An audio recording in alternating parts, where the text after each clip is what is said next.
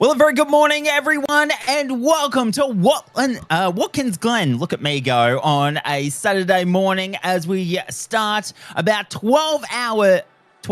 Yeah, we're doing 12 hours. Oh, it's going so well to start with. My name is Brad Spark, and welcome to the platforms of OOR as we do this massive endurance we have on our hands at Watkins Glen, and it is going to be a massive, massive day of racing. Hopefully, you can join us all throughout the day. It is going to be massive, and my co-commentator along with me today is Cam Thistleway. Good morning, Cam. Good morning to you too, Brad. It's lovely to be here. Lovely Watkins in the state of New York. But yeah, qualifying's just ended and we're just waiting on the grid to get the formation on the way. But pretty happy to be here as well. Lovely to get a good turnout for this 12 hours as well. And everyone loves Watkins Glen, you know, and you can't go wrong. Absolutely. I was just telling Ben, who's on our visuals today. Thank you for that, Glenn. Sorry. Thank you for that, Ben. Oh, my Lord. As I said, it's going to go really well today. It's turn 1, turn 2, turn 3 is going to be the crucial places we might see a little bit of action, especially towards the start of this race. Not getting a good run out of turn 1 could domino effect into turns 2 and 3 as they come up through the S's. Absolutely, yeah. The first couple of corners are critical, especially at the start of the race where everyone is trying to jockey for a position as well. We've seen in real life how, let's say, liberal they are with the track limits at turn 1. It is sometimes not a corner for these guys. It's just a very bendy straight. So definitely we'll see a little bit of that. Obviously, everyone will try and keep it clean, but it is imperative, obviously, for the start. Not like it's impossible to pass at this track, but it is obviously, you know, something you want to try and get out of the way straight on early in the race, particularly if you're behind something particularly quick down the straight, such as these GTRs at the bottom of your screen. Yeah, absolutely. Everyone getting into position now as we get ready to go racing underway at 10 o'clock today. And we're having a heap of comments coming through the chat on YouTube as well. Thank you for all them. Good luck, everyone from Car 107. And also, Saxon's in the chat as well. Welcome to the Lexus and Porsche Enduro. Well, yes, probably. There's probably a fair few of them in there as well. So good luck to everyone. Let's keep it clean, folks, shall we? Or as clean as we can as we get ready to go. And they're doing a warm-up lap, are they? Yeah, full formation lap. Get everything up to temperature. Just get settled in as well. Obviously, your fuel does go down, but yeah, like Saxon says in the chat, Lexus 1, 2, and 3, particularly very strong car around a lot of circuits, quite frankly, but anything with a remote straight, such as what we're going through now, even though there's a few curves to it, the power does come good, especially down the following section as well. A few cars up there, but a few Porsches as well we've seen. I think those guys will be struggling to vie off some of those faster cars on the straight, but I'm sure they'll put in good efforts. Liam Hamilton, top Porsche right now. Rob Underwood there in the Lexus, looks like with a, I'm not sure if it's a very artistic livery or a busted livery. I'm going to go with the latter just based on looking at it. But some things always go wrong when it comes to the liveries or submissions as well, or if you don't submit one, as I'm sure Glenn all well knows as well. Yeah, we're gonna let Glenn have a break today. He is normally always on the Enduros, but we got that lovely Hignet on the cams. So yeah, feeling pretty good about this race. I'm still worried about the start a little bit. See, I don't know. Maybe everyone's just like, you know, everyone's a little bit, you know, everyone's still waking up a bit. Everyone's not going to be full send. But I'm sure there'll be some out there. Absolutely. I mean, it's a little bit of a judgment call. Do you get the first couple of positions, you know, get what you can on the first lap, or do you hang back and just let 12 hours of racing do the job for you? I guess it comes down to strategy as well, and how they're going to format, how many drivers. Lucas Keys there in number 2 position. He's going to be one to look out for today. And also Griffin there in top position, in pole position there. Then we got Wittner in 11th, and also Darrell Lim sitting there in 9th. Lee in 8th and Taylor in 7th. So as they come down round, coming round to turn 10 now. Still on formation lap at the moment. Good conditions for the Watkins Glen race today. A fast track temp of 19 degrees, or ambient temperature 19, track temp of 21. Rolling onto the start finish line right now, so it's still double fired. Lexus 1, 2, and 3. Who's going to get the best jump? Liam Hamilton in P4 will want to get things going. Maybe we'll go bowling like the signage in the background, but we're here for the 12 hours of the ACC OOR thermal take Watkins Glen as we get green underway. Good start for Liam Hamilton, looking to set himself between the two Lexuses and start at the start right now, but the Lexus of Griffin getting a good start and retaining his P1 right now, as it's 3 wide actually for P2 between Keys and the other Lexus as well. Up Underwood, up the inside of the Porsche, a little bit of a wheel bang in between him and Liam Hamilton in the purple Porsche, but they get away with it. Here comes the other Porsche, I believe, of Carlos Johnson, and as well as the other Lexus of Bryce Davis as well, as they're all vying and jockeying for position. We're going to have another set of 3 wide. We've got some yellows in the background, so there's definitely a few casualties at the back as the other Lexus there keeps ahead of Carlos Johnson. Does Underwood, but goes a little bit wide through the bus stop, and there's a white GTR off in the barriers on the right side of your screen, just underneath the logo there.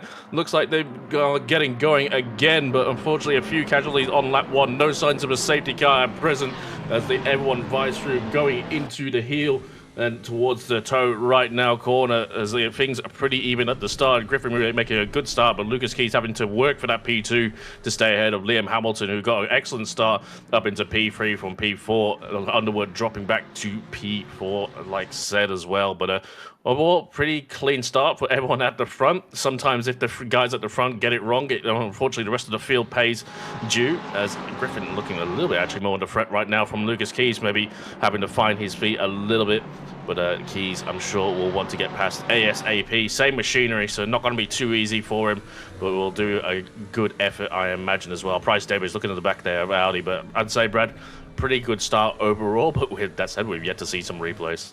Absolutely, and we'll get Ben onto that. And obviously, it was fairly clean. A couple of incidents, but although everyone trying to settle into this race now, Lucas Key still trying to get past Griffin there. And you can see there, actually, Keys looks very, very racy. It almost looks like Griffin is just biding his time at the moment. But Keys right there with him. You can see by that on board with Lucas Keys there, there's almost nothing in it. He is hot on his heels as they come down now to the inner loop. Round staying right with him. Really close racing action at the moment in this first couple of minutes of racing, only lap 1 or 2 as they come down now to the inner loop. Outer loop, sorry. I know what I'm doing.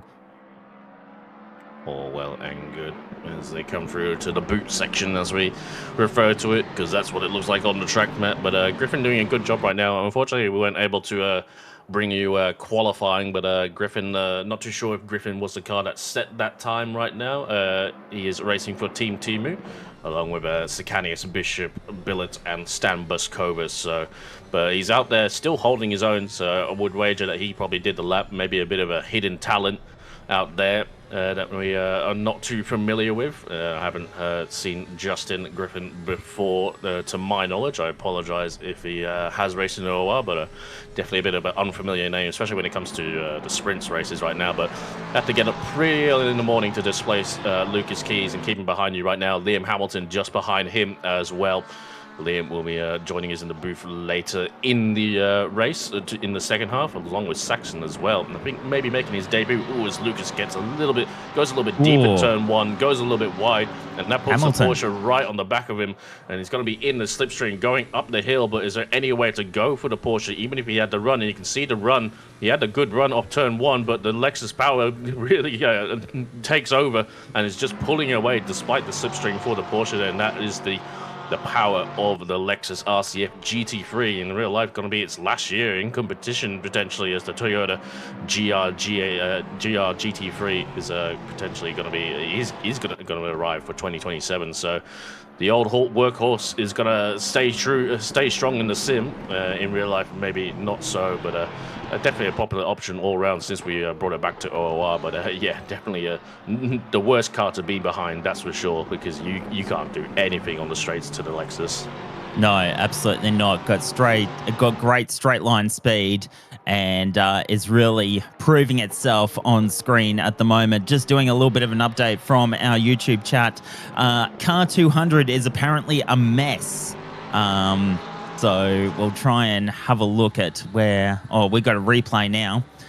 So let's have a look at this. Oh, that's car 200, the green Ferrari, and you can see that clip then go around, clips the other Porsche as it's trying to snake through. Not too sure who or what can cause that. That's the car of Sasha Def and Chris Duff. Unfortunately for car 200, one of the MRT cars, and the race going absolutely rottenly so far. And I think they might have had a further incident, potentially. A bit of a spoiler up there for you. There we go. Here we go. On the other screen. But a very wounded car. It's looking like Bambi, quite frankly. And unfortunately, there we go. It gone. You have to be really slow when the car's properly dead like that. And it's just made even worse. Yeesh. So we've almost pretty much had our first casualty. Only about 5 minutes into this 12-hour enduro. And we continue it with Griffin out in front. Lucas Keys, Hamilton, Underwood, and Johnson make up your top 5. Then Bryce Davies, Lee, Taylor, Darrell Lim, and Ankin is just there, make up your top 10. It looks like there was a position change there from Ankin and Rondinella as well. It looks like he's moved up a position. So Bryce Davies now on your screen, focusing on him. Currently running 6th at the moment. Pretty good.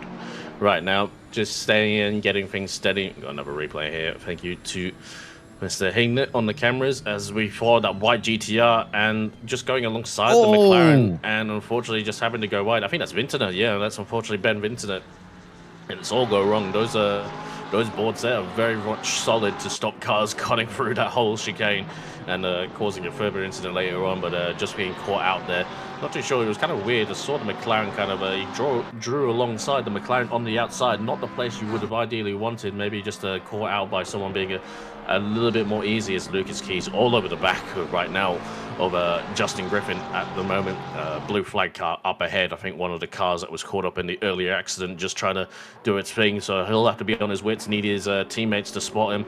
As Justin Griffin goes into turn 1 right now. Pretty clean. We haven't seen any histrionics from him right now, but Lucas finding his feet, finding right up to the back, and we'll see how the Lexus does. The problem is, yeah, same machinery. The straight line speed is not going to be too much of a benefit. But Justin going wide, leaving the space up the inside for Lucas to easily take it, taking the longer route. And you can see the Lexus of Lucas just going past. I think they've elected not to fight that because, yeah, he definitely got out of the way a bit early there. Absolutely. Almost like he opened the door and said, come on through. I'm hoping that would be just a strategic move and just letting the 12 hours pass. I mean, they are a silver car, so maybe they've just got their eyes on that. And they could battle with Keys, but maybe they're just electing to take the win second. Well, so you can see the incident taking place up ahead, and he just tries to sneak past. And unfortunately, with the rear wings having the collisions that they do, I think he just clipped his rear wing on the rear wing of the Ferrari. And unfortunately, that's just enough to spin the whole car, sadly, for that Porsche. Absolutely. We've just seen in the chat as well, car 200 is leaving the pits. So they're now back out on track, trying to make work a whole heap of time and just trying to get it back out there, making some laps in the meantime. Darrell Lim now on your screen. A little bit of a different livery, that one. Nice and pink. Stands out. Wouldn't lose that in a flood. Absolutely not as well. You know, pink Lexus behind him, I believe, of Gender Rondinella. There's Darrell Lim in his McLaren that he ever so loves. Following behind the Porsche, I believe, Chris Taylor. So going well. We've got 2 Team Iris cars. It's nice to see out there. Obviously, the one, I think, out the front. I think that's a Team Iris. Yeah, they're both Team Iris. So nice to have 2 Porsches for them in the form of the 988 and 987. Going a bit wide there, yeah, Mr. Darrell Lim. Yeah, I saw that. It went right out on the ripple strip. Now with Carl Johnson currently running in 5th at the moment. You can see him looking back at Bryce Davies and really getting all over that Porsche. We said how much that Lexus is good at the straight line speed and that the Porsches might just struggle just a little bit. But here we go now. Bryce Davies. Focusing on him now. Coming around now. Down to the toe of the boot.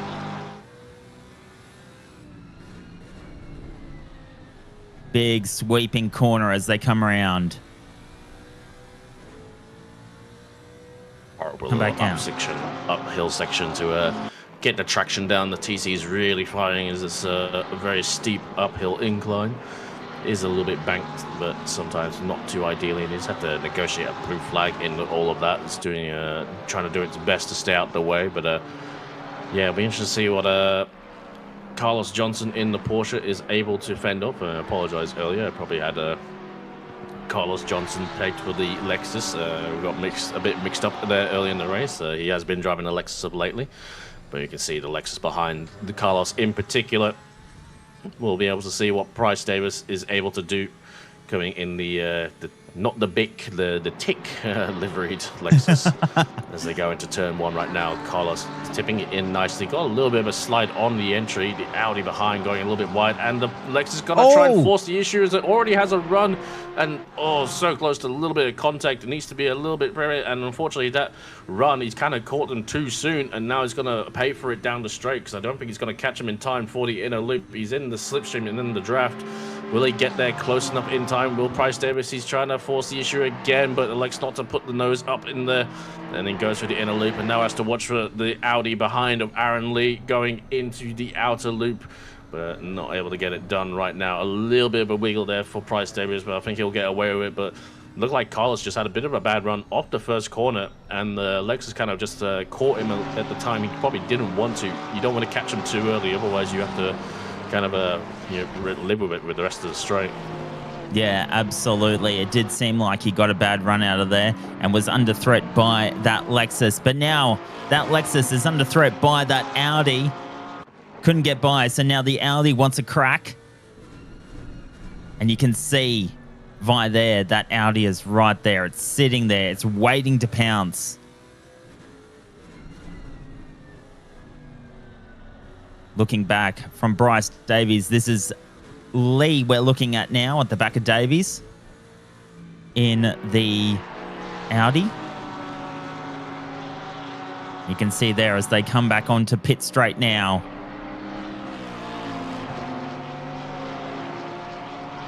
All there. So it is still Keys at the top now. Griffin about 2 seconds behind him. Hamilton about 2 seconds behind him. Then Underwood, Johnson and Bryce Davies all in this little kind of chase pack here. And then Lee, Taylor, Rondinella and Darrell Lim make up your top 10 at the moment. On board now with Carl Johnson. This is looking back at Bryce Davies. And Bryce Davies looking like he's got a bit of a run as he goes down the outside. Looking like he's got it. Will be on. No, goes for it and gets almost the job done. A little bit of a crisscross there by Bryce Davies to Johnson. And it's actually the Audi that's got through with all that. He went for the move to Bryce Davies. He had to run. He had it around the outside. And was almost ahead going into the corner, but just with that tighter line, just going a little bit too deep, and the Porsche and Audi just swept on through to take that position back from him. So we'll see what Aaron Lee can do now to the back of the Porsche there. We'll see what happens right now, and it's starting to be caught a little bit fried. The Porsche of Taylor and Rondinella in the background, so all this squabbling is costing him time. So you can see on board with the Audi right now, going to the boot. The Lexus goes a bit too deep, and the other two just sweep on through, taking the normal line, and unfortunately went from being the attacker to the unfortunately the loser there for the Lexus. Absolutely. So just when we thought he was going to make a move up, he's actually made a move down. And that Audi has been the winner out of all that. So Lee now leading from Price, Taylor and Rondinella. as they come on now. Johnson will guide them through. This is for 5th, 6th, and 7th here. And coming off turn 1. Getting through now. The S's. Back onto the back straight. Can see them. Oh, that Audi is getting very close and maybe have another crack on the outside. This is going to be the passing area. I think so. And he goes nose, puts his nose in front and gets the job done. That was a move. I did not think he had enough room there to make that happen. But there he goes. Gets that position and now moves up to 4th. 5th, sorry. Look at me go. No, excellent stuff there. The Audi, a really good job. And Carlos really fought him as the Audi goes a little bit wide there on the exit, but shouldn't be under too much threat from the Porsche right now at this part. As Carlos went a little bit wide there, but got a good exit still. So yeah, unfortunately Carlos falling down a position, did fight as hard as he could. But the Audi did an excellent job apparently just to sweep it around the outside and not go too deep like the Lexus did the other lap as well. So good job. Going up to P5, hopefully Aaron Lee has got enough pace to kind of run away with it and not potentially get caught out at front. As Carlos doing his signature slide at the exit there of turn 11, going into the last 2 corners right now. And he'll want to try and get things underway a little bit to keep himself ahead of the Lexus there of Bryce Davis. Bryce Davis still sticking pretty close, and I think we might get a bit of deja vu again going through these next couple of corners, Brad. Absolutely. So now on board with Johnson. Looking at Carl Johnson now. Then from Bryce Davies, then Taylor, then Rondinella. As it looks like they're going to have another crack. Bryce Davies. Very close to that Porsche. Looking like he's going to come again. He's going on the outside now. He's got the Audi right in front of him, almost blocking him. Can he get the job done? He's got his nose in front. Here comes the Porsche, and he goes off the track. Bryce Davies off the track, keeps it together though. And that Porsche almost lost it. Oh no. Johnson did a really good job keeping that Porsche under control, went off the track. Saying that, so did Bryce Davies. They all had a little bit of a spell around that area, all tussling for that position. The action at the moment. Now on board with Rondinella. Seeing what he's seeing. All these battles out in front. But now he's going to join in as well. He's getting very close to Bryce Davies. Almost within striking distance. Yeah, Comes down now. Managed to get ahead of Chris Taylor there as Rondinella in all of that. But yeah, the Porsche didn't want to give up, and I think it kind of spooked the Lexus there, Bryce Davis, and just had to kind of cut across the corner. Unfortunately, it was quite lucky not to get a collision between the two. And Carlos also close to losing it, just catching the curb there on the exit of the inner loop. But let's go around again as he's still within slipstream distance is Bryce Davis. As we run down to turn 1, Aaron Lee, enjoying them battling because it allows him to kind of scarper away a little bit. They go through turn 1, not too bad from either driver looking so, but obviously Bryce Davis will have all the cards in his hands right now. It's already started to catch him going up the hill right now. And he's got to catch him at the right point. Didn't want to catch him too early, unlike last lap. Pulls out of the slipstream. Got to draw alongside on the outside again. Carlos defends the inside, but I think it might be a done deal already. Is he just enough to clear the Porsche completely before we even get to the inner loop? That's the importance of catching the car at the right time, not being too close. Going a little bit wide at the outer loop. Carlos coming back at him somewhat, but not able to get anything done. So easily done there for Bryce Davis. Up into P6. With Carlos, unfortunately, losing down to P7 and needs to keep an eye on his rearview mirror for Rondinella. All right, let's have a look at this replay.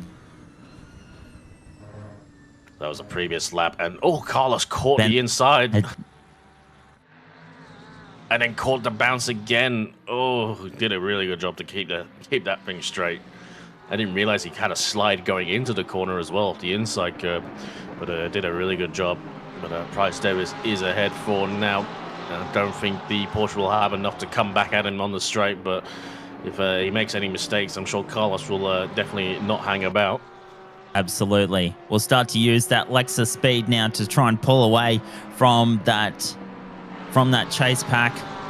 And we'll start to have a little bit of clear airs, then start going maybe attacking Aaron Lee as well. He's got a little bit of fresh air. Now we have a look at this replay here. A Porsche and a Lexus together. And passing opportunity. And they get through the inner loop. Like we just saw, Lexus sometimes has enough speed just to blast past. Carlos really close to the back of Bryce Davis, but I'm not sure it's going to be enough. And then the Lexus will start to eke away again. Unfortunately for those Porsches, they do not have the advantage down the straight. But they do have the edge on fuel economy, the Porsches, in endurance races. They can go exceptionally long on fuel. But that said, I believe we do have a maximum stint timer as well, which I need to find somewhere. Yeah, that would be really good to know how much of a stint a driver can run at any one time.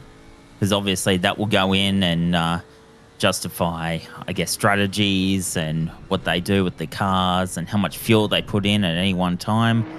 So we'll keep an eye on that. Bryce Davies focusing on him at the moment. Currently running in 6th. And there is no stint timer, actually. It is just a maximum driver time, like it has been for the last few races. So you can't have one driver basically do the whole race. There is a maximum amount of driving one driver can do for the race, but there is no stint timer. There's no maximum stint timer.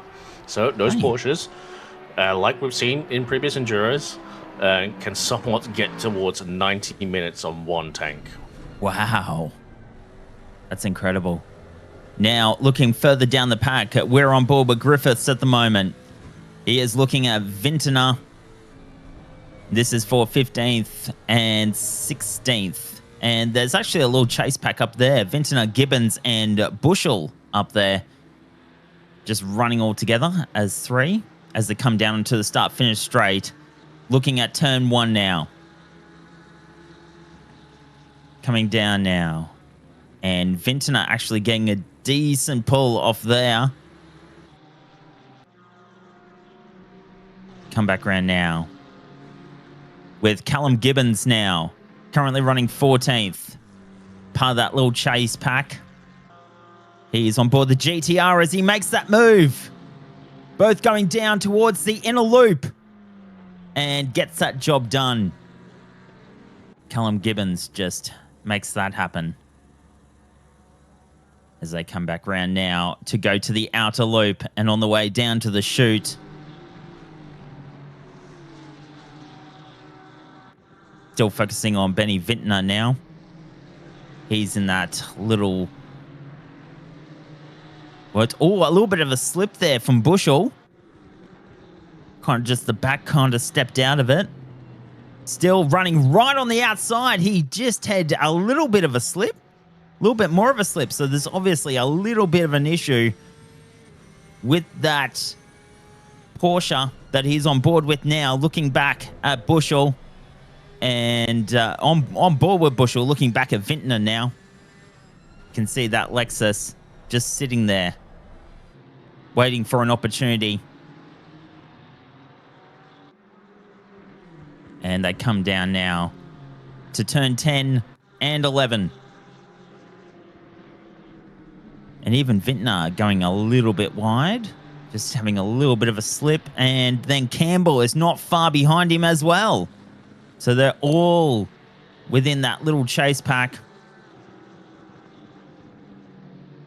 You've got them flowing on through now. Bushell, Griffiths, and Campbell. That is for 15th, 16th, and 17th. On board with Blake Griffiths now as they come up through the S's. Up onto the back straight. It looks like Griffiths is going to have a crack at Bushell. And he does. He knows he's in front. Going down towards the inner loop. He does get the advantage and gets the job done. Oh no! Vintner! For the second time today, Vintner has a mare at the inner loop. And from earlier in the race, going for his spin and then going for another spin, he was making the move on Callum Gibbos just ahead of this battle as Blake Griffiths managed to get ahead of Bushell.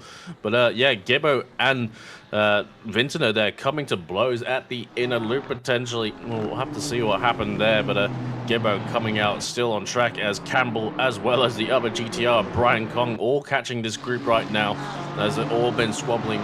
Bushell unfortunately losing a few positions just due to the Porsche on the straights, but Gibbo at the front ahead of Blake Griffiths.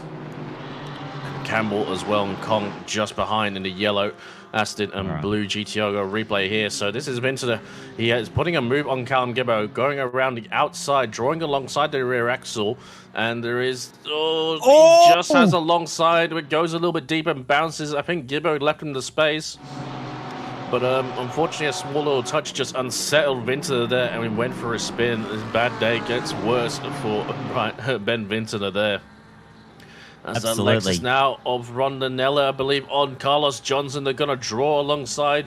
This is not the place they would have really wanted to catch the Porsche at this point. They're going to draw alongside, but can get enough speed to clear him before the corner. It does appear so. And unfortunately, Carlos Johnson getting caught again by one of the Lexus. Oh, catching a bit of the grass again. Again on the outside. Just getting a little bit flummoxed there. Not too ideal for the Porsche driver there as Gibbo. And now under attack from Blake Griffiths, like we saw with Vincent. But like I said, not to hold it around the outside and follow in line for now. Absolutely. I was just looking at the chat. It's taken a while for the track to actually get to optimum temperature. So thank you for pointing that out. It was a fast track when we started it. It's now got to an optimal temperature now. So good job, Peach, for sorting that out for us. We should do comms, Peach. Oh, wait, yeah. You used to. Dab. All right, on board with Griffiths now. Gets back in the booth, but he loves his early mornings these days. Understandably so, over there in Thailand. Yes, absolutely. Yeah, Campbell now.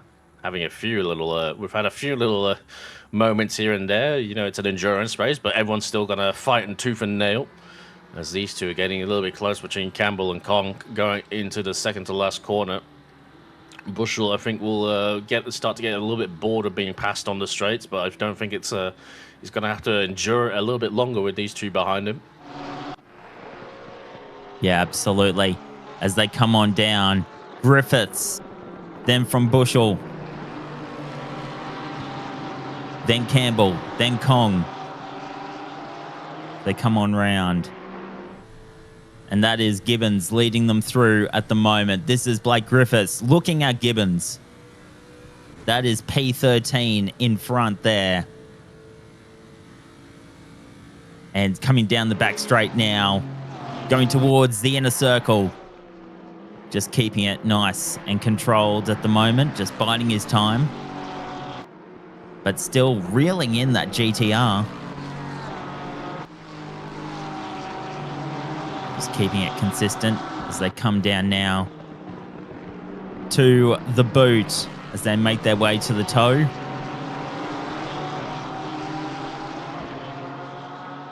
And it is still Gibbons from Griffith, Bushell, Campbell. And it seems to have somewhat settled down now.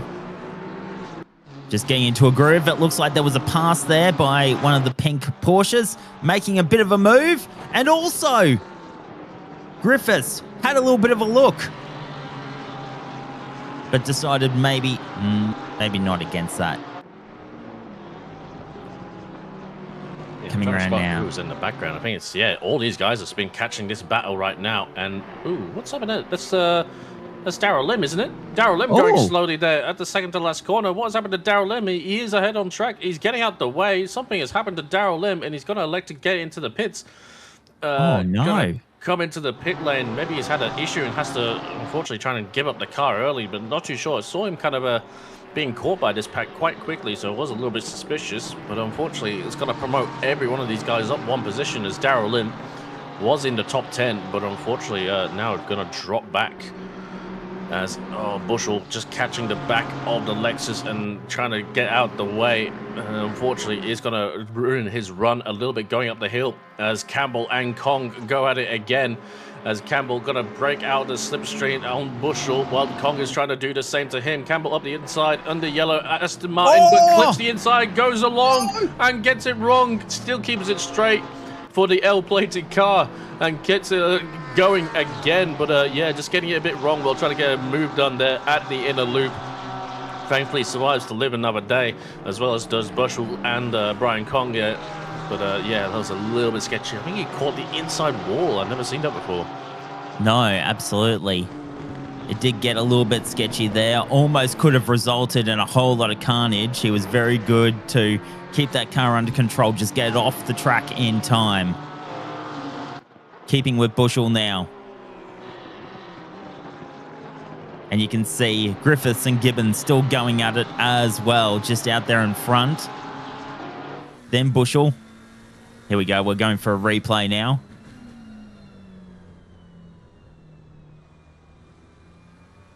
And, oh, this is Darrell Lim. Oh, he's collected that wall. I think he's got a steering wheel issue, that's for sure. That's something really weird. It didn't look like the car was trying to give out on him, but maybe he did. I'm not too sure. Unfortunately, we don't really have sound here in the comms booth, but I'm not sure if that would have told us anything or not, but it definitely looked weird. If it was just a small mistake, I think he would have just kept going, but it kind of looks like he had maybe a hardware issue, I have to say. If someone can let us know what's happened to Darrell Lim. And someone's putting in the chat Darrell Limp. That's somewhat creative. Well done, guys. Look at you guys go. Mr. Peach, certified general master of dad jokes, as he's always been. Hey, there's nothing like a good dad joke. Well, when you have to listen to Peach, you get sick of them quite quickly. Or just any of the Kovacs crew, because they're all dads. Comes with the territory, doesn't it? Yes, indeed. Lovely to have Peach back in the booth. They've been racing again back in LMU, dust off the old rig. It'll be interesting to see how things go, and might as well take this moment to actually plug that registrations are open for next season's sprints for ACC. The season 26 will be starting on the 1st of July, so kicking off literally in the second half of the year. Should be pretty interesting. I think we got an 8-round calendar. Yep, starting with Spa, Peach's favorite. Laguna Seca, Misano, Nerbs GP, Kailami, Valencia, Suzuka, and Silverstone. A pretty good calendar with the exception of Valencia. Awful track. Still trying to work my way through tracks at the moment. We'll be looking to do season 23 of the Academy season this time around. So looking forward to that. Rounding Valencia. Have not had the pleasure or displeasure. One pleasure and a never again. As Blake Griffiths gets to the back. And Markle going to be up the inside with that small mistake from Griffiths. And they're going to draw alongside going up the hill again. The Porsche going to be not in the best place to capitalize on this one. Unfortunately, having to lose out and draw in the slipstream already. But now comes Brian Kong in the blue GTRs. Everyone's kind of pinging about a little bit as the GTR's going to draw along on the outside. Bushel defends the inside, but can he get it done? The Porsche breaks late and doesn't leave him any room at all. He forces the issue and lets Brian Kong take to the grass. Exciting pictures just there. Almost went up, almost 3 wide. They were all chasing each other. Now just broken apart just a little bit, but don't write off Kong yet. He is coming back. Bushel now under attack. And he did very well just to keep, Kong did very well just to keep that GTR under control. Went for a bit of a bounce and now retained it well. Also, just a little bit of an update from the chat. Apparently, Darrell Lim got stuck in 6th gear. Interesting. Did notice when he was having that moment, he went straight up to 6th gear in that. And maybe I guess he couldn't get it back down then, so I'm guessing that kind of does confirm it's probably a hardware issue. He's had some kind of issue with his wheel. He obviously had enough He's at a. It's operational enough that he managed to get it back to the pits because he could steer. Meanwhile, Aaron Lee in the Audi getting absolutely Lexus down the straight, and I think he's going to clear him completely before we even get there. It's an absolute bloodbath as the Lexus goes on through, takes P5 away, P6, sorry, away from Aaron Lee there. Absolutely. Actually, Bryce Davies has done really well to catch up to Lee. He was about 4 seconds down the road when he did make that pass up. So he's done well to get up there.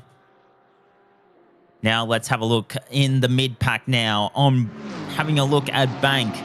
No, we're going to go back to Blank to Blake Griffiths. And, big touch-up at the back there with Gibbons and Kong. Everyone had to check up as Blake Griffiths. Oh, no! It looked like Gibbons had a nip. So, Bushell. yeah, there you go. Sorry, Bushell. Bushell had a half slide with Kong as well.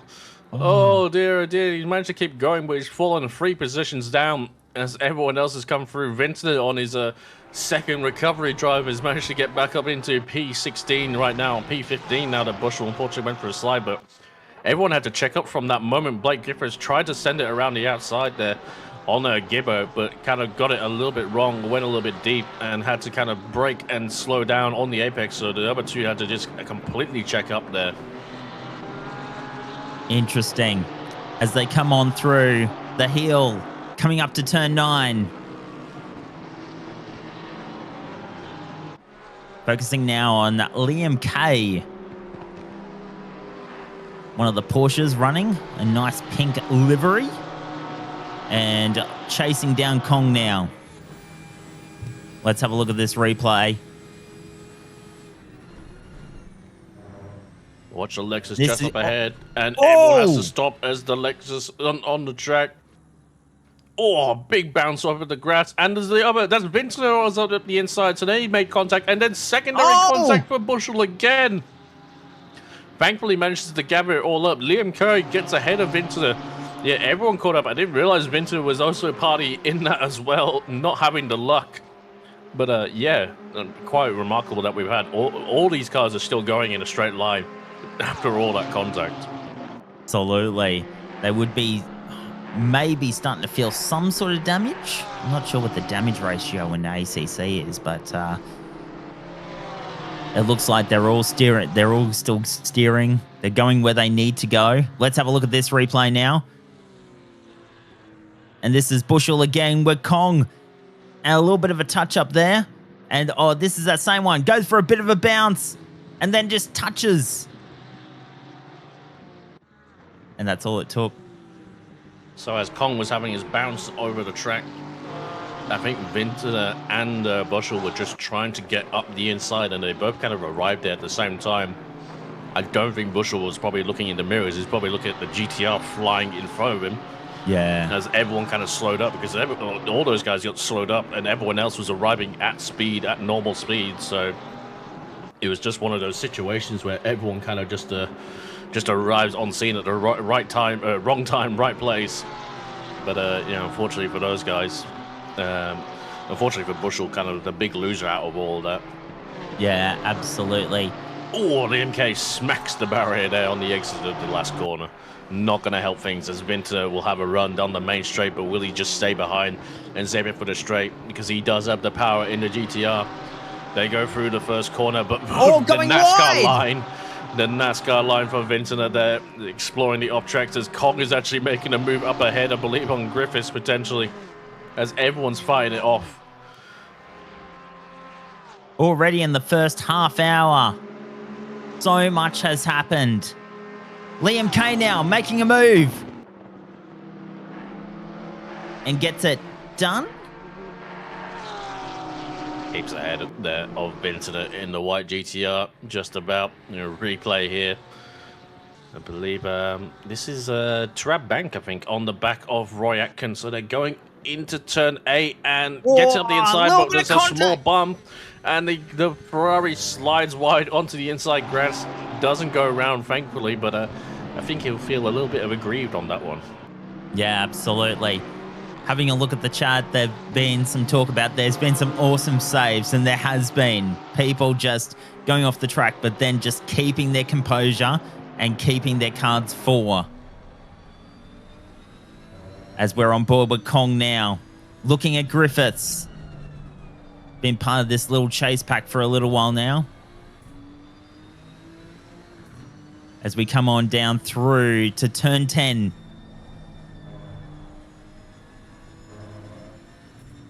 Turn 11 now. Back onto the start, finish straight. Under the go bowling sign, coming down. Ready for turn 1 again. Now back to Griffiths and Kong really making himself known now. So it's Gibbons, Griffiths and Kong. Those 4 positions, 12th, 13th and 14th. As they come back now, up back through the S's. Now onto the back straight. All staying really tight. And you can see there, Griffiths getting really close. Now back to Liam Kay. With Vintner in front of him. Vintner's actually done well. Vintner's got in front. Now up to 15th. Now back to Griffiths. Can't keep Ben Vintner down despite everything we've thrown at him earlier in the race. Maybe getting all his bad luck out the way early on. As Gibbos continues to head up this pack as Blake Griffiths, she goes a little bit wide down the exit. Oh, look at Kong in the GTR is going to have a look. He's close, but I'm not sure he'll have it close enough to put a move on Blake Griffiths going into the next corner. No, he doesn't. And Blake trying to breaks wide. The GTR is just enough power where it's just keeping the Lexus at bay so much a little bit, but I think Griffiths is kind of a little bit quicker than Gibbo, but just not able to get it past right now. Absolutely. Robert GTR is starting to catch as well. Vintner in the background, Kong just behind. The Lexus is the faster car on the straights. The GTR has a bit more acceleration. The Lexus does have the top speed. Not that the GTR is actually too bad, but it's a pretty even keel between these two. Griffiths close going into turn 1. Brakes a little bit early to get a better run on the exit. Really close to the back of Gibbo right now. Really under the wing as we go up between the S's. Right, left, and then right again. Really close in a really good opportunity to catch when they need it. They need to stay more in the slipstream. No point ducking out. So Gibbo defends the inside, and Griffiths goes to the outside as the ACC ping does them no favors. And Griffiths going to be on the outside again, and Kong going to try and hold it around the outside, but not able to get it done as well. And here comes the other GTR of Vintner as well on the back of Kong. Gonna try and hold it around the outside, and does get it alongside on the outside going into the next corner. Will have the inside line. Holds it there and keeps it even and does get ahead of Kong. Great capitalization there from Vintner. Making his way up through the field. He's now up to 14th now. He's done well. And it was only a matter of time before Vintner would have caught up to these guys. Seeing he's been making such a good effort through the field now.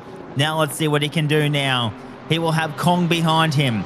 But now Griffiths and Gibbons will now need to see how they even contain Benny Vintner. He's been proving that he can make his way up through the field. So let's see what they do now. Coming out of turn 10 now. Coming down to turn 11.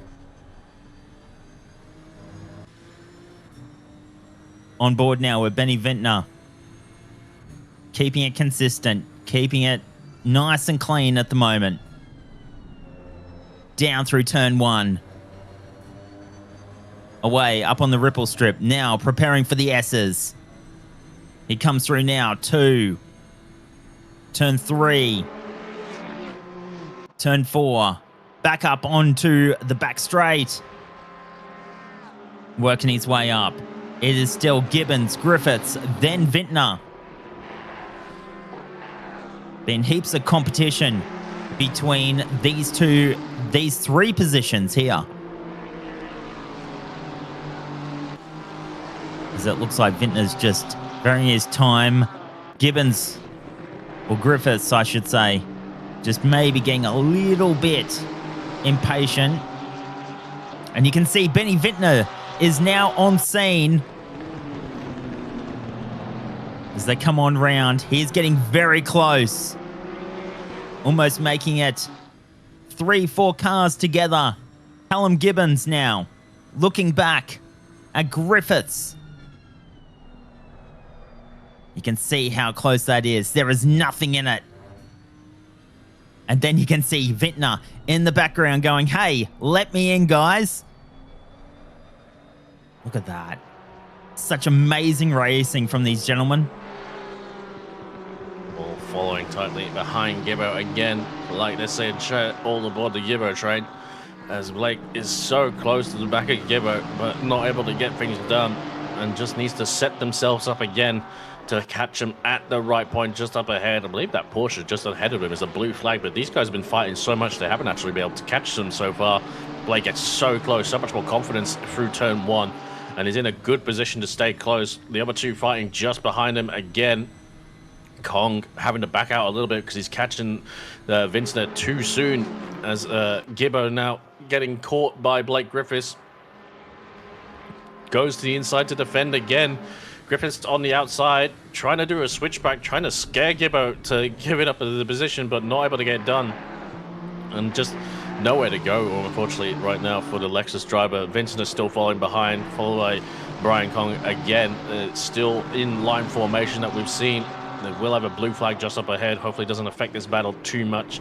Just trying to do their race. Oh, Griffiths actually with a slide going into the corner. Oh, no! And Grenton is going to be up the inside. Is it going to clear the Lexus? I think he might, and he knows it. Yes, he does. Griffiths elects to follow in behind and won't get it around the outside of that corner no matter what. Vincent piles up the hill, and potentially Brian Kong now is going to try and put a move right now on Griffiths in the Lexus, going in down this mini straight, but I'm not sure they're going to catch him in time unless they're really down there on the brakes. No, they're not, as Griffiths actually almost goes into the back of Vincent, and potentially Kong's going to try and capitalize too, and Liam K now up the inside of Brian Kong, who will have the inside for turn 11, and I think Brian Kong has gotten from attacker to the loser again, unfortunately, and loses a position to Liam K in all of that.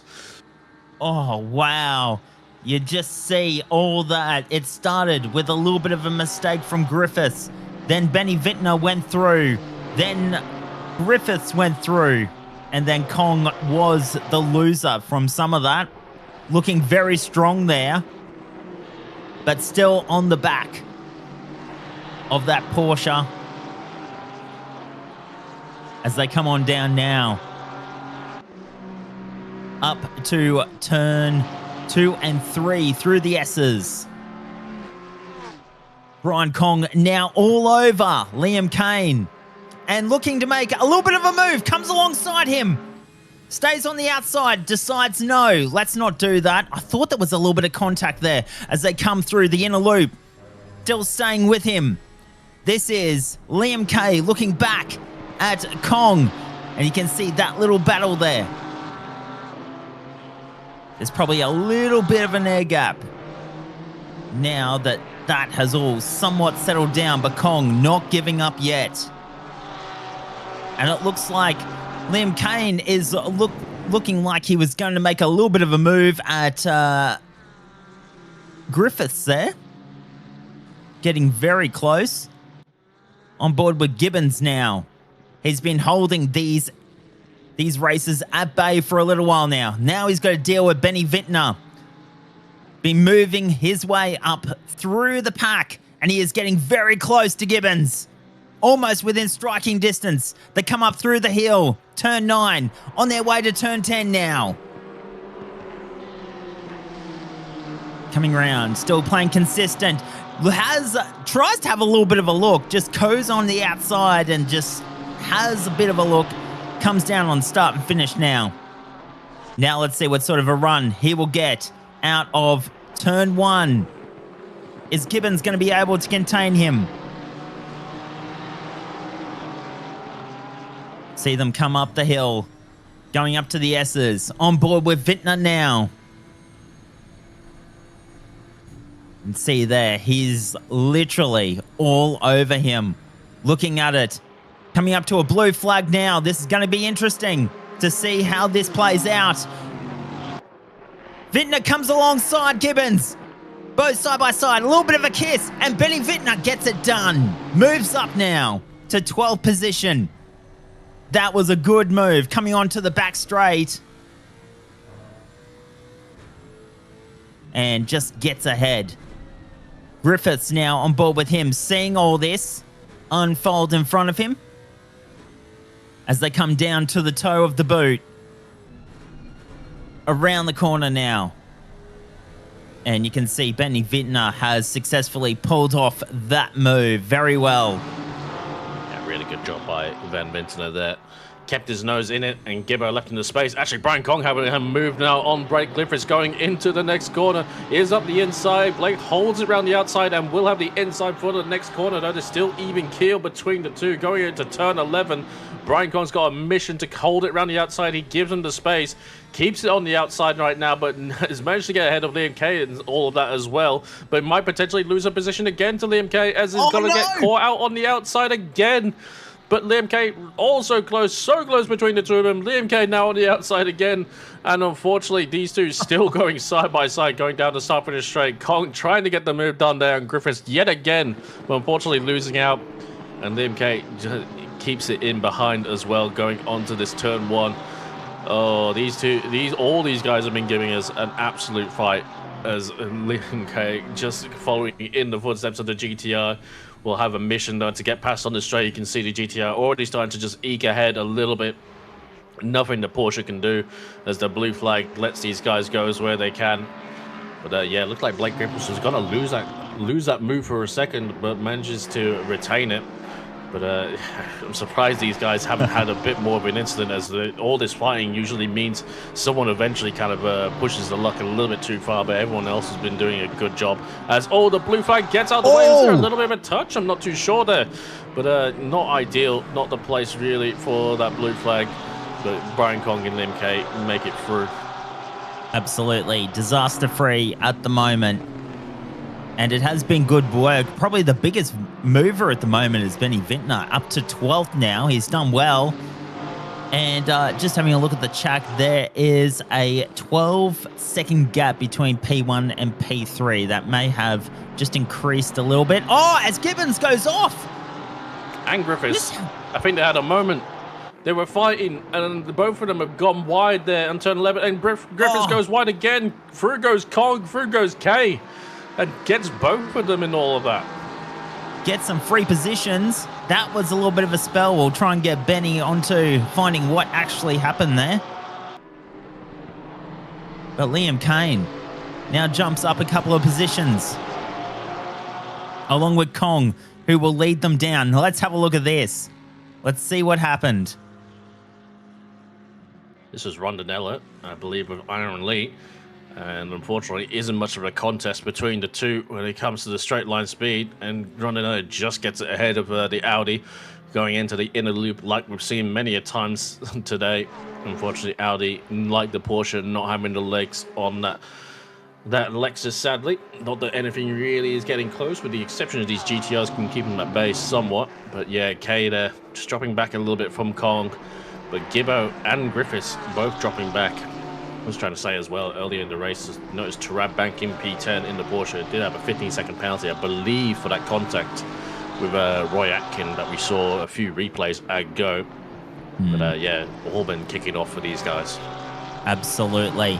Just nearing the completion of our first hour, and there's been nothing but entertainment. Hope you're enjoying it as well. Let's have a look at this. This is Gibbons. Oh no. Oh, there's a tap. There's a little bit of a tap. They both go wide. And then Kong comes on through. So does Kay. Almost like he was a little bit spaced out there for a moment. Just didn't know what was going on. Yeah, Blake, it was pretty clear. And Blake just ran into the back of Gibbo there. And then was trying to, I think, actually maybe he was just trying to redress that position to Gibbo, because they knew it was pretty much an error on them. The blue flag. Oh, Liam Kay with a big slide into the wall. Oh, big contact. Through goes Gibbo and Griffiths as well. That's a sizable hit. Hopefully not too much damage for him, but definitely won't help his straight line speed. As Bushell just behind him, as well as the other Porsche of Spenceley that we haven't seen for a while. But a big slide there going into the last corner for Liam Kay. Not too ideal for him, to say the very, very least. Absolutely. Coming on now. We can see them coming up to the back straight now out of turn 4. You can see Griffiths just having a little bit of a look. Still behind Gibbons. Let's have a look at this replay now. And this is on board with Daryl K, sorry. Liam K, sorry. There's about 3 different names in there. Just hyphenate yourself. Yes. We have a new driver today. Endurance race. Yes. Splicing driver names. Are we all gonna do it? Especially in these races where there's so many drivers, and they're all gonna change probably at the end of the hour, or elect to go around again. Lots of drivers connected for this race. Approaching the end of the first hour, I don't think we'll see too many stops. I imagine everyone will try to run the tanks out as long as they can. The less stops you do, the less time you lose in the race overall. And those Porsches are definitely going to be the cars that benefit the most from that, with that very, very economical, frugal consumption of fuel. As the Porsche there getting close. Liam K probably not too happy with himself with that error that we saw at this corner 1 lap ago. Getting a little bit of understeer as well, not too ideally.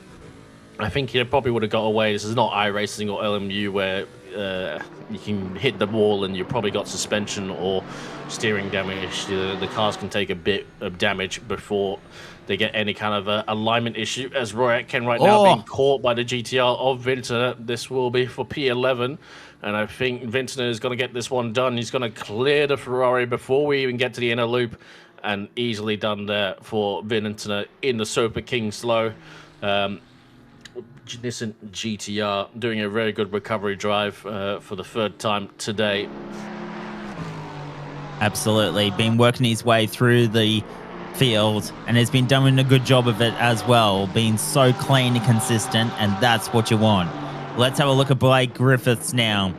We are still looking at 14th, 15th, and 16th. This is where most of the action has been for the last hour or so, with Gibbons and Griffiths still fighting it out. Gibbons has actually been doing a really good job trying to keep Griffiths at bay. And now let's have a look at Spenceley, sorry. Comes on down, coming out of the heel now, up to turn 9, and chasing Bushell. Behind him is Campbell. Oh, and here's a little bit of a thing. Griffiths and Liam K. This could be a change here. Liam K right on the heels of Griffiths. And not far behind him is Bushell. As it looks like Bushell is wanting to get past Kane as they come down now through turn 1. Through turn 1, coming up to the S's.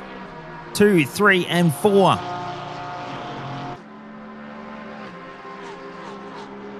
Bushell pulling it round, and he's now under attack by Spenceley. Spenceley looking for a way through as well. So it's Porsche through 16th, 17th, and 18th. On board with Liam Kane now, looking back towards Bushell and Spenceley. You can see him just jutting out to have a little bit of a look. What's in front? Then coming back to the racing line as they come around now down to the toe of the boot. It will be Kay leading them through. Spenceley getting close to the back of Bushell.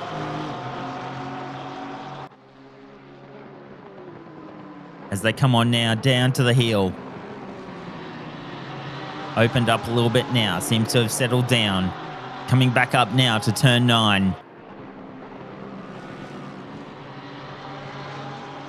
As they come back round now. On their way to turn 10. Keeping consistent. Around the corner. On their way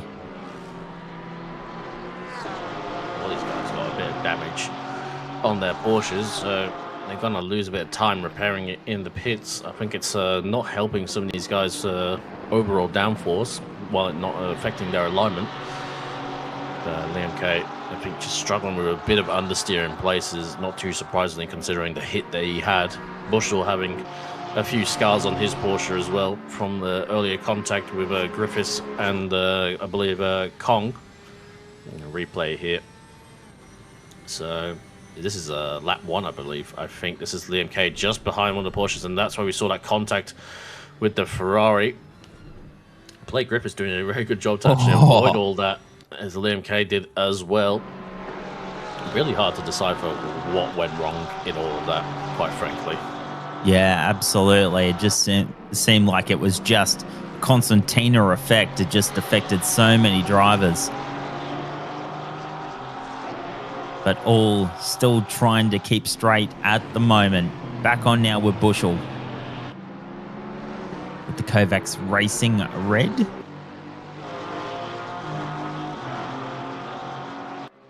And they come up now to the hill. It's still these Porsches. Actually, it looks like Spenceley's actually lost a position. Campbell's actually moved up because it used to be 3 Porsches, but now there's an Aston in there now. Yep. Correct on that one. Maybe Spenceley's had a bit of a moment because Campbell, I think, was kind of the same distance behind that he was before Spenceley dropped back. So slowly catching Blake Griffiths coming into the pits already on the hour for Blake there in the Lexus. So I think that's our first proper pit stop so far. A replay here. This is, I think, what's going to happen to Spenceley. And no, it was actually a move from Campbell. Goes up the inside, has the run on the Porsche in the yellow Aston Martin. Will hold the inside, and Spenceley does elect to file on through. And probably had maybe a bit of a moment somewhere because he's really properly dropped back off these guys. But yeah, it was a valid, clean move there from Campbell, using the strength of the straight line of the Aston Martin. Not a bad car on the straights as well. A bit slow to get there with its bit of a turbo lag, but got there in the end. Really good in the slipstream as well. As Bushell all over the back of Liam K. I think Liam K, we've seen a few times now, he's gone really wide at some corners, and I think the car is just understeering due to that damage, taking off some of the downforce. So, you know, unfortunately, hurting quite a bit out there as he's fallen back from this battle. Gibbo still just up ahead, and we're seeing a few cars in. It looks like Griffin, the P2 car, is in the pits as well. Aaron Lee as well. You can see the white P's next to the timing boards as Bushell has a look up the inside. He does put the nose up there. K, he has to give him the space, and they're going to draw alongside. K, he is on the inside for this corner. I think Bushell will struggle to keep it around the outside and might have to watch for Campbell, but Campbell is not able to capitalize on that as well. There's a good send there from Bushell, but not able to get it done. Absolutely. They did well to hang on. So now they come back round. Turn 11, back onto the start-finish straight. And it's K, Bushell, Campbell. They all file down into turn 1. They come back round, keeping consistent. Let's have a look at Griffiths now. He's looking back at Stan. Buskovas has taken over Griffin, and there's Vintner just behind him, so that shows the gap between P2 and Vintner was. He's managed to pit and come out ahead. As Campbell's had a run at the inside, but he backs out of it, elects not to keep it committed, and Bushell retains that position, but does lose time to Liam K, getting a few little slides here and there. A lot of damage on the front of that Porsche, but yeah, I was going to say K's showing really good straight line speed in the slipstream in the Aston Martin, but not able to get it done right now. But yeah, interesting to see a few cars already in the pits early on. A few Lexuses, such as Price Davis as well, Lucas Keys as well. So the fuel economy maybe not on the side for these Lexuses, not too surprisingly with the straight line advantage. Absolutely not. Lucas Keys now also in the pit as well. Just saw that flick up. Or he's making his way back out now because it's just disappeared. into the lead. So we'll give the lead to car 342.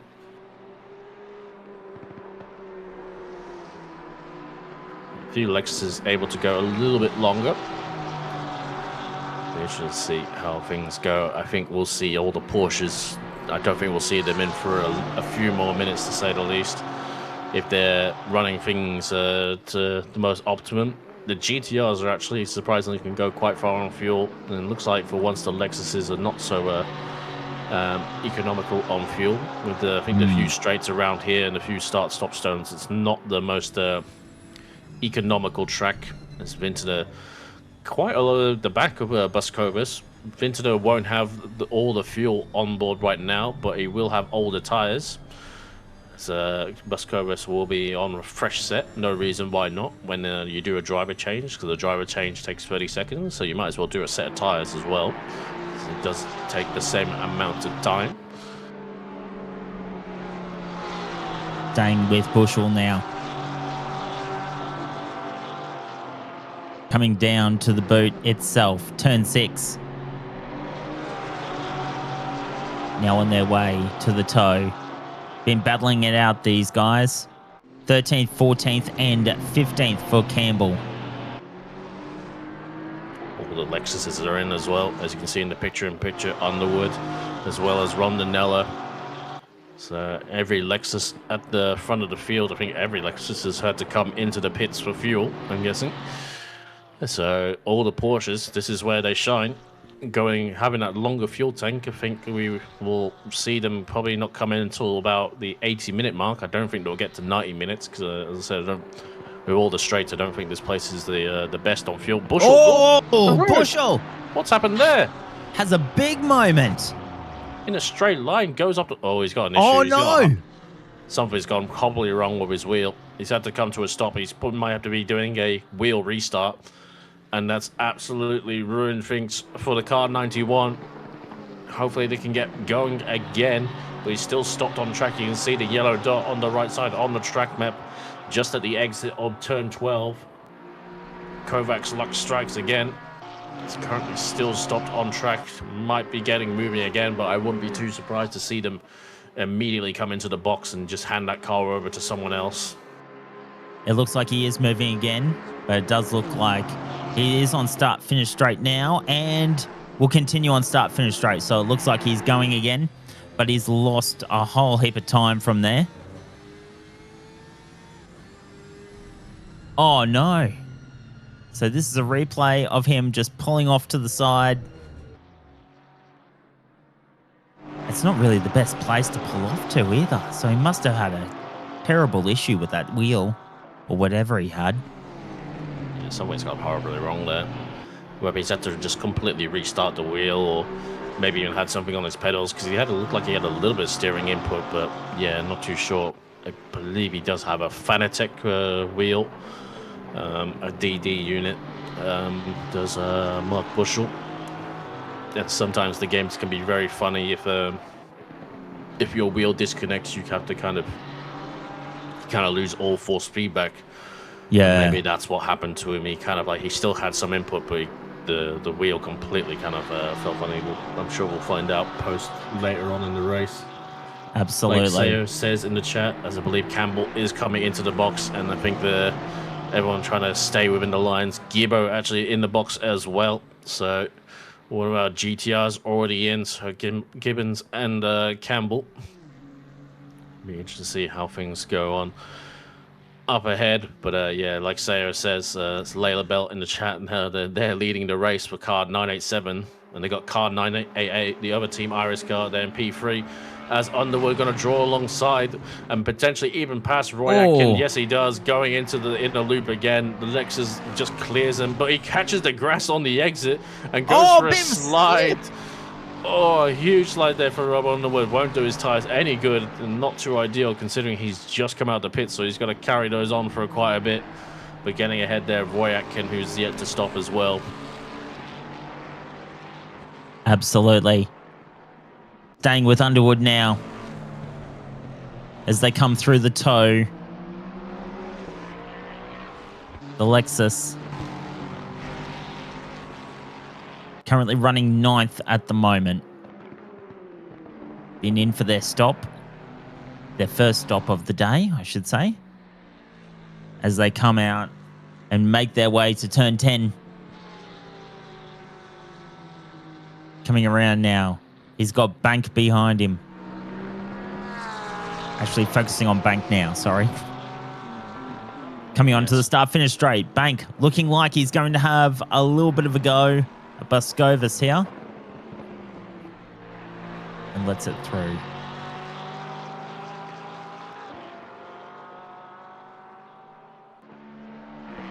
Internet and Kong in the box as well for the other set of GTRs. And it looks like all the GTRs are about to come in for fuel as well. So I think it's just the Porsches and the one Ferrari of Roy Atkin have yet to stop right now. They're a little bit more economical on fuel. Tarab Bank will have a 15-second penalty to serve when he comes into the pits as well. That's Patrick Johnson taking over from Lucas Keys. The kind of quote-unquote net leader, so to speak, because when the other Porsches will come in to do their pits, but maybe later in the race that will pay dividends. Webber looking pretty good overall. I was going to say it might be a clean, just run the fuel to the Zanks, and the Ferrari just up ahead, getting a bit of a slide, and thankfully stays out the way. The blue flag car, that's the car 200 that we saw spinning up the start-finish straight at the start of the race. That's right. So yeah, Patrick Johnson kind of the net leader right now for 777. Taking over from Lucas Keys. I believe Patrick did win Split Yellow as well, Split Yellow champion for last season, season 25. So well done to him as well. Looks like the Porsche just up ahead is, yes, Christopher Taylor for car 988, the second Team Iris car. And currently is not obliged to get out of the way for Patrick Johnson, but I think they know the difference on strategy and they won't fight them too hard. Might be even letting them go already right now, taking the longer line down the straights, and yeah, likes not to fight them completely. Lets the 777 there go. They've got Kong just up ahead as well, which is technically a lap down on these guys. Need to make a little bit of a shout out to fellow Academy drivers. Currently sitting in 13th place at the moment. So well done to them. Coming around now to the boot. Sitting with them now. Daniel Clark.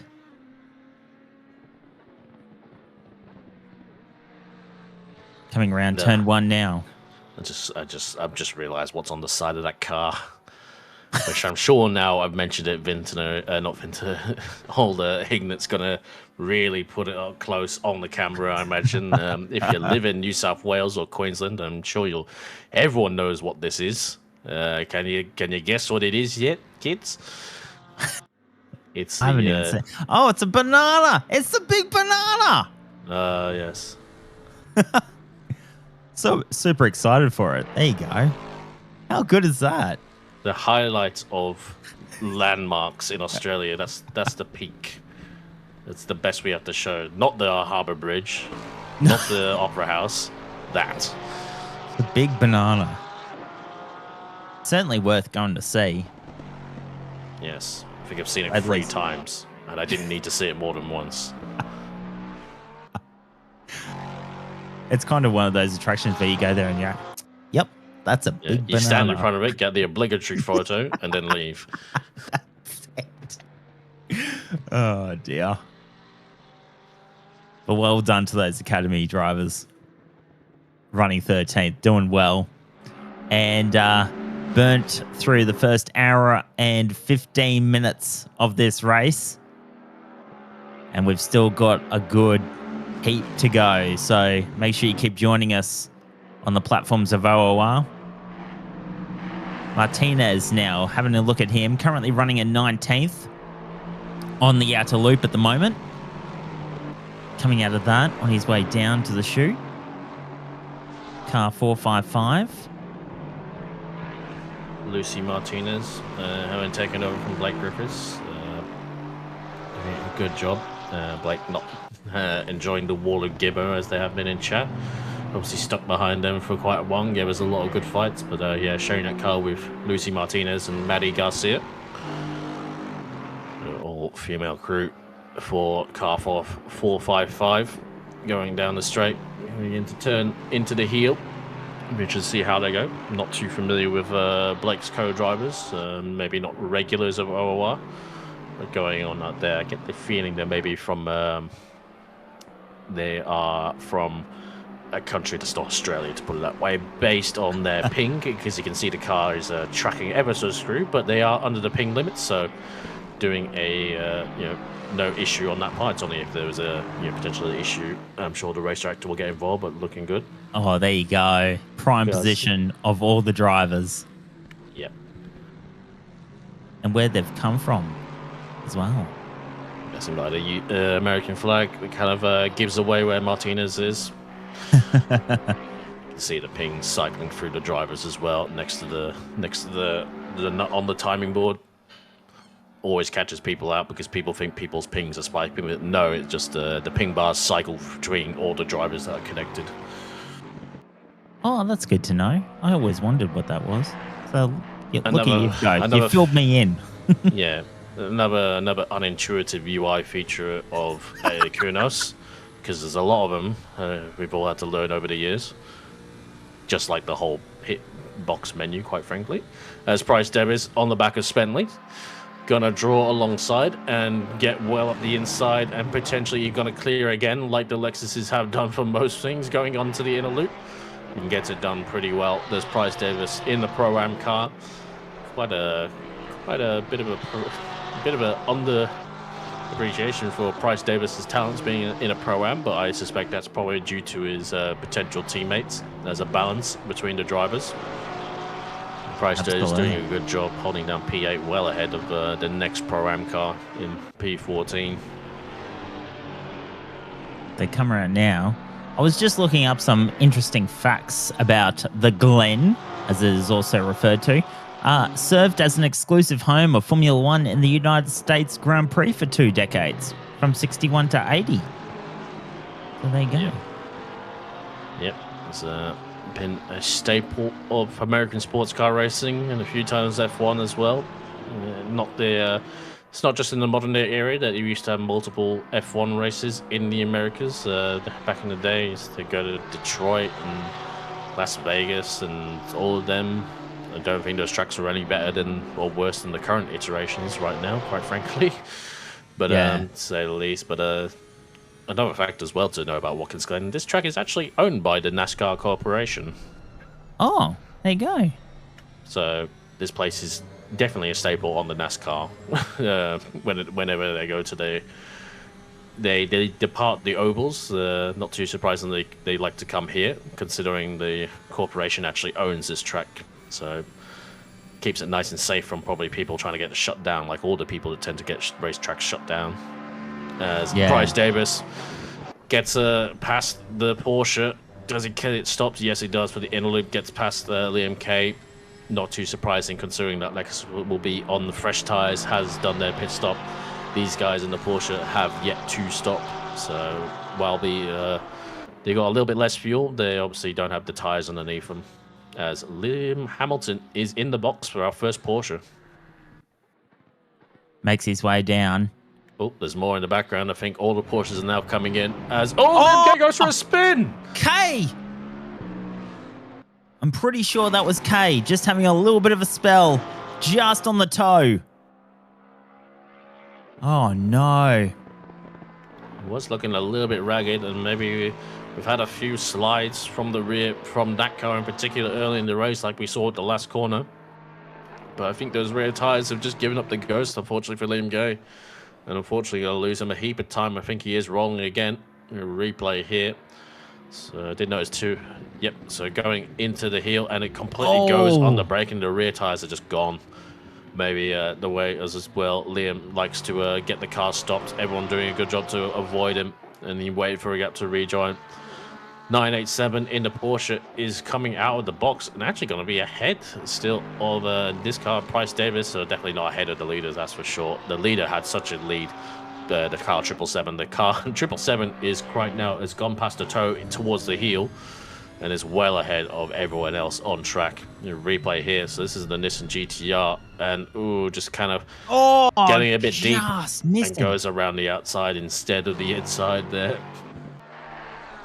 If that driver wasn't watching, that could have been a whole other story. Thankfully, they were. Back now with Bryce Davies. Now to Buckerfield. Car 10, running 15th. Coming out of turn 9, on the way to turn 10. With Raschuti? I've seen that name before. Raschuti? Yep. Stefano Raschuti. Very unusual to see him in a Nissan, that's for sure. He usually drives a Ferrari or a Lamborghini. Not too surprisingly, based on his name, that he is Italian, so likes a bit of Italian flavour, but is driving the Nissan GTR with his teammates right now. And I think the Ferrari ahead of Buckerfield is going to find this a little bit difficult to keep that Nissan GTR at bay. You can see already catching it. He was actually quite a bit far behind, but the Nissan just properly catching on the straights. Getting closer and closer as the old ACC rubber banding at speed, and you're going to clear him around the outside, going into the inner loop, like we've seen a few times there, but a great move there by Raschuti, getting past Buckerfield. That inner loop, entry and exit, has just been a passing field today, and is really, I mean, that must be coming off the straight. It's a really kind of then got to slam the brakes on kind of corner. But good to see that it has been, on the whole, fairly clean through there. As they come through the toe now of the boot. Raschuti making his way now away from Buckerfield, putting some air between them. Let's have a look at Spenceley now. Looking down at the back. I think we've had everyone now boxed, with a few exceptions. I think Xavier Eaton in the 444 and P11 is yet to stop. Hard to say about someone others. See a yellow flag out there somewhere. But it looks like the blue GTR there is stopped on track on the exit over turn 10. Well, I thought I saw car 91 also go yellow as well. And that is, again, that Porsche of K. Yeah, did see that. They did make it back to the pits, that's for sure, but may have had another incident as Spenceley and the Audi, or Stevie Ty, fighting out. Spenceley is definitely not boxed as well, so I think they're doing the super fuel strategy right now, even more so than the other Porsches, just getting along, going as long as they can. Replay here. So something's happened to this Nissan GTR. It eludes me right now who's driving, but it looks like they just pulled over. It might be another hardware issue. It might be another Control-Alt-Delete, another reset, potentially for the drivers. And speaking of which, potentially has come in. I was going to say, it doesn't seem like the Porsches can... It's not the most economical track type. So all the Porsches have pretty much come in now. I think even Xavier Eaton's had to come in as well. So that's the maximum we can expect, I think, from those Porsches. An hour and 23 minutes. Absolutely. Britt piloting car 111. So I had a little bit of a spell. That car's really dropped. I mean, it's dropped back now because they've been stopped at the side of the track, but I feel like they're further back than where they would have been after the pit stop. As the Porsche here going off the track, the Kovacs car. This was the Boschel cars, and that could have been so much worse. Yeah, that Nissan GTR needs to be a bit more aware of what they're doing. They saw them nearly collide into that Porsche of Liam Kay. Anyway. That is Vinny who was piloting that, just off to the side. Yeah, trying to keep on top on who's piloting what. Everyone changing over right now. They're doing a few changes. So car 91, I'm trying to see where they are. It's Craig Busk, I believe, in that Porsche that took over from Mark Bushell that we saw just stopped to the side of the track again. So yeah, not going well for those guys. They're currently down in P19. Stefano Ricciuti on the back of Chris Wren has taken over from Tarab Bank as Chris in the Porsche. So Stefano taking over from Oh, Ben Vincent still got Buckerfield just behind him as well in that Ferrari, you can see. But Stefano, the car on the move right now. And this car will separate him from being in the top 10. And it would be a good job to get back up there, considering the few moments they've had in the first hour. Absolutely. Coming around the toe now. On board with Buckerfield. Looking at Rashuti.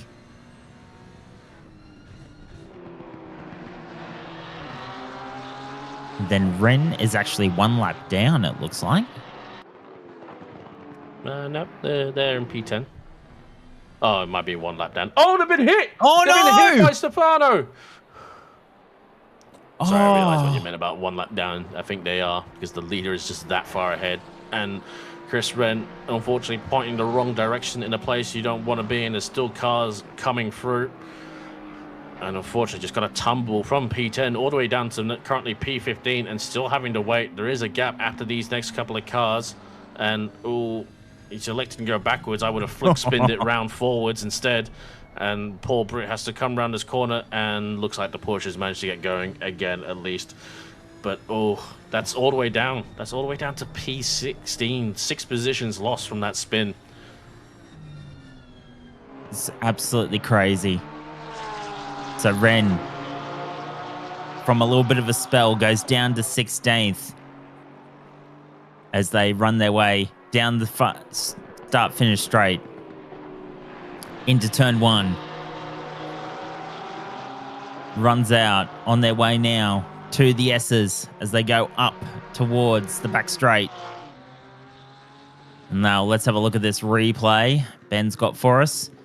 This is probably the incident that caused all this. They come on down, a little bit of a tap, and literally pushes him right round.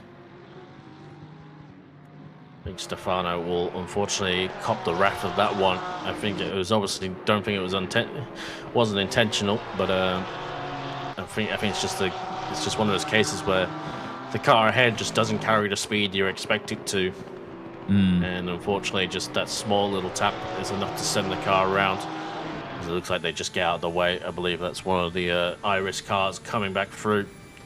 It was Porsches were leading, but it's now back to a Lexus 1, 2, and 3.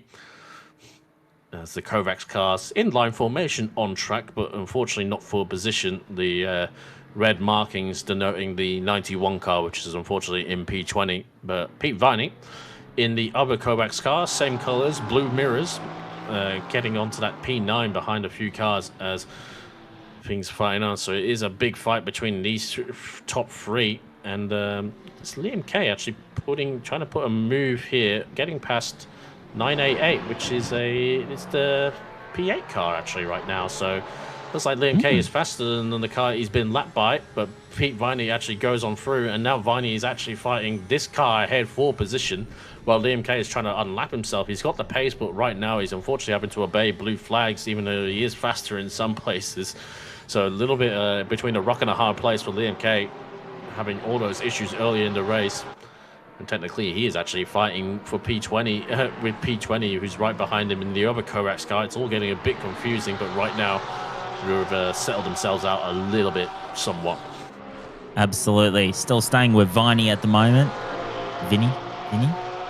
Viney. I got it right the first time. Look at me go. Well, Viney coming to Parks, just to make it confusing as well, because everyone's got nicknames, as you know. Yes. So Viney there in P9. Poor Liam Kay. I think he's got the pace over these guys, but he's like, you are allowed to unlap yourself, but you really don't want to be on the wrath of the stewards if you get something wrong. Is it if you get above 1 second of the lap car, you're able to go through? Is that the rules? Well, you only get the blue flags within when you're within 1 second of the car that's trying to lap you. So I think if you demonstrate you have the speed to unlap yourself and get away, then it will be kind of the stewards will obviously allow for that. Obviously, because you're on the blue, as you get past them, you're still on the blue flag, so you're not obliged to just get out of the way. If you can demonstrate you have the speed, then you are. I think the problem is with Liam Kay, he was trying to get past this Porsche, but then he had another Porsche behind him, technically to lap him as well. Well, he's had to kind of let them go, but he's still faster than both of them. So it's a little bit tricky right now for Liam Kay. And unfortunately, they've all come out of the box, so it's not like he's going to be able to pit stop himself out of this fight. While Viney and Brenner, the purple and black and sort of gold car that we're watching, are actually catching the pink Lexus just up ahead of Daniel Clark for P7 as well. Absolutely. So another blue flag to get out of the way in all of that as well. Still staying with Peter Viney at the moment. Coming back round, I noticed there was a car. It looks like it was maybe car 91. It looks like it's changed drivers again now, but they've got a stop-go 30-second penalty. Yeah, they've come in again. That was Craig Busk that took over from Bushell. And now Michael Pickford has come through as Liam Kay going to try and unlap himself, and he takes them both out. Oh, no. That's what we expected was going to happen. Oh. You could see about 3 cars in that situation. My Lord. We'll have to see a replay of what happened there. It looks like he was trying to unlap himself, and yeah, we'll see. We'll find a replay, but I think the other Porsche ended up getting fired into the immovable barriers, or just went for a spin. Potentially, we'll find out. But yeah, that was I think worst case scenario all around. What a spell! Staying with Brenner now, currently 8th at the moment. Went from being caught to now catching another car, so he's kind of been let off the hook. He doesn't have to worry about anything behind him. We got a replay now. So Liam Kay fires it up the inside. The Porsche on the inside and turns. Liam Kay kind of went a really shallow line, but you will say it would maybe been pinched. The other Porsche says, he was, a lap down. Leave that one to the stewards, quite frankly. Back on the start-finish straight now with Daniel Clark, car 888. And now to Brenner on turn 1, coming up to the S's. Looking like to come alongside David Clark and making that move, getting ahead. And we've got someone else that we saw had to come into the pits after that crash. So they won't be impressed at all. Not too sure how Buckerfield is actually still behind all these guys. Oh, no, never mind. Sorry, I'm getting mixed up. Buckerfield and, of course, Ricciuti. Ricciuti had that moment with another Porsche behind them. There's all been going on, Brad. I'm starting to forget stuff that even happened 10 minutes ago. It's been a crazy, almost, hour and a half? Hour and a half we've been doing this now? And it's just been entertainment after entertainment. Ricciuti looking like he got a 15-second penalty from that incident. Now let's have a look at this replay. Oh no, it's these two again. It's the Lexus and the GTR, the Pixel Racers car and the transmission car. And a little clobber on the wall. I believe that's Mike Crick, who has made contact there with Lucy Martinez. So like Blake Griffiths and Gibbo came to blows a few times, their teammates in the same car come to blows again. Oh dear, oh dear, oh dear. It's been full of entertainment. Nothing has really settled down. There's been just little battles all through the first hour and a half or so. We have had mostly everyone in for their first pit stops. Blake Brenner now. Team Iris. So I did just see, as we cut to a replay first, which I'll wait on that one. So this is a replay here. I think this is this is Brenner, I think. Gonna send it up the inside as the Lexus goes a little bit wide. I believe that's Daniel Clark and the Lexus. And the Porsche is gonna steam on through. Ooh, getting a little bit close there on the exit a little bit. But yeah, The Lexus just went a little bit wide at turn 1, got a bad run, and Brenner in the Porsche said, "Thank you very much," and goes on through. And an update on that car 19, and the Liam Clegg car 492 that we saw will come to contact at the boot. Never mind, we'll just wait on that one again as Buckerfield gets passed now by Ricciuti. He has that 15-second penalty for that collision. Something's happened to Robert Buckerfield because, yeah, there's front damage on this car as well. And this car was way higher up. I was second guessing myself before, but this car's had a moment as well, Buckerfield. There's substantial damage on the front. As right now, I think they're under threat right now from Fercolini in the orange and blue Porsche. Yeah, you can see almost a flappy bonnet just behind them. And Fercolini will go through in the orange and blue Porsche. Look at the damage on Buckerfield. Yeah, the bonnet's completely up. I was going to say, because I swear this car was close to that fight when we were watching the Porsches of the Kovacs Porsches and Liam Kay. So I was surprised why they dropped back. But quickly on that, between Pete Viney and Liam Kay, the Liam Kay trying to unlap himself has been given a drive-through penalty for that collision. Oh. And ironically, if you look on the timing board, now they're 2 seconds apart for position. Not be anymore, because I think I just saw Liam Kay was coming to the pits to serve his drive-throughs. So this is Buckerfield. This is why. And goes a little bit wide, catches the grass. Boom! Oh. And that is why his front looks like that. Yeah. He's plowed into the fence. Oh, and here comes the Lexus now. Lucy Martinez going to be on the outside, fed out wide, but I think we'll hold it around the outside. And goes into the barriers a little bit right there. Not sure if there was a helping hand, but it's going to be still on the outside and falling behind the Ferrari.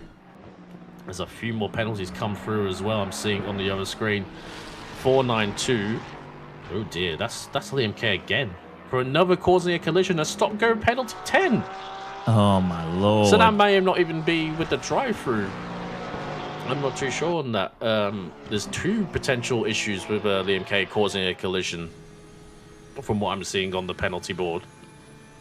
I don't know whether he's just looking for trouble or he's causing it, but having a whole heap of penalties thrown at him. Here comes Stefano on the inside of Fercolini. Oh, he gets out a little bit. Fercolini holds it into the inner loop and retains the position right now ahead of Ricciuti.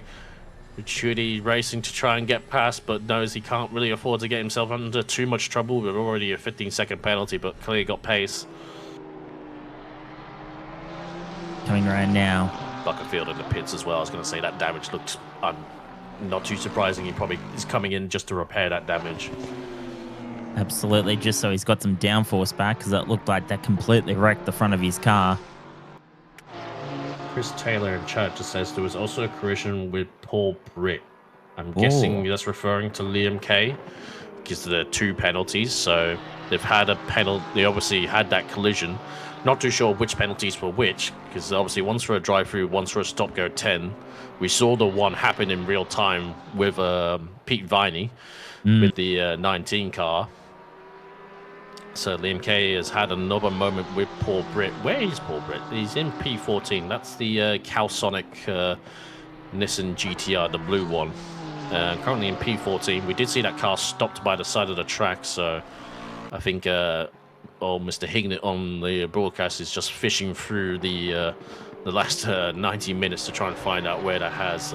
Thankfully, probably would only be in the last half an hour, so hopefully he can find it, but he's got a lot on his plate right now. Absolutely, plenty Spin of action. Yeah. Come on, Ben, you're faster than this, mate. Let's go. Staying with Ricciuti now on your screen. Correct, yeah. So Paul Britt and Liam Kay had a moment somewhere. Thank you, Chris Taylor, for telling us that in chat. Oh, and had a collision with those guys in 988 as well. So not making friends with anyone out there. And I think this is literally the one, into the back of their 988, like we just saw in the chat. And in there you see it live. So that's not even the one with Paul Britt. So, oh dear. Oh dear. Liam Kay, I know your race hasn't gone well, but come on, mate. You need to settle down a little bit. We're still yet to find the Paul Britt one with the blue GTR. Be release interesting to decay see. files.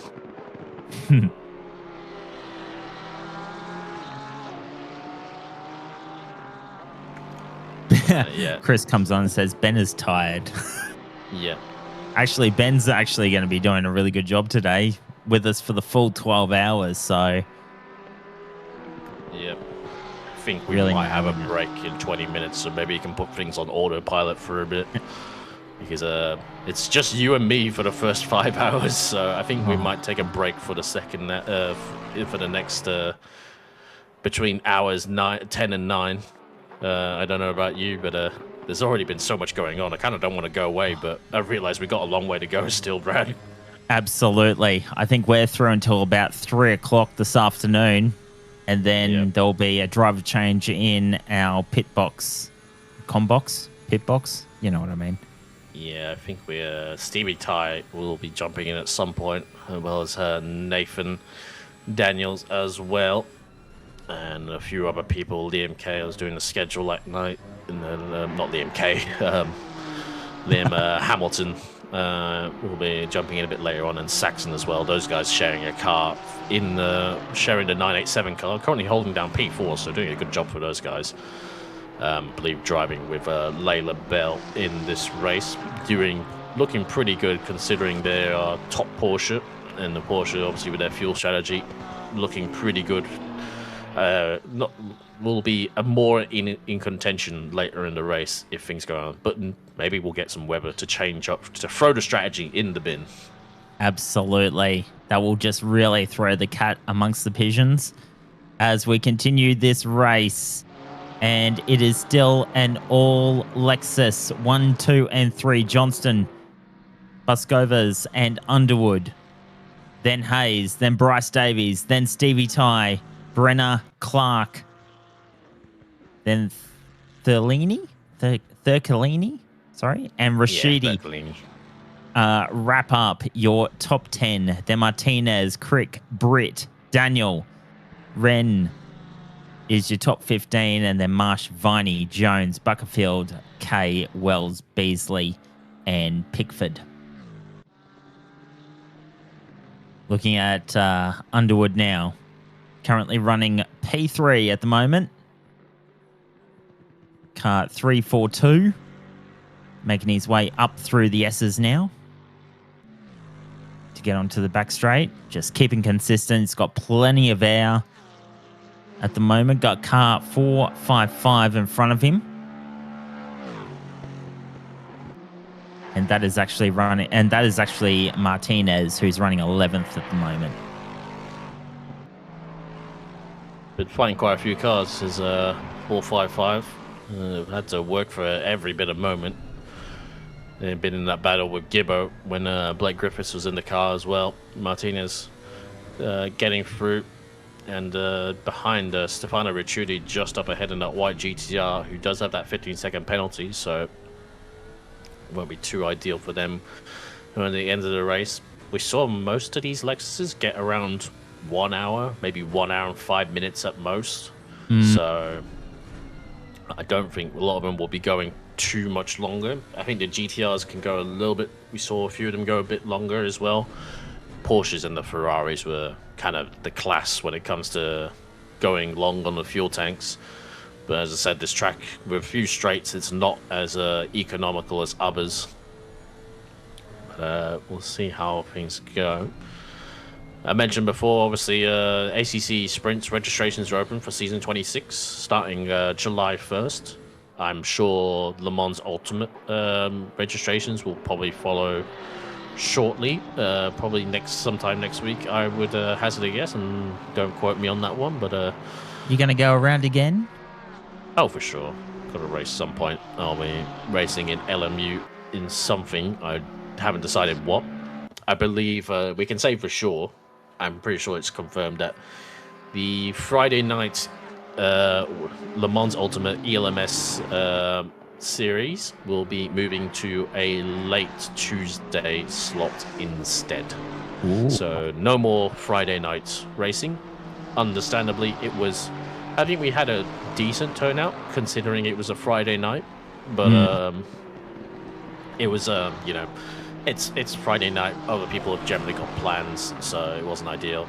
Obviously, the whole kind of thing having a second LMU split was just to kind of have a late split, because while it's late for most of us, it's not ideal for obviously people in New Zealand. It's mainly to give because we got a lot of people from Southeast Asia, people in Thailand, such as Jean-Pierre Sneakers, who raced in that series as well. The earlier split for us, obviously being like 7:30 time, is it's like 5:30 for them or 4:30 in those regions. So they obviously prefer the late split because they're generally a couple of hours behind of us. Even for people like just in Western Australia as well. So good to have those guys coming around. So they'll be moving to late Tuesday. The WEX LMU WEC will retain its spot on the in early Thursday night at 7:30 AEST. So that's as per normal. But we'll see how things go, as we're only on board with Lucy Martinez, and we've seen quite a few mistakes from this Nissan GTR in front of Stefano Ricciuti. Been having some real bad moments, and unfortunately Lucy kind of not really finding them at the right time, caught them at the wrong time, and is going to be behind them. So this car has to follow a Nissan GTR yet again, albeit being a different one, not the Pixel Racers this time. Stefanos looks like he's had a few moments there and just not feeling himself, getting a little bit of a slide there through the exit of the inner loop as well. So yeah, having a bad lap or two, to say the least. Absolutely. Look like he is struggling for a little bit of grip in that GTR, as Lucy is just trying to maybe find a way past. Has been making good time against him, been matching him corner for corner. As they come around the toe now, I think just biding her time, just waiting for maybe a bigger mistake, a bigger opportunity. So then they can just go through, and it'll be good to see them then get up into the top 10 as well, as they come out of the boot to the heel on their way to turn 9.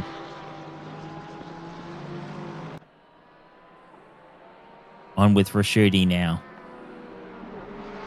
Still with Martinez behind him, looking for an opportunity. This is for 10th and 11th.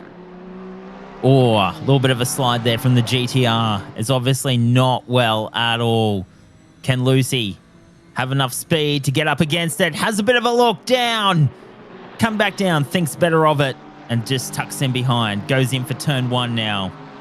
On their way, goes a little bit wide on turn 1. Comes down to turn 2 and the S's. On their way up to 3 and 4. The GTR getting a little bit of space now in between the Lexus. But Lucy is still there, making it happen. Coming down into the inner loop. Still with Ricciuti. As they come on through now, coming out to the outer loop. On their way down to the boot itself.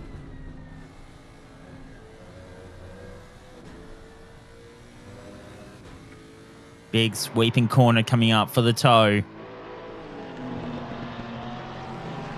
They make their way round.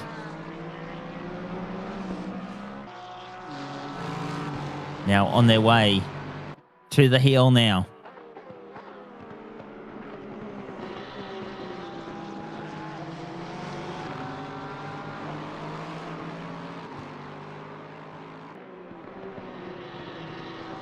Making their way around. Out of the boot. Turn 9. Oh! Martinez having a little bit of an issue on the outside. Just went a little bit wide. Collected a little bit of dust. Didn't seem to phase her all that much. Has lost a little bit of time now as they come on to start finish.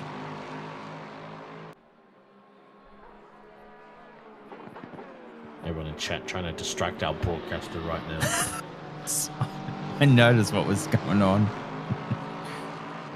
Glad I'm not the only one who feels tired right now. We've got a long way to go as we are ticking down to the end of the second hour. I think we're going to confirm that we'll have a break for the next hour, and then we'll come back refreshed You and me again. Maybe someone else will jump in and join us. We're not averse to having 3 people in the booth, especially for these endurance races, because sometimes the fields get spread out a bit, but evidently not here right now, as Ricciuti still got Martinez just behind him. And I believe the upper Lexus, I think that's Underwood in the net P3, who obviously will be getting blue flags on these cars. So these guys are fighting, but they will have to obey the blue flags. Going to be interesting to see what the blue flag does for this. They're both going to have to slow down. Stefano will be in the position to kind of wait for the other car to do it. Lucy has a looks up the inside, but not able to get it done. And I think they'll have to get out of the way soon, because it's been a few corners now that car has been behind. You generally can't just sit there and wait the whole time. They'll have to get out of the way, and Stefano can't get out of the way until the Martinez gets out of the way. So he's in the position just to react accordingly. So here we go. Start, finish straight. Are they going to let him through? Oh, I think they're backing off. Yeah.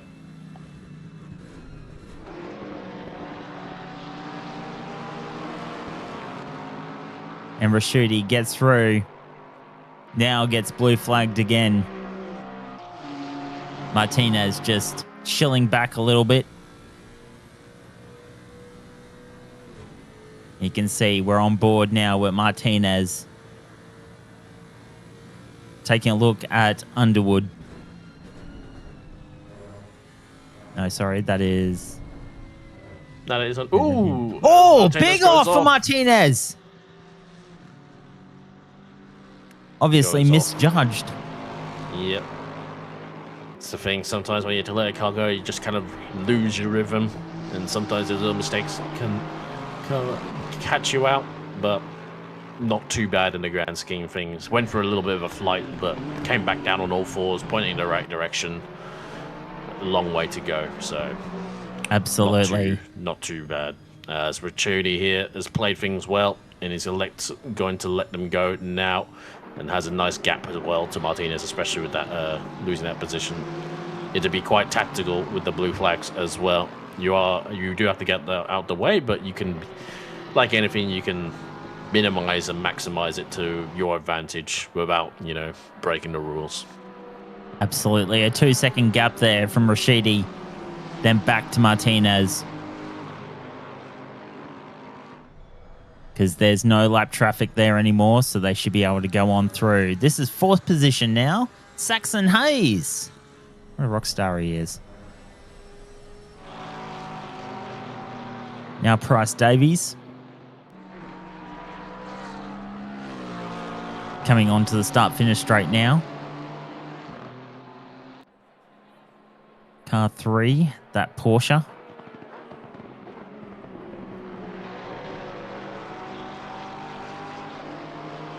And you can see Price Davies there. Running up into the S's. Making his way down. Up, I should say. Saw a few yellow flags around. Car 67 was yellowed and looks like they got going again, but I swear there was a car yellowed around 888 on track, but I think that's all. It was very, very brief. As Price Davis catching the back of Saxon Hayes as well. So unfortunately, Lexuses are steaming on through, despite the Porsche's advantage, but to be fair, got a lot more in the booth. Oh, this would be a yellow flag. Yeah. Oh, and they just went for a slide, and James May Driving Academy, very apt. How dare you do that to James May? So good. Bryce Davies now chasing down. Well, no one. It looks like Saxon's. Who's in the Porsche there? I didn't grab that number. The car we just saw was 67. I think that was Beasley. The one that we just saw the replay for, unless you're referring. Are you referring to that one or the one that's on the screen now? Purple Porsche. That's Saxon Hayes. That's 987. That's P3. So it's a fight between P3 and P4. It says +1 lap, but the timing, as you can see, is they just crossed the timing being, there we go. It's yeah, so 0.8 seconds. As we can see in front of us. Saxon will be doing his best to try and keep the gap this big, because as soon as that Lexus will get a bit of a slipstream, it will be kind of over. As we go back to these guys fighting yet again. Oh, Martinez getting a good run out of the inner loop.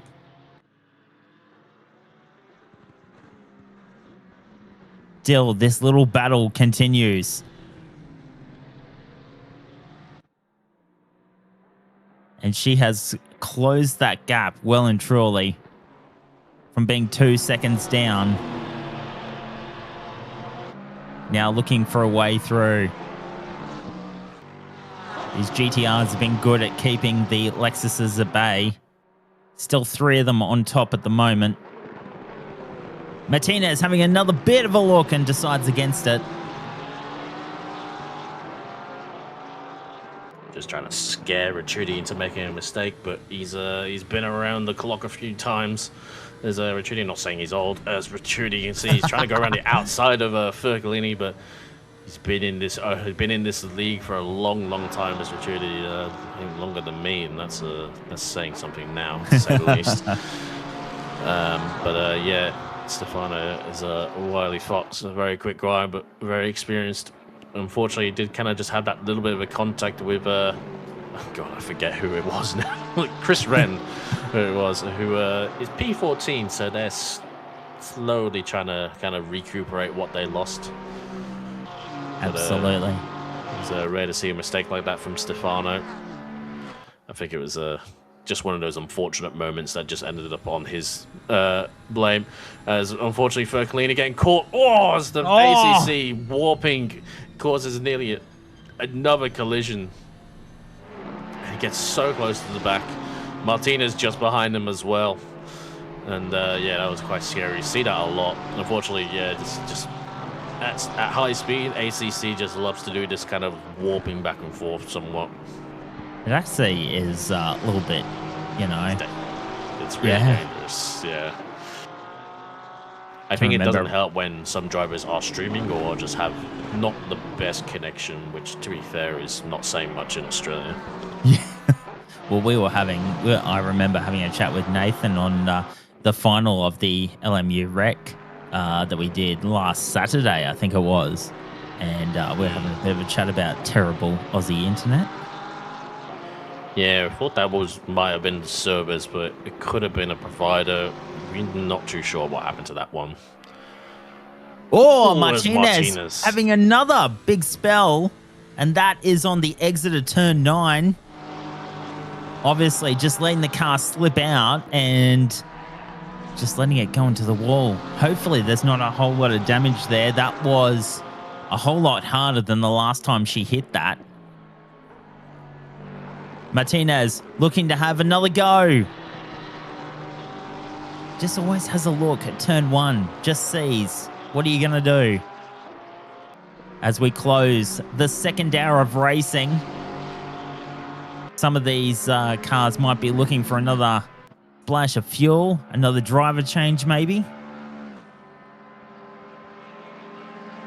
Martinez looking to have another go, comes up alongside him as they come into the inner loop. Oh no, there's contact! They both go off! Martinez is in the middle of the road and just gets pushed into the right direction. Oh my lord, and gets in front of Rashuti. Whoa! Oh my goodness. There was contact at the apex and then secondary contact as the Martinez car was pretty much perpendicular to the track, sideways on, and then got corrected by the GTR, kind of probably unintentionally as they just came into contact. So Martinez up the inside, the apex curve. Neither one of them wanted to back out. The Lexus goes for a spin after that contact. The GTR on the grass, and they both find themselves again right at the middle part. I don't really know how to call that. She actually had to thank Rashidi for actually pointing her back in the right direction again. Otherwise, that would have been a whole lot more worse for her. there was cars behind there, she would have dropped a good 2 or 3 positions. Rashidi just coming out and just having a little bit of a slide out of turn 9, coming up to turn 10. But Martinez getting the job done. Finally gets past the GTR and now has got a little bit of clean air before she comes up to Thircolini.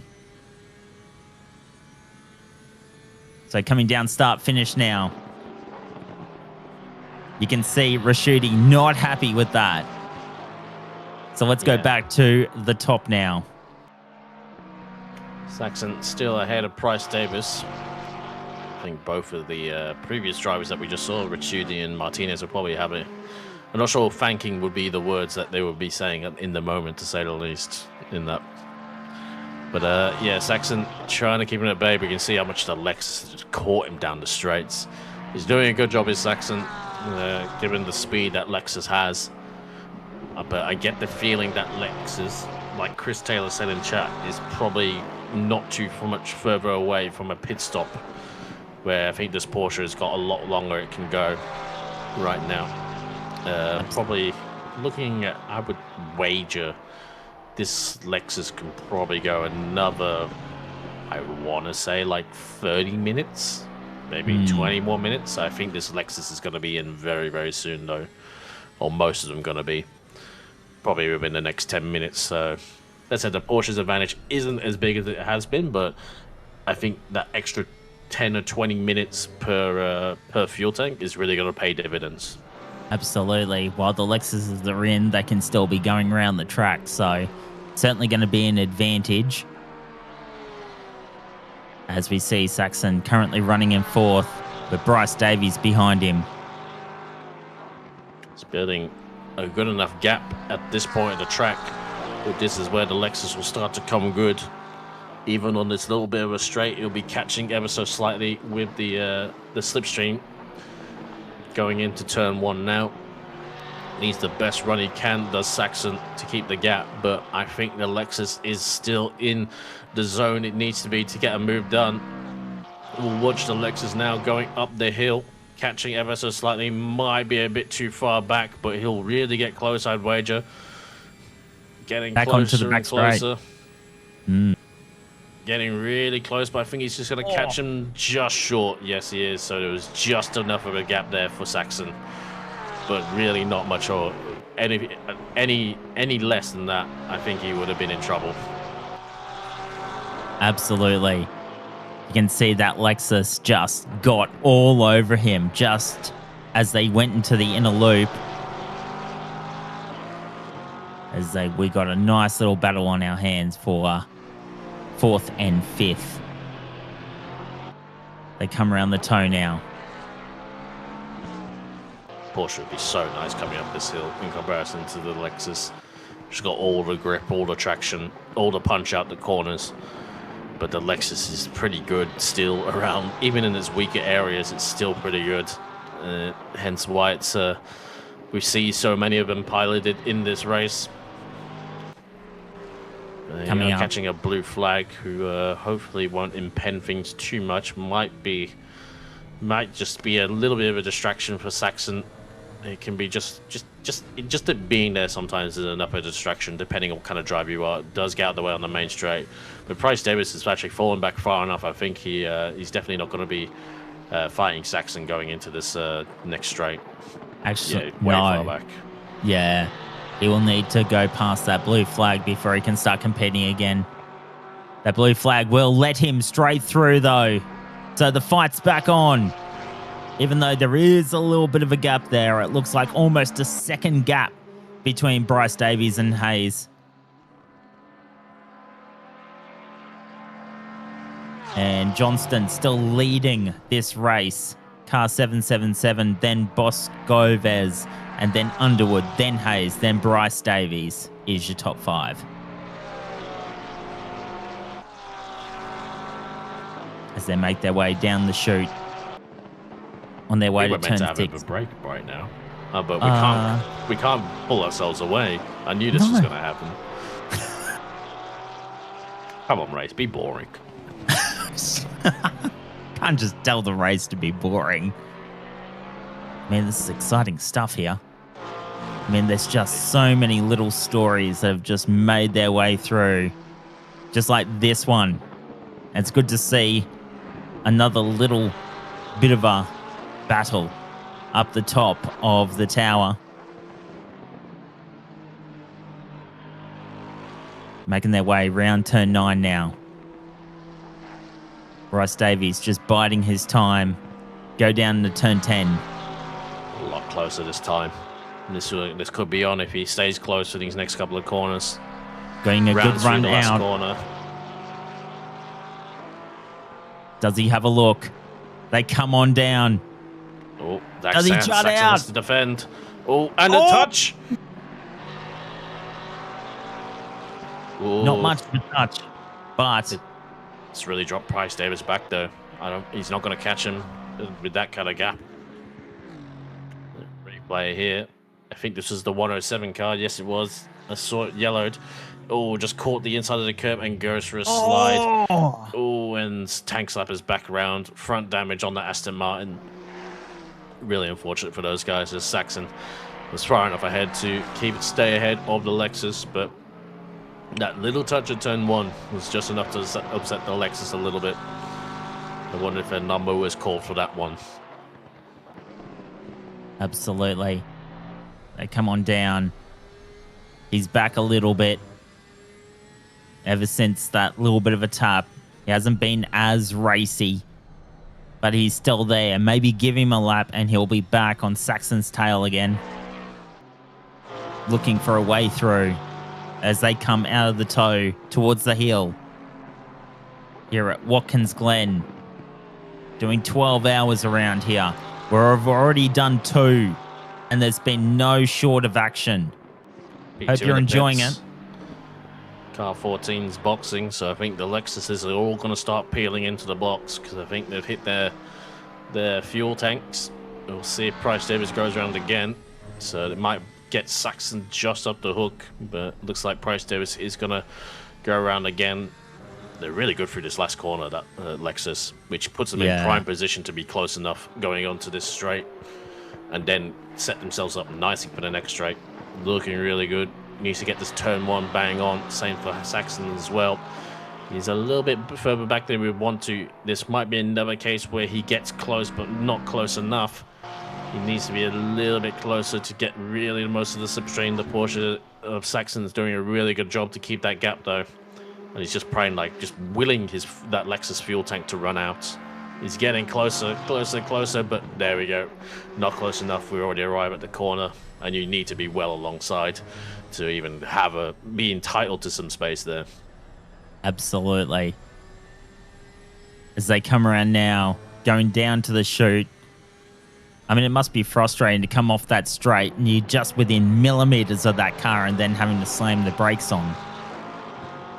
We've even seen from the passings that we have seen, the car pretty much has to be alongside, if not slightly ahead, the passing car. You can't really just keep your nose in there because it is very one line, that inner loop. It can be done with 2 cars, but it requires a lot of space given, to say the least.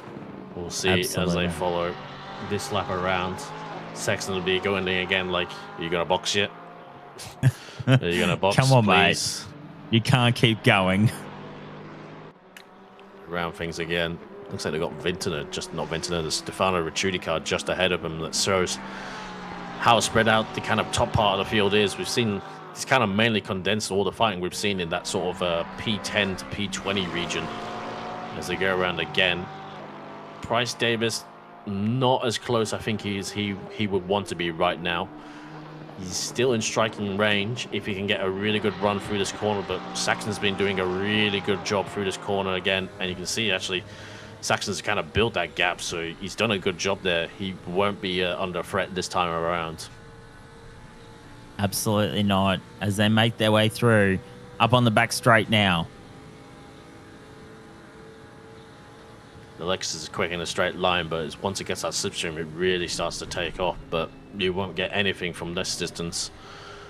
And Saxon doing a really good job to keep calm and composed through these corners. I think Bryce Davis making a few mistakes here and there. But the Lexus is still pretty quick overall. Slowly catching Stefano Ricciuti's car. Patrick Johnson, the leader, 777, is in. Coming into the stop, so I'd say it's tick-tock for Price Davis's Lexus. Underwood's still out there, now in P2. Was P3 before the stops. So I think the Lexuses, all the cars are going to start falling off one by one as the fuel burns off. It looks like Martinez has finished a stint. Griffiths is back in car 455, currently running 17th, so they've been in.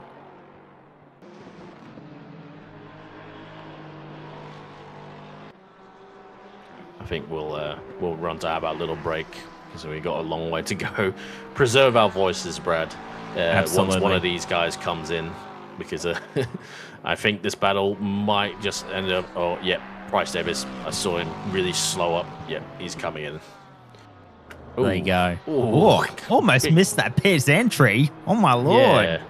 That looked a bit weird. I'm not sure where the board was, but he looked like he was really going a bit too slow, too deep in there. And you can see the leader has come out just ahead of Saxon. That shows the gap they had. Absolutely crazy times. Hope you're enjoying it.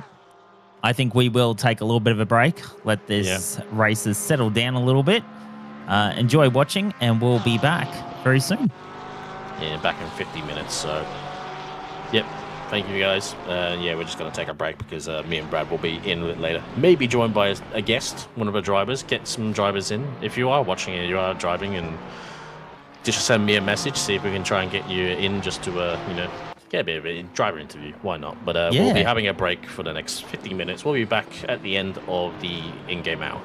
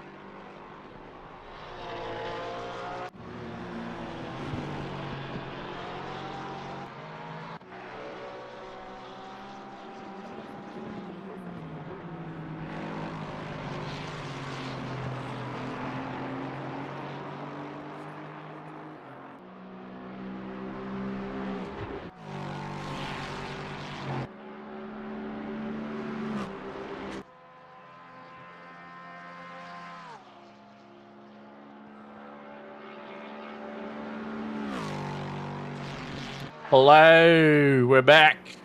We had a little bit of a breaky, but we're back here, and we're 9 hours left on the clock here at Watkins Glen. Yes, the whole commentary broadcast booth is probably could go back to bed right now. Quite frankly, I don't think we've got any Energy morning is a people little in bit the low. booth. Right, quite frankly. I think that break actually made me more tired, quite frankly, to be honest. He's stopped now, everyone. Just watch out. All right, Yeah. let's go for a replay. Blake, And not too sure who's in the GTR behind them. These cars can't they can't get away from each other, I swear. And oh dear, bit of contact. Yeah, GTR gets it, but I think it was a bit unnecessary over him. That was Kong. And Blake Griffiths was piloting that Lexus behind him. Blake might join us after they get out of the car. We'll see, and we'll have to interrogate her over that. But just generally, all the fights that she's had with, the numerous GTRs she's been behind. It'll be interesting to get an insight into that. At the moment, Aaron Lee, now on your screen. One of, I think, the only Audi in the field today. Coming down start, finish straight. Not often we get a Audi anywhere. Even in sprints, I think Breno Ellis is the only real person who champions it, and Saxon, he likes it quite a bit, but I haven't seen him try it in sprints for a while. It's hard to get it for an endurance team because if you like it, most people won't. It's a good car. It's just it's a tricky car, and it gets bopped quite a bit. But I think it's in a bit of a better place these days. Don't know. Haven't touched it in ages. It's another car I would like in LMU, but not going to happen probably. Good old LMU. I think it's you on our screen now. Yao. You. Yao. Coming down straight. Behind Xavier Eaton. And someone yelled, oh, there's someone off in the background. Someone's in the wall. Car you can see the yellow flag. Yeah. 19? Or is it 10? I can't quite see. There was car 19. I think I saw a flash up. Oh, that's all right. Ben's onto it. Oh, yeah. Look at that. Oh, dear. I think that's Scott Rushford. Annie. Gets it going. I think he'll avoid too much damage, maybe. I'm not too sure on that one, but all gone wrong for him. Not the first, not the last car to lose it at the inner loop.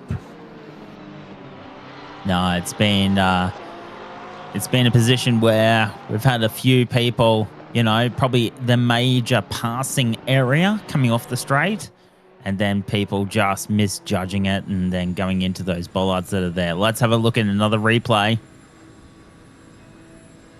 And coming down the straight. We got the bounce. Caught the inside a bit, and the Porsche bounce with the engine in the back. And unfortunately just looped him. So now running you in 17th. Eaton currently on your screen in 16th position. Well, these two gained a spot because that was for position, the 19 car that spun.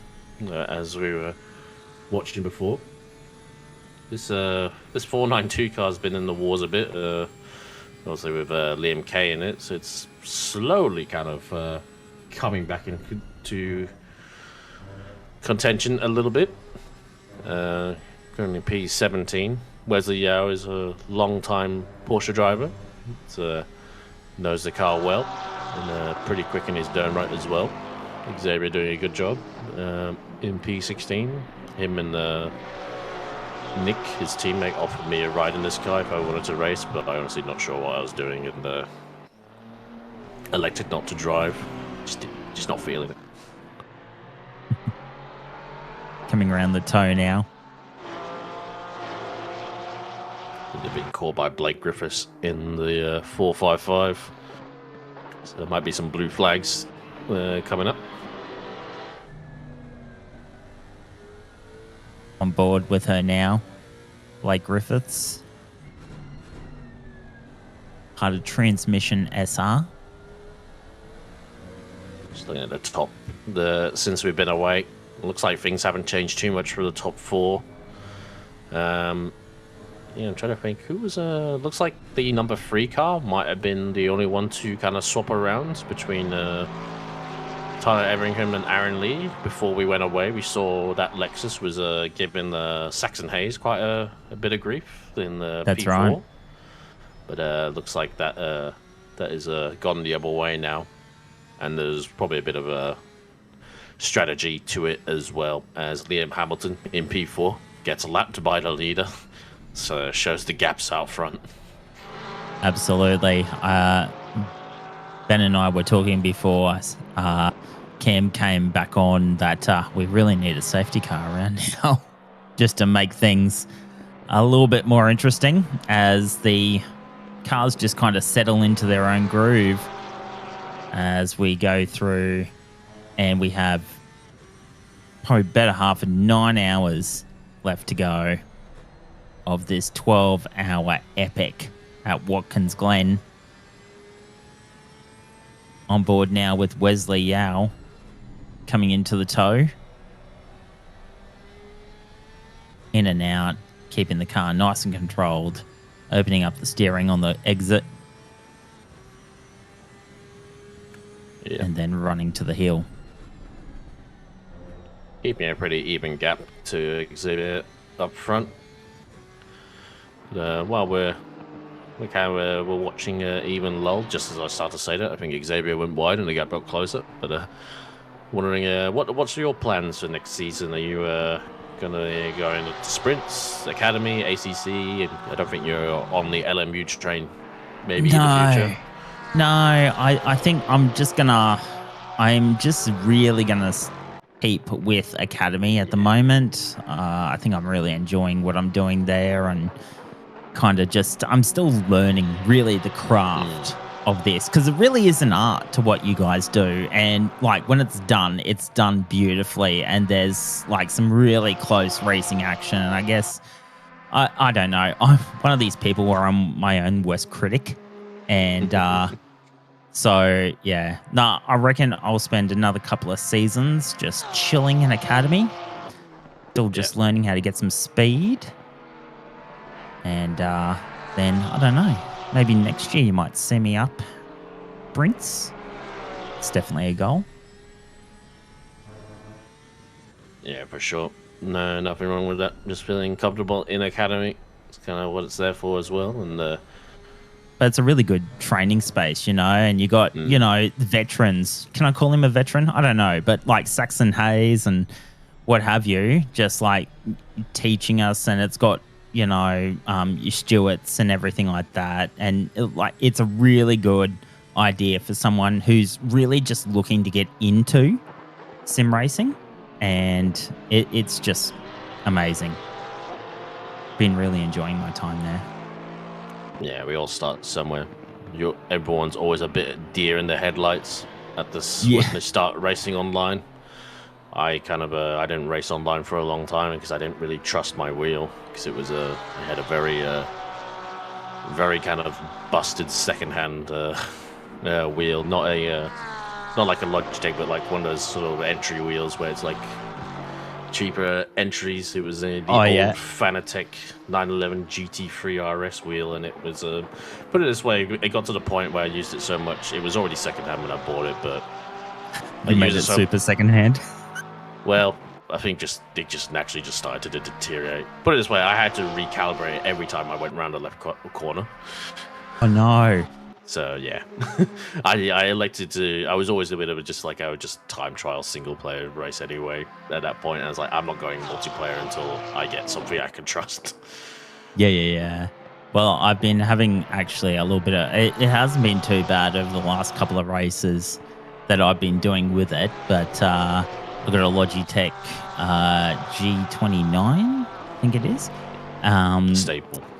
Yes, yeah, absolutely. Entry-level sim racing. And it's actually, when I gear up, it actually jumps up 2 gears. I'm like, that's not supposed to do that. Yeah. Let's have a look at There this might be a replay. setting for that, but Yeah. yeah. Replay of the GTR followed by the Porsche and just looping on the exit. Ooh, ouch! Steps out on him. Be a little bit of damage on the front of his car for that one. Back with Eaton now. Yep. You were just saying about your double shifting wheel. I think some games have a setting where you can. There's like a double shift debounce setting or something along those lines, where it basically like you can set the game to avoid a double shift by there's like a minimum amount of time between the shifts.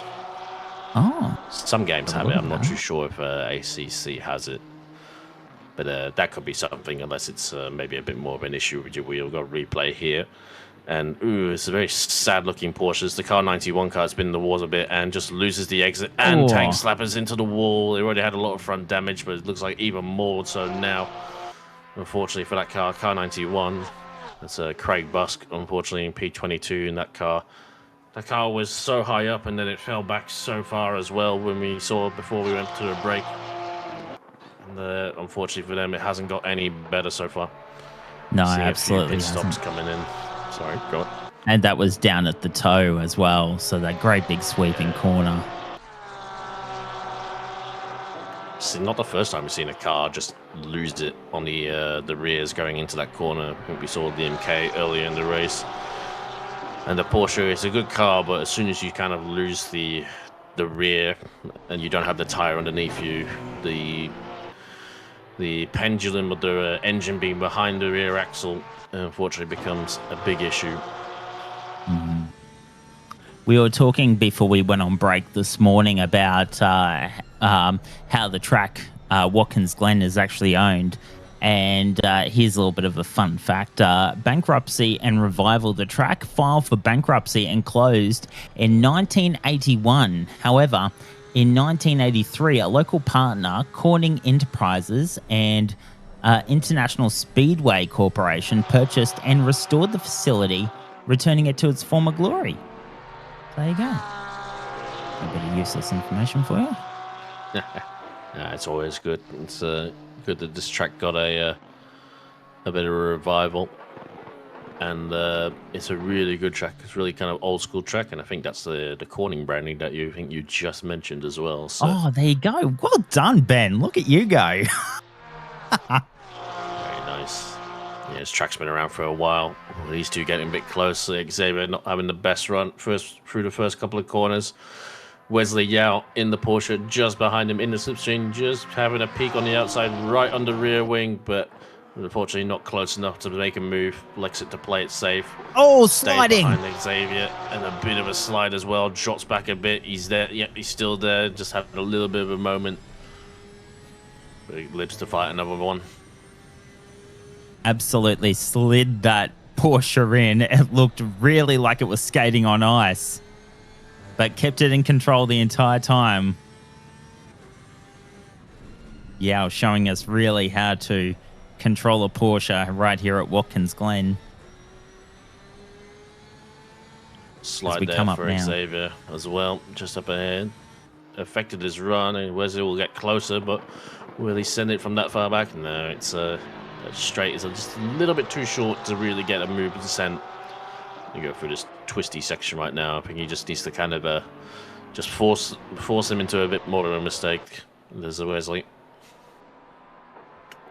Funny fact, actually, we're talking about the previous of the track. You can see in the background how you can see the other part of the track just behind that corner, and that's the alternate configuration of this track. So after the outer loop and the inner loop, they just keep turning right and go straight, and they just cut out the whole boot section. I think that's what the NASCAR track uses. It'll be quite interesting. It'll be quite a short lap otherwise. Lexus comes out ahead of him. I think that's the leader just coming out to the pits as well. Just steaming on by. We've seen a few pit stops come in lately. You mentioned the boot before, and the full Grand Prix circuit, of course, does include the boot. And it was that part of the track was originally built in 1971, and of course called the boot because of its shape. And it adds over a mile to the track. So there you go. So from that little loop, Be quite a short course without it. That's the thing. Like, I can understand why they did add it. It's only a 3.45 mile course in this configuration. It's 5.5 kilometers and only 11 turns. So without that, you know, it's a pretty short track. It would only be 10 corners and 2.5 miles, which would be pretty quick. I can't remember what times we were really doing here. I think we did like 1:45s. wow. Generally in these cars, so you'd be looking at probably a sub 125 lap time if you were to use that other configuration, which we don't have in the game. It'd be cool if there's a lot of rumors and a lot of hoping on what the future of LMU is going to look like. And LMU, when it does bring in tracks, it brings in the alternate configurations as well. So you got lots of options. So, like, when we go to Paul Ricard, we can run the one without the chicane. We can run it with the chicane. We can run some really wacky configurations for Paul Ricard in LMU. Silverstone as well. You can run the F1 start-finish straight or the traditional one as well. It's you got quite a few options. Even Sebring as well with the school circuit. Some stuff is a bit more suited to, like, MX-5s, per se, not really for GTs, but you have those fun options, and I'm excited to see what we do in the future with LMU, and we'll see what happens in the future when it comes to what's going to be the next DLC in Season Pass. We got a replay here. It's like the Aston Martin just letting through the Ferrari, and I think the GTR is going to capitalize and squeeze on through as well. Oh my goodness, that was really advantageous by the GTR there. It was a nice clean pass, though. Didn't think he was going to make it in time, but he went for it, and good clean pass gets through. That was Kiri in the Ferrari, and I think the GTR was unlapping himself on that Ferrari. I think Kiri was also letting another car pass because they were blue flagged, so none of them were actually fighting for position. But yeah, it was advantageous by the GTR to kind of unlap himself as well. Absolutely. Cars in the pits. Car number 3.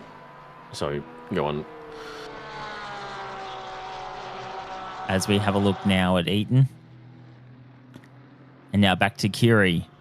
Just talking about him before, car 10. I just had a look at the chat, and apparently there's issues for car 14. Yeah, it's no issue. They just pitted, like Stan said in chat. That's one of the drivers for car 14.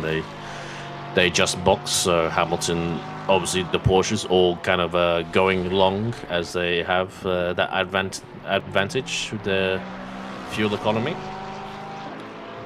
Watching Lucy Martinez. Looks like they're just behind Spenceley as well.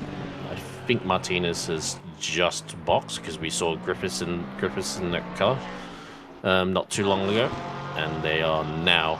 Obviously, Martinez is back in the car. And also, notice car number 3, Bernard, has a stop and go 30. That'd be for speeding in the pit lane, I'm sure. Yeah. You definitely can't do that. That was a car in P5, P6 potentially. I think behind the Audi. I think it was. So unfortunately, with Chris Bernard, has gone a stop go 30. Whether that was his fault in the pit lane or if it was his teammate coming into the pits to hand the car over. Unfortunately for them, that's going to be a very, very costly penalty. I did see car 3 kind of in pit lane on our second monitor just for a brief moment. Yeah, we were watching them on the other screen as they box. So I wonder if there's been a bit of miscommunication there. I think that car is running a couple of Academy or AM drivers with Price Davis, so maybe a bit of inexperience, but we'll see if we can find out on that one. See Chris Taylor in P6 for Team Iris. Replay here. Thank you very much to Ben. So it looks like Bernard is going again, and he's always let off the pit. Oh. Saw it flick off there. The dash changed, and he went up to 80 kilometers an hour in the pit lane. So, oh no, he was on the limiter and then flicked it off as he got going. Oh, whether that was just an unfortunate, he just hit the button by accident, or just and unfortunately for him, that's a very, very costly penalty. As he comes in, it looks like he's coming in to serve his drive-through and stop-go 30. Yeah, Godfrey. Different cars. Bernard is there, though. Yep, there's Bernard serving his penalty. But the other Lexuses are in. Godfrey's come in. Reinhardt as well. So, as we've seen in this race, the Lexuses are always the first in.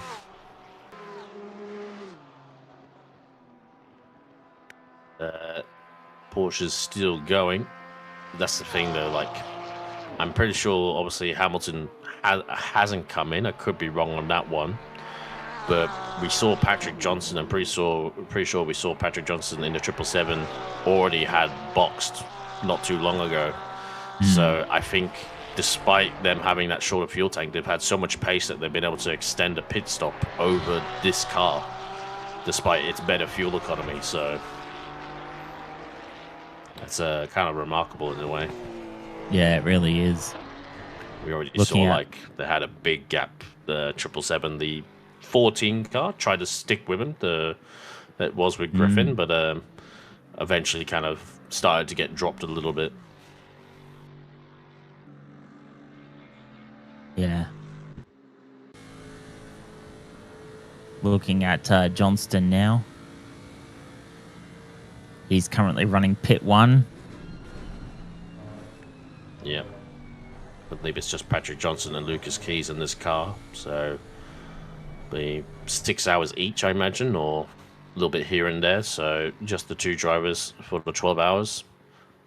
Sayo in chat a little about the other driver for 987 saying they haven't come in for a while as well. So yeah, it shows like the gap to look where 987 is on track. There they are. Thank you very much, Ben. Already on the case. They're just going through turn 1. And they should be a lot closer because they haven't pitted yet. But you can see they're half a lap behind.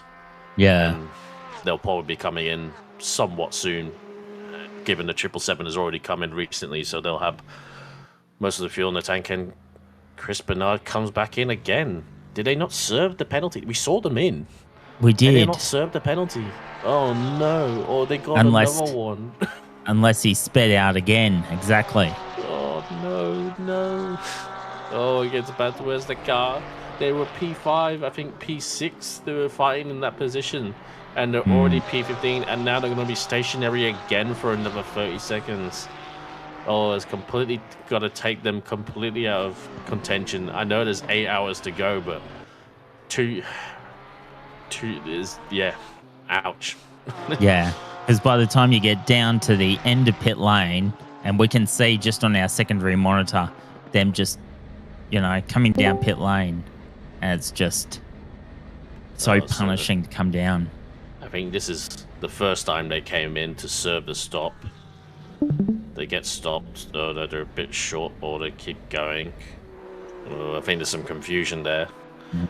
I think they've missed their pit box, and they realized they had to keep going. Oh no! But we did see them stop, so I don't know. Well, we did. They've served it now. They've served it. It's cleared. It's cleared. And they are quite far back down. I think they're a bit further down than they're even showing. Yes, they keep falling down as the timing board updates. But it's just such a shame. Yeah. Because they were running really, really well. So it's kind of apt now that they've joined the booth. But Blake Griffiths, you're no longer the unluckiest Lexus out there. Yeah, it's been a scrappy race. I was just touching base with Damiano, but it's been good. What was that? Some pit troubles I was just sort of hearing about for another car. Yeah, we're not quite sure. relatively, but yeah. They That's rough. sped in the pit lane, then they came in to serve it, but I don't think they served it, and they've just come in again. So they've gone from P6 to P19. Oh, that hurts. Really Is that does. the number 3, Bernard? Yep. I see. That is rough going. I think what you get when you drive a Lexus. To be honestly, fair. I hate this car. It's it's terrible. It's so bad.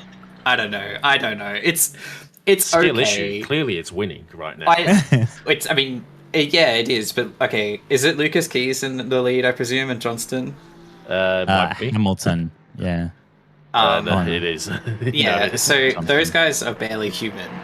You know, it's just not. It's we all know like what the deal is. So, but for us regular people, this car, I don't know. Like, it's obviously good, but I don't like it. I've also. Are you the team leader? I am the car team choice leader. was on you. Yes, but I have my loyal right hand woman, Maddie Garcia, wanted to drive this car a lot, so I said sure because she's a lot faster than I am, so she gets to make the call. Fair enough. Yeah, it's just an interesting car. I've been told that I'm now Porsche pilled, which is crazy to me because I used to be GTR pilled. So it's just a little bit different in terms of the characteristics. Just The a Lexus bit. is, yeah, just a bit. Yes, it's a lot of GTRs and Lexuses out there, and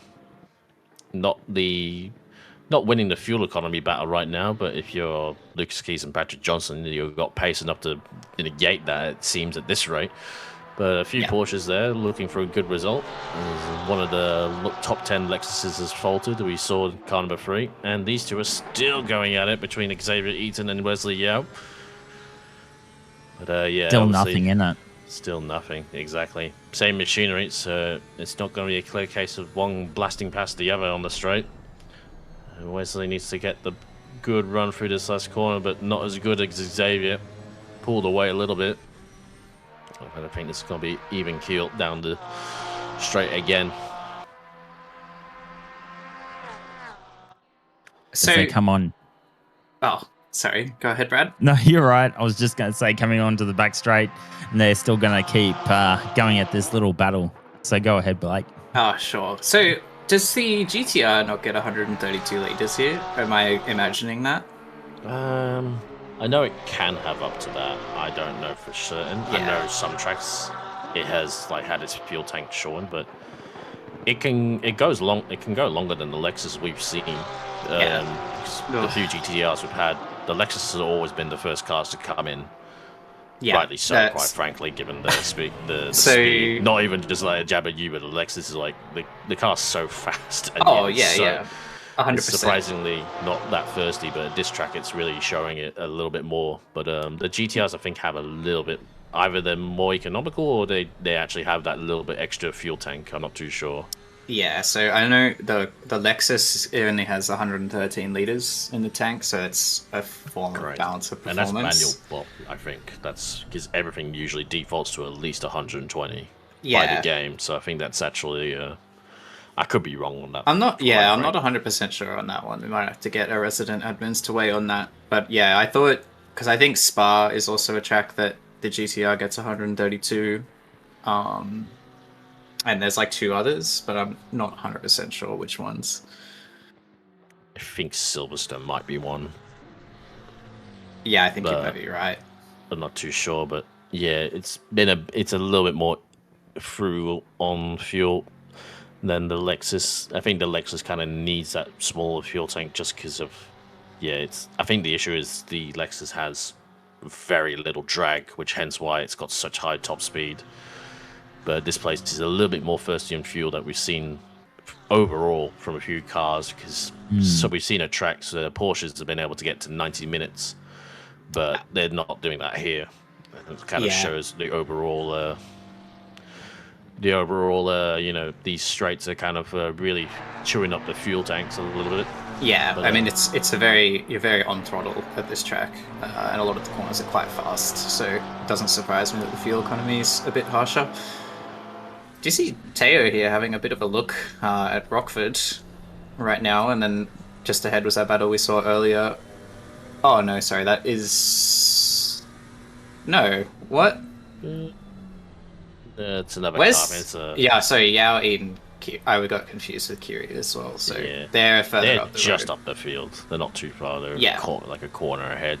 I think Yep, there's a Team Iris car. No, it's the Ren car. Who I forget who's in it right now.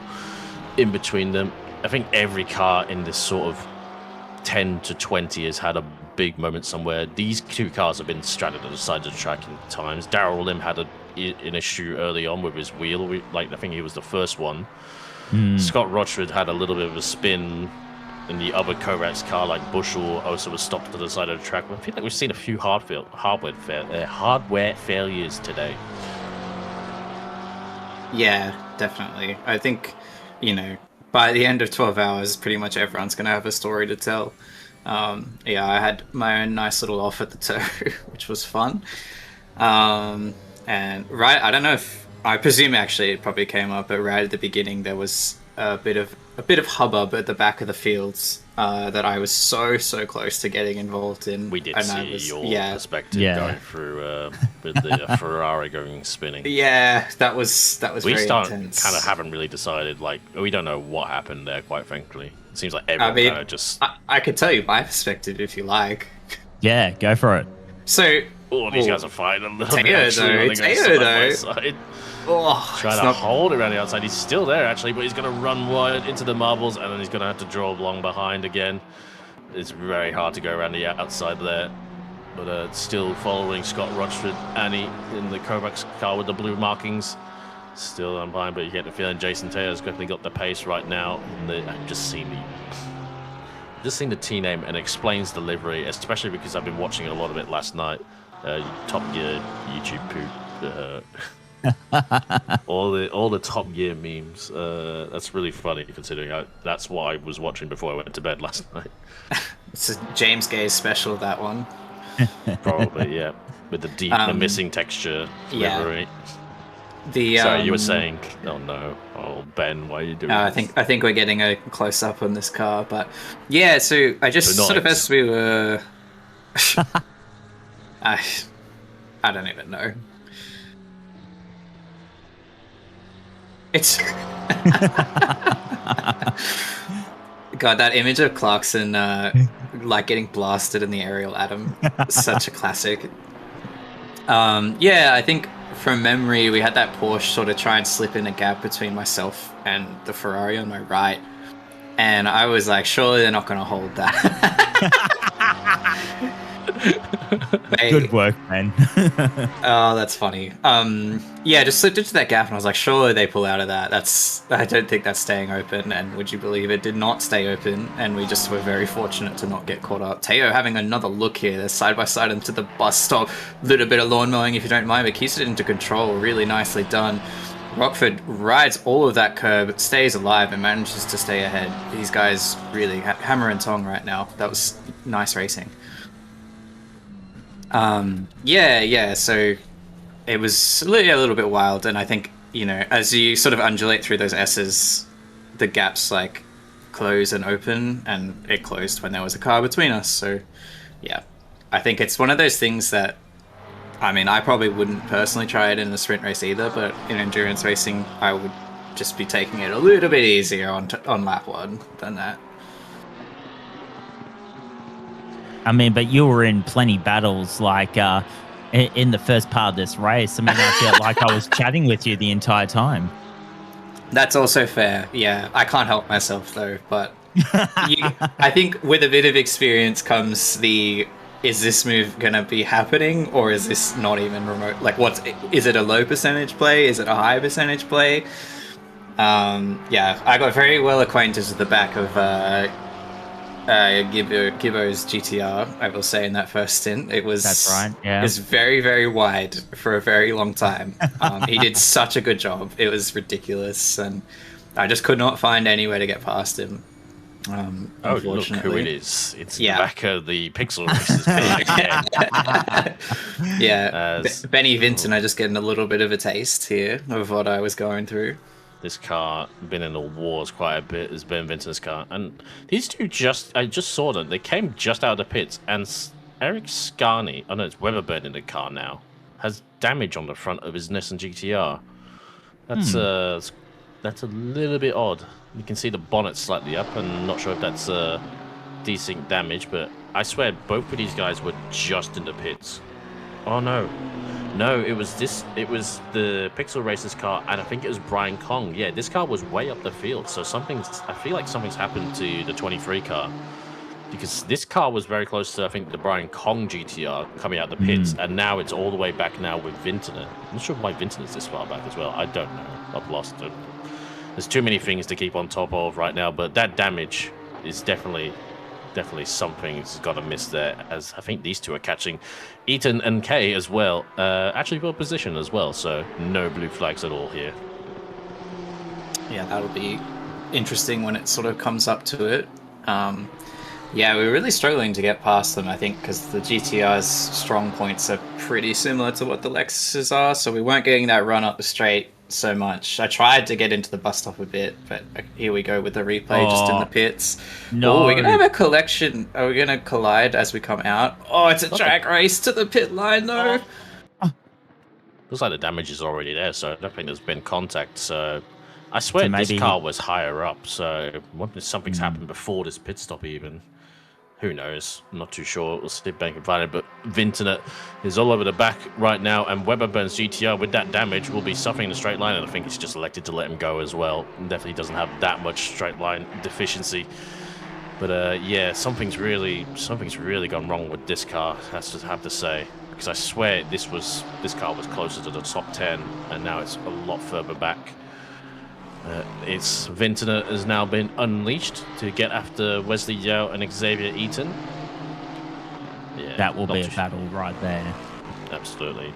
Although we've seen the Lexus and the GTR when it comes to a Porsche, it's a bit of a it's a little bit of a one-legged race for the Porsches. Yeah, I think if you can get to the back of a Porsche by the end of the S's and into the bus stop, you'll be good. This might be it. Coming out of turn 1. Oh, of course. I forget. We saw this car spinning. But it looks like they didn't elect to fix that damage, it seems, when they came in. It can't be affecting it too much then.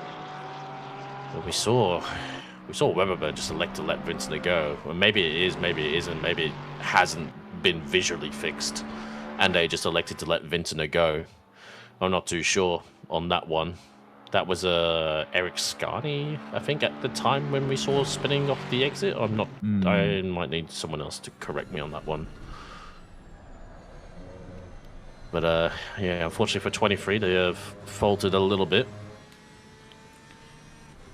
And yeah, Soapy King slow as well. Car number 90. I think this car. I swear this car was a little bit further up. I know one of the GTRs had a penalty, but I think that was Brian Kong. So everything's a little bit out of whack. I imagine these Porsches are, oh, speaking of which, Yuezi Yao now having to defend from Vintner. And yeah, I think he backed out of that one as well. Kind of knew that was coming. I get the feeling these Porsches are probably still getting towards the end of their field. Oh, he's on! Oh! Yeah, I saw it. Yeah, it was really offline going through the inner loop. I think he's corrected it all up. He's getting going again. He's going to fall behind the other GTR, Weberburn.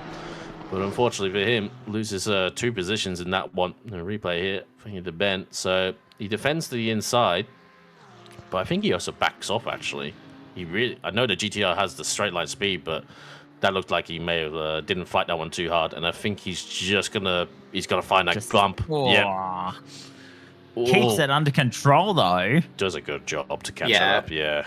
Super job keeping that under control. Just a big slide, but yeah, just rode that curb for a little bit too long. Got that bunny hop, particularly in the Porsche. Not a fan of that kind of thing, but not too much harm done for Wesley Yao. Oh, I will say I saw it earlier in the stream. The big banana Lexus, that is so good. I love that so much. No, oh, we're all it's so about the funny. big banana. Yeah. That's what people. That's Ben's why lining everyone up a wants to shot live for in us. New South Wales for. Is it New South Wales or is it in Queensland? I can never remember. It's in New South Wales. It's like right on the border, pretty much. It's like in that It's Coffs Harbour, Gold Coast region, somewhere around there. Coffs Harbour, Gold Coast. That's two very different places. It's north of Sydney, so it's all the same to me.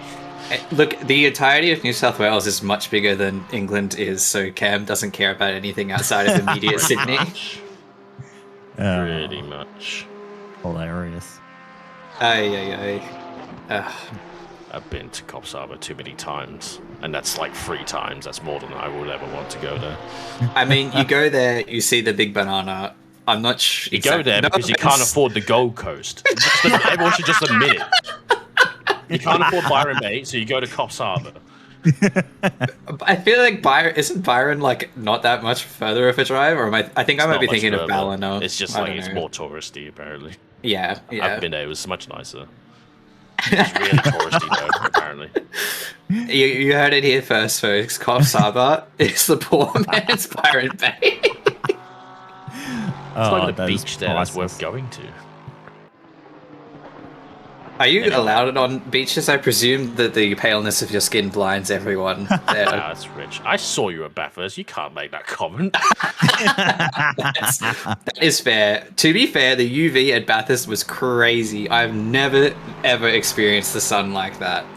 Like we were heat stroke last time I was at Bathurst. Yeah, we were. I was sunscreening like every hour and a half, and I know that you're supposed to like every 2 to 4 or something, but it was wild. If you're heat stroking at Bathurst, don't go hide in the National Motor Museum like I did. It's basically just like being inside a hot garage because there's no aircon. Oh, jeez. Yeah. But yeah, Bathurst is it can be really brutal out there with the sun at times. I went in 2020. It was hotter, but I dealt with it a lot better.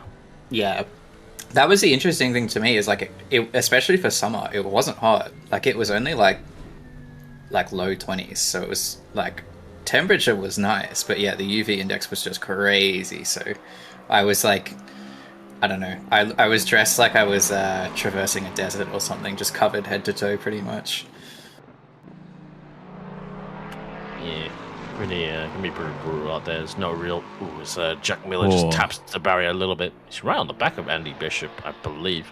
Yeah, it's a bit of a fight for P3 overall between these two. This was the Underwood car behind, and I believe Andy Bishop is the 14 car that we see. It was piloted by Griffin earlier in the race, and I believe Stan Boskova's car.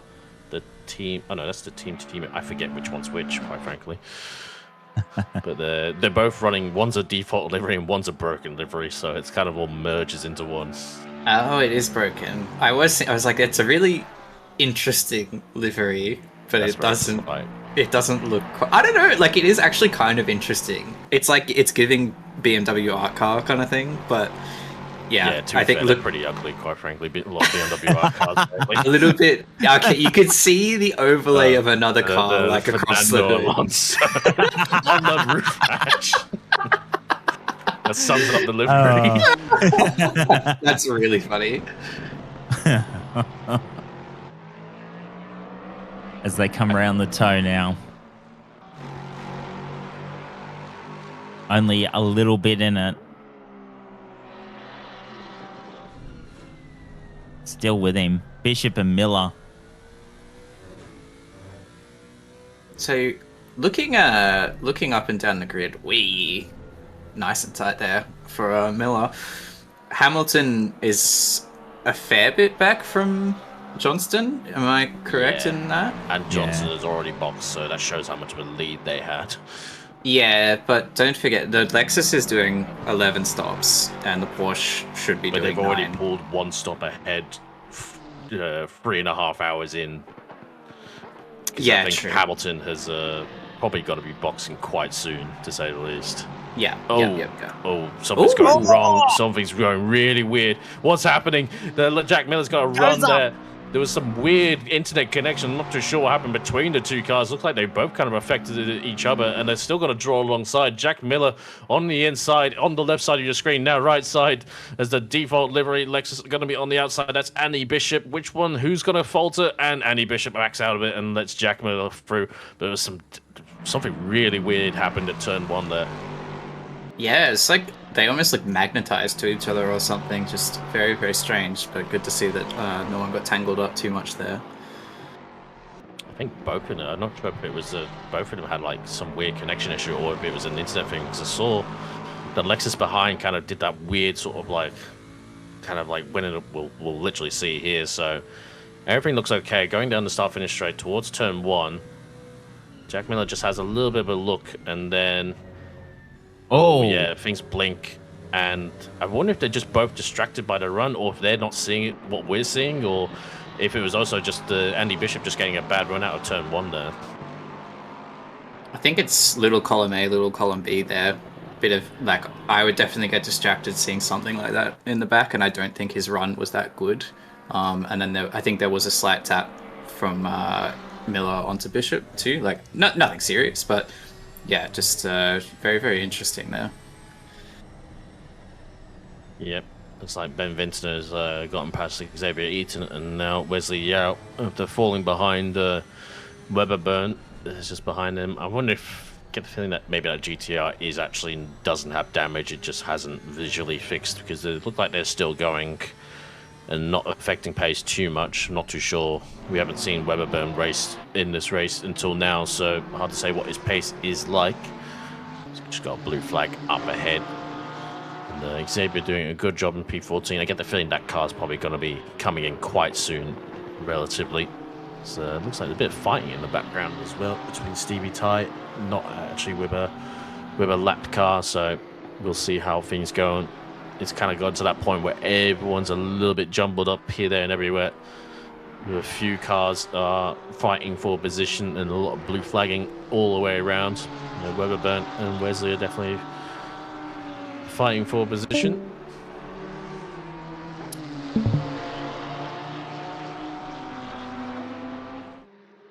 Absolutely. Let's have a look at this replay. Xavier Eaton, and I think this is when Ben Vincent catches up to him, catches him at the right point, got the overspeed, going to draw alongside. Xavier gives him a little bit of a squeeze just to not make it too easy for Vincent, but Ben gets it nicely stopped for the corner, not too deep on the exit as well, and he got the move done pretty easily. Absolutely. Got a good run out of turn 4 to set him up for the inner loop. Now let's look at Weatherburn now. I'm still in two minds about that damage. Kind of looks like he is just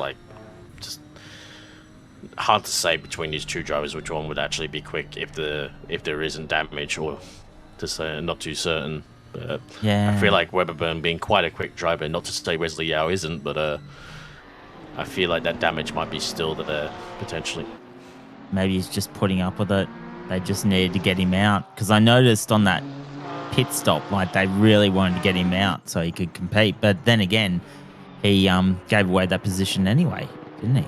So yeah, a little bit weird. So it's going to be unfortunate for Wesley Yao with that small little error that when had a big slide. It'll make things difficult. Looks like they are going to catch by the Audi of Stephen Tai in P5, so maybe Wesley Yao can use that opportunity to close the gap a bit if he uses it tactically. Lets the Audi go and waits for the Audi to get the GTR out of the way, but then Weberburn can equally do that back to him as well. Absolutely. We do need to thank Blake for her contributions. She's gone back into the race, and she's probably going to jump back into that car very soon. So thank you, Blake. Appreciate it. Yeah, it sounds like I think they're a bit of a two-man team until their third teammate two-woman team shows up a bit later in the race. I'm guessing it seems to be alternating between the two. Oh, no, she's back. Wondered what happened. What's popping? No, I was just thanking you for your time. Brad was misleading us. Oh, no. Sorry, I was just checking in on my car. Just did it on the sly. I left a little message in the comms room voice chat, comms room text chat, but it can be hard to see it. So I saw it. Cam's all over it. It's all right. No, I just didn't care. Oh, Cameron, be nice. Where's your third teammate? Are you kind of just alternating with Lucy, and then your third teammate's going to do a bit more towards the end, or? Yeah. So, because she's in Finland, I think it's been... Have fun with that, Ping. Jeez. I think it's been vaguely nighttime or something. So she's here for the second half of the race. So, yeah, that'll probably be mostly her job, and we'll probably do a little bit of stints just to give her a break too. So we'll see. We're playing it very fast and loose. I'm not going to lie to you. You don't say. Hey, we're doing all right now. We're sniffing the top 10, so can't complain. Yeah, you got to be happy with that. Yeah. Look, to be honest with you, I qualified terribly. I think I qualified like 18th. I was not happy with myself, truthfully. It was because we didn't see qualifying, but it was like green the whole time, and I just was not used to that at all in the Lexus, so couldn't put it together properly. When you have no aero, you kind of need any bit of mechanical grip. I never liked the GTR or the Lexus on anything other than an Optimum track. Yeah, so that was a little bit rough, and yeah, so we've been fighting our way back up ever since. But yeah, not doing too bad.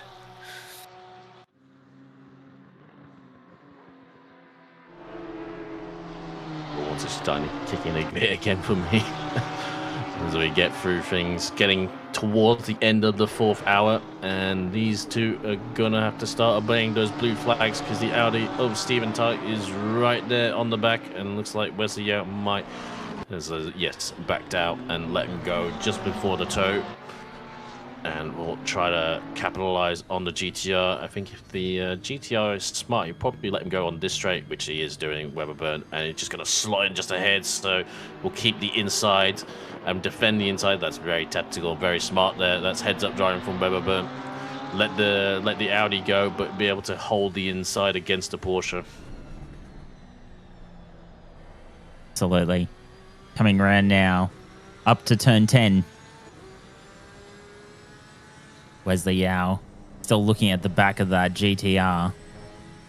Ooh. Oh, might be having a little bit of a look. Almost doesn't come alongside, but there you go. Oh, bit of a slide there for Weberburn. But the GTR, how is going to probably get ahead.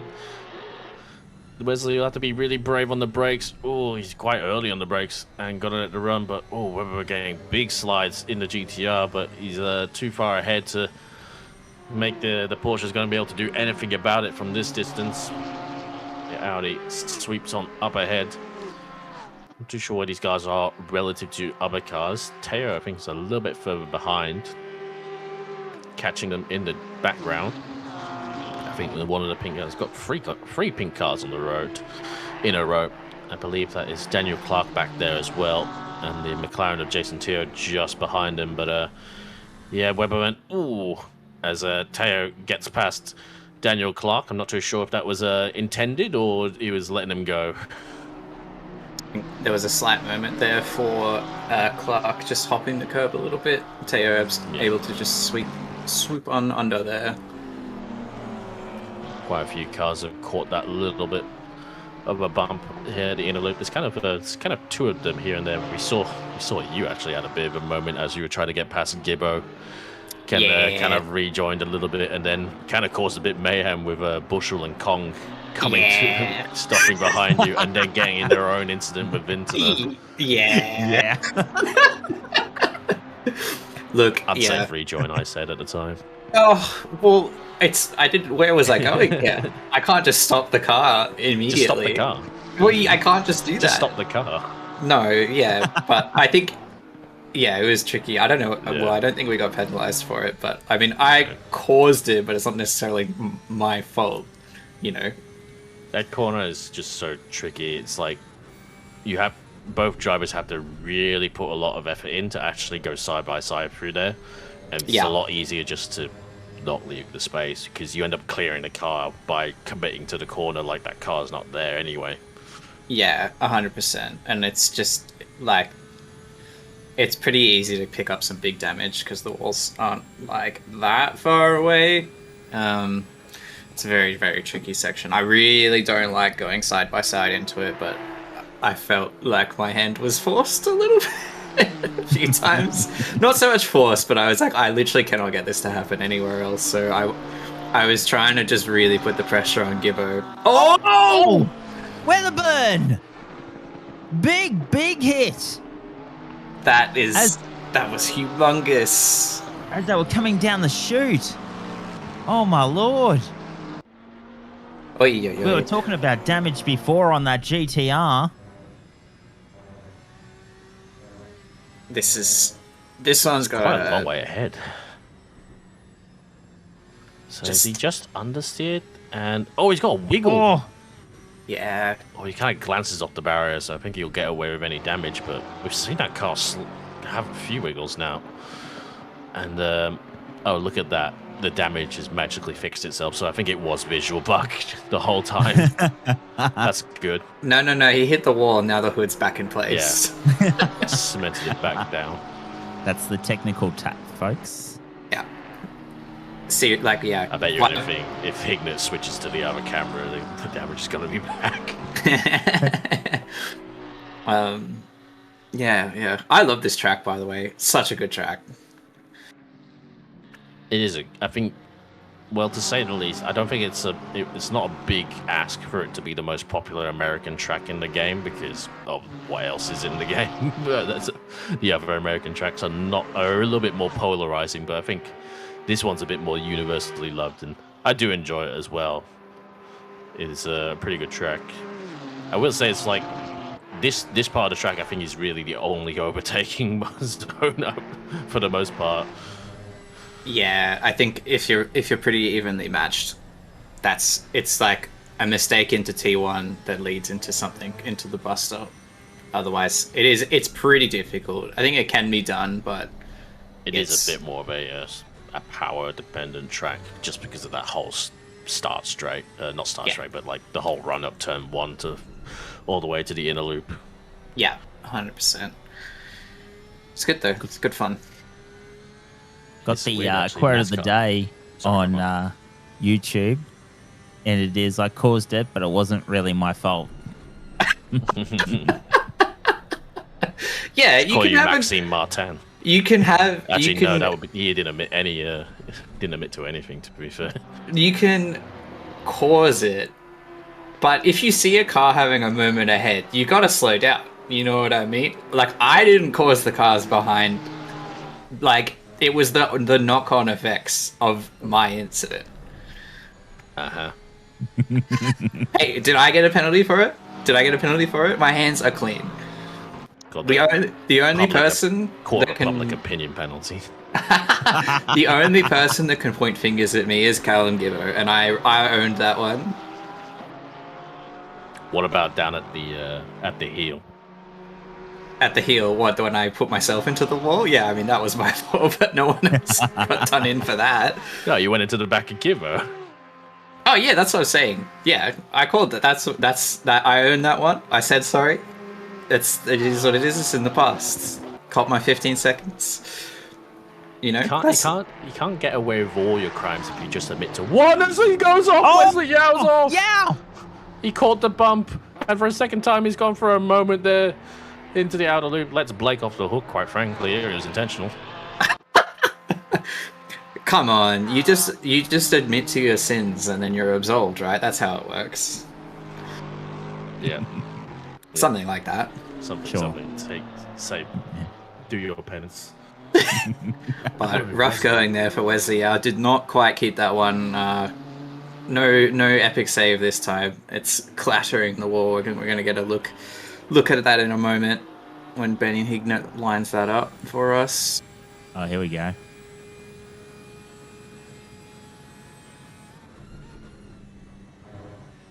It's like a pretty good run through the inner loop, but just a little bit wide. And Oh, if you run the tires just right up to the green grass, there's a big curb there. Yeah, just hooked that wheel over, and it really, really unsettles the car. So just biting off a little bit more than he can chew is Wesley Yao. And on that note, I will actually be going this time around. Thank you very much for having me in the booth. no, thank you, Blake. Of course. Thank I'll you. probably come back at some point, but I know my Lucy's getting a little bit lonely in the car by herself, so need to keep her focused, keep her sharp. So, yeah. Thanks so much, guys. Catch you later. No worries. Nice. Go well. Good luck. Have fun. And look, the two Team Irish cars came in line astern. Actually, a little bit closer on track than I expected. Oh wait, I think one of them's like a lap ahead of the other, nearly a lap ahead of the other. Actually, considering the you can see the positions gaps in the timing board. So coming in right on the dot for both 987 and 988. Both are looking pretty good overall long term in this race. I don't think the lead is in any contention, but I think 987 is in a good spot to kind of have a firm handle on that P2 if everything goes their way. They're obviously falling behind the two Lexuses of Miller and Bishop. Speaking of which, Miller right on the back of a blue flag Porsche will want that out of the way, which he does do. These two go through, they get back ahead of the 987, but these two are probably getting close to halfway through their stint, I'd say, at the very least. Yeah, absolutely. And they've kept the flow going. They've done very well to do that. They come through. Miller comes through the toe. Running position 2 at the moment. You can see there Johnston, a lap ahead. Absolutely crazy. Then back to Miller, then Bishop. Layla Bell in the 987. And then Stevie Ty wraps up your top 5. And then Spenceley, Brenner, Clark, and Bank and Kong wrap up your top 10. On board now with Brenner as he comes down into the toe himself. Yep. Been put in the car now, so driver swap for that car, and the same for the leading car as well for 987. Layla Bell has been put in, takes over Liam Hamilton. And Spenceley in the fight with these guys. Spenceley, I think, yet to stop. This car's actually done really well. They've managed to eke a little bit further than every other Porsche on the fuel. I think we'll see them in somewhat shortly. It's crazy that they're actually are fighting for position right now with Brenner just behind them. Not the purple car behind them, but the one behind after that. But it's crazy to see that car is P6, the Spenceley car, and P4 is right behind them. So that shows just how spread out that kind of the most part of that top gap is for at least with the exception of P2 and P3 actually. Yeah. Looks like Bank car 396 is in the pit on his way out now. And Hopkinson, car 333, is in the pit, currently running position 20 at the moment. So just crossed over and into our 7th hour, or 7 hours to go. Yep, 1/3 way through. Skies still look very sunny. Trying to manifest some rain right now, I'm not going to lie. Just to spice it up, but we'll see. Just getting on for 2 p.m. in-game time. I think we are just running 1 times progression, so end of the race will get a little bit dark, but not too much. I think the last couple of hours will definitely be almost in the nighttime. Sometimes it takes a while for the sun to go down in this game. Yeah. I think when I was practicing for one of the academy races, I was like, no, we need to do night. And I think I put it at about 9 o'clock, and it was like dusk kind of conditions in that race. I think it is kind of actually it's in the game. It is set to like, depending on where they are in where tracks are, the lighting can be different, like the light cycle. So these guys catching Spenceley, and Spenceley will have to obey the blue flags to Layla Bell, the leading purple Porsche, the leading Team Irish car. And Spenceley needs to be on their wits because they will have the Brenner car just behind that one, so he needs to let this car go without losing a position. As they come onto the back straight. There we go. So what's going to happen? How's he going to defend that? Pull straight in. And does well. Now he's got Brenner right on his tail. Indeed. Did play that well. Went off on the inside and then filtered back into the racing line. Timed it very, very well. I'm not too sure. I wonder how much these two will actually fight, given that we reckon Spenceley is, while fighting for position now, they are potentially going to be coming in very soon. So how much would you risk it, given that it might all be for nothing in a few laps? Yeah, do you hang on and wait? It looks like Brenner is actually looking for a way through.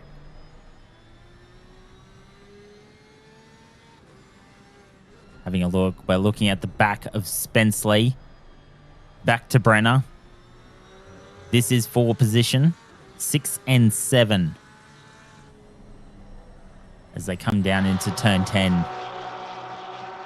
What are they going to do? Coming around turn 11. Start finish. Nah, it's not pit time yet. They come down. Start finish. Getting ready for turn 1. Under brake. Going down.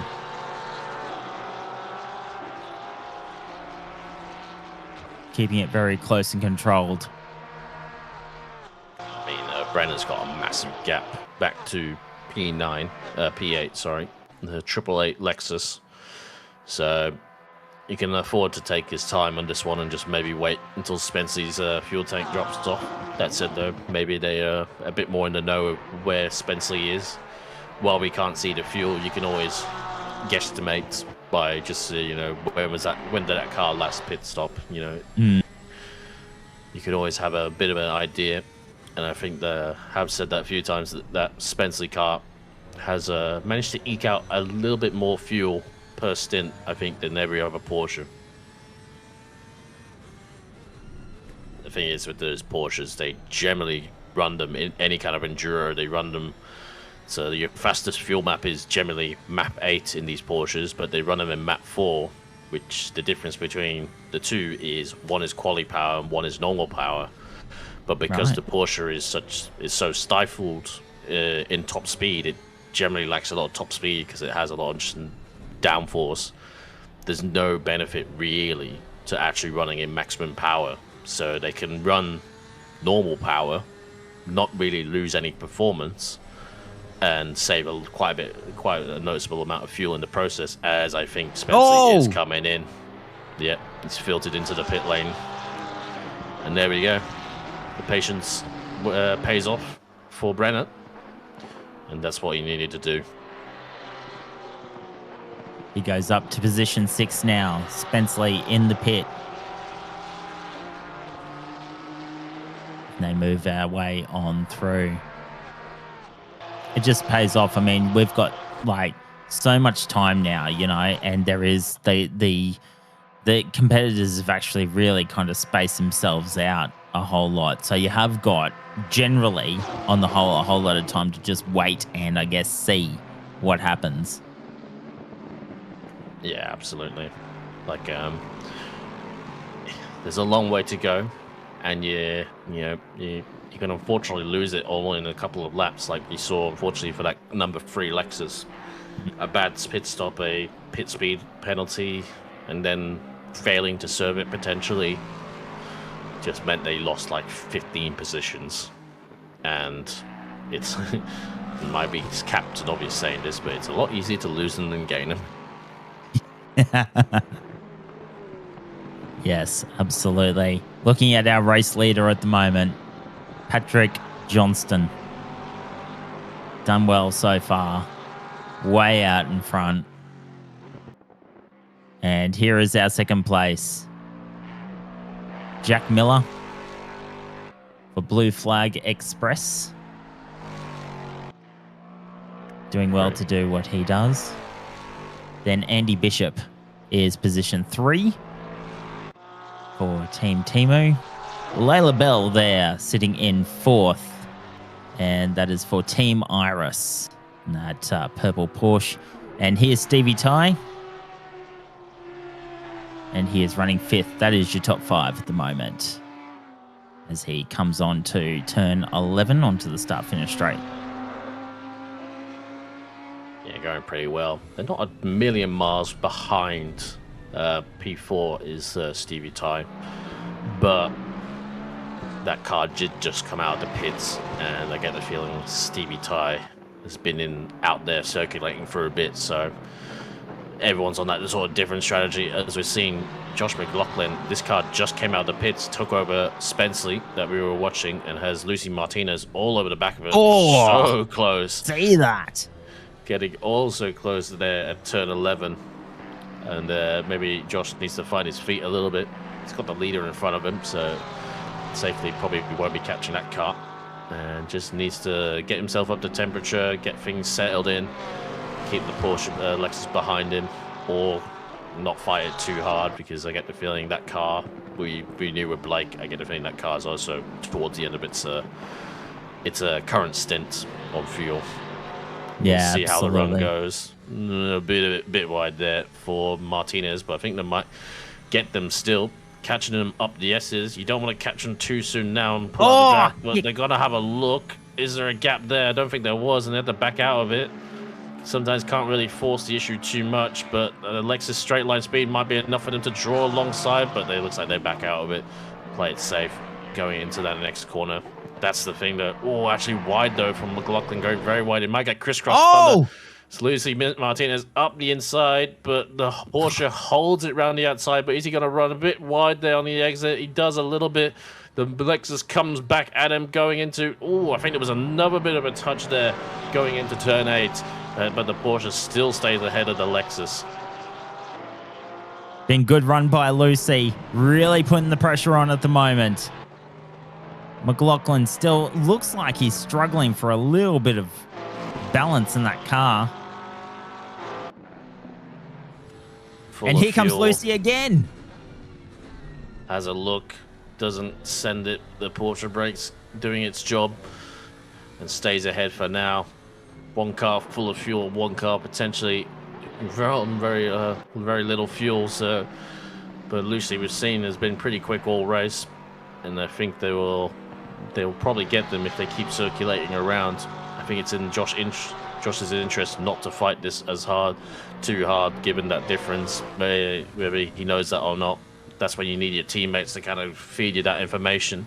There's no point scrapping over a car that's about to pit. So they go into turn 1 right now. Sometimes better just to get it stopped early and just have a good run on the exit. The Porsche did get a good run. I think it was a bit conservative there from Lucy, but the straight line speed, they're going to catch up the hill here as well. The Porsche lugging all that fuel, and the Lexus is already there on the back. Has to go on the outside along the line, but the over speed that the Lexus has is going to draw alongside and well clear of the Porsche, and will clear him into the inner loop. So pretty easily done there by the Lexus. Really clean move by Lucy. Has just been sitting there waiting. Found the way through. Got the speed up, got a good run out of turn 4, and just got the job done. So now Lucy actually now inside the top 10 and that team. So good to see. Up into P9 for 455. Actually only 6 seconds off the back of P8 as well. Not that actually far up the field. So this second half of the top 10 still pretty close. We all kind of have to second guess. There is Brian Kong. You can see just letting the leader through, who was just up the road. So not too sure when some of these cars are boxed. It's kind of the information that we are sometimes lacking.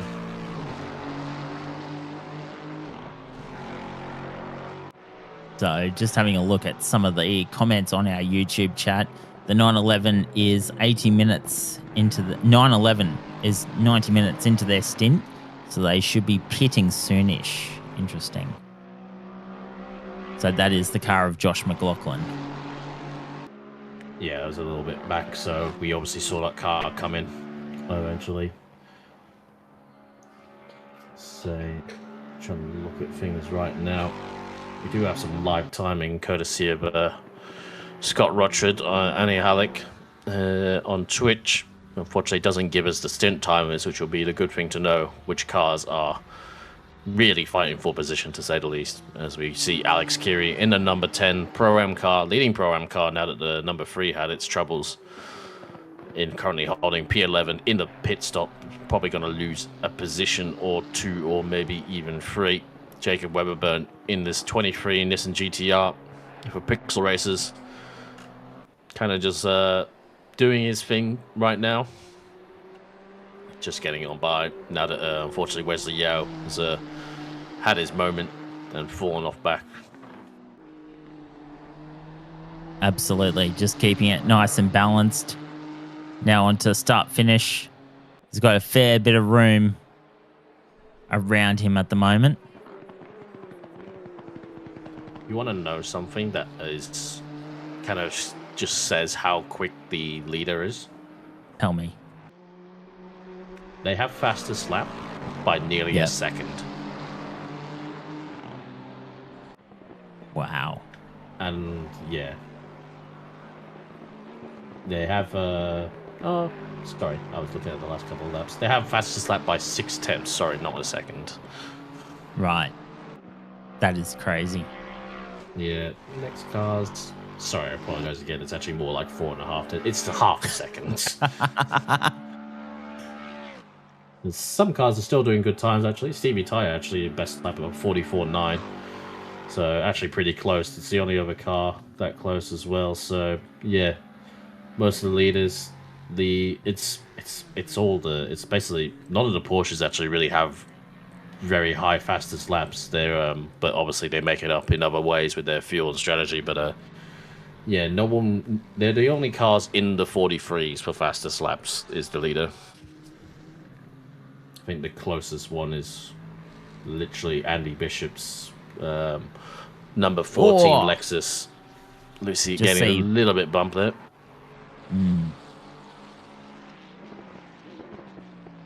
Here's Andy Bishop, currently running in 3rd position.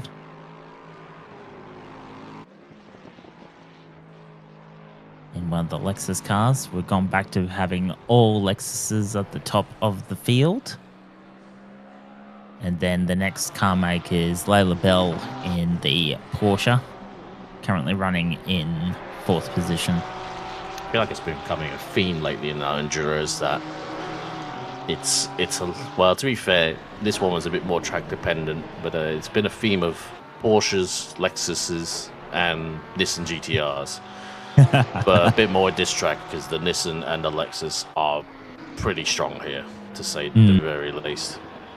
Looks like Martinez and Annie Bishop come into the stop. So it might be the start of a few Lexuses starting to come in.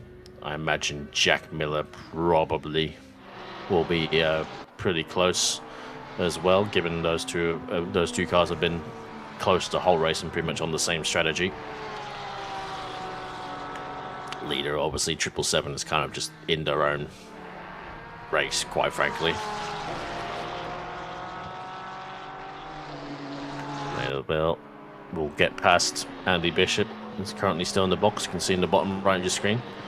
Actually been caught there by the 200 of Sasha Def, who is a very good car, but we saw that car obviously had that big crash coming up this part of the track on the first lap, so it'd be interesting to see what Layla does in regards to this. That car is fast. It might just be worth just letting them go as well if they are quicker. Don't think they're going to be under threat from a car in P20 right now. Not to say never, but I think they got their own race.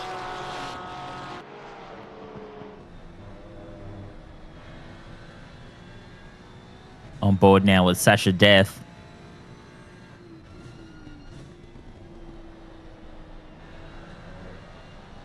MRT. Milk in the Racing moment. Team. Oh, there you go. Old Austin McNeil's little crew. Surprisingly, actually, I have one of these cars in this race. I think most of them are elected not to do. I know quite a few of them are on the LMU train. Nipris and Austin. Not too sure about Chad Peffybridge. But yeah, looks like those guys are in. Leader is in. 777 is boxed. As we've seen a few times, the Lexuses are all kind of within a lap or so of each other when it comes to fuel at the top. Looks like Griffin is been put back in the car.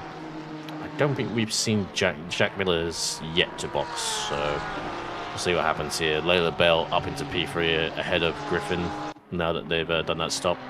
Still got this Ferrari behind them, and I'd be willing to probably just let that Ferrari go to a degree, but I'm not in their race, in their car with all the info they have, so we shall see.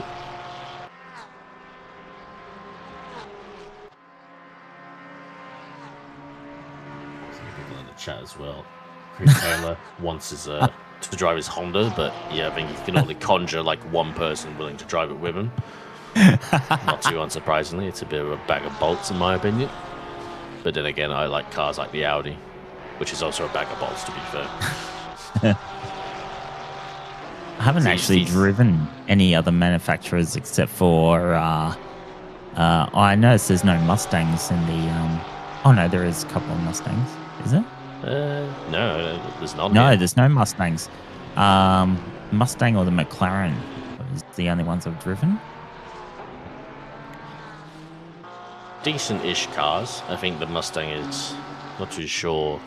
I know the Mustang was a very overpowered car for a very long time. Same with the McLaren, but the Mustang was pretty bad. Basically, the Mustang is a decent car. It looks like Nick Jones going a little bit slowly, but the Mustang, put it this way, the Mustang was so OP, it's the only car to actually get a restrictor on the engine from LFM.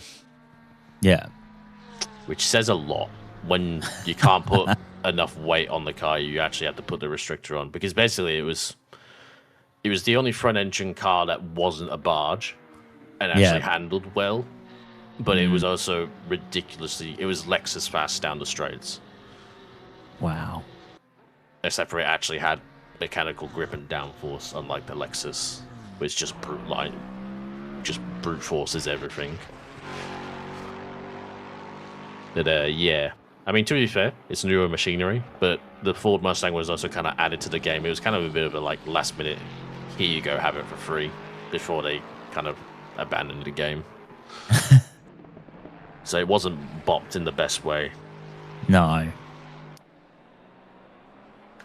But yeah, I think that restrictor kind of maybe is just taking the shine off a lot of people. We still see a few people drive it in sprints, but I have to admit, don't see it too much in enduros, but I think it depends on what track you're at. I think it's like, because it's not a straight line machine, you might as well take these cars like the Lexus.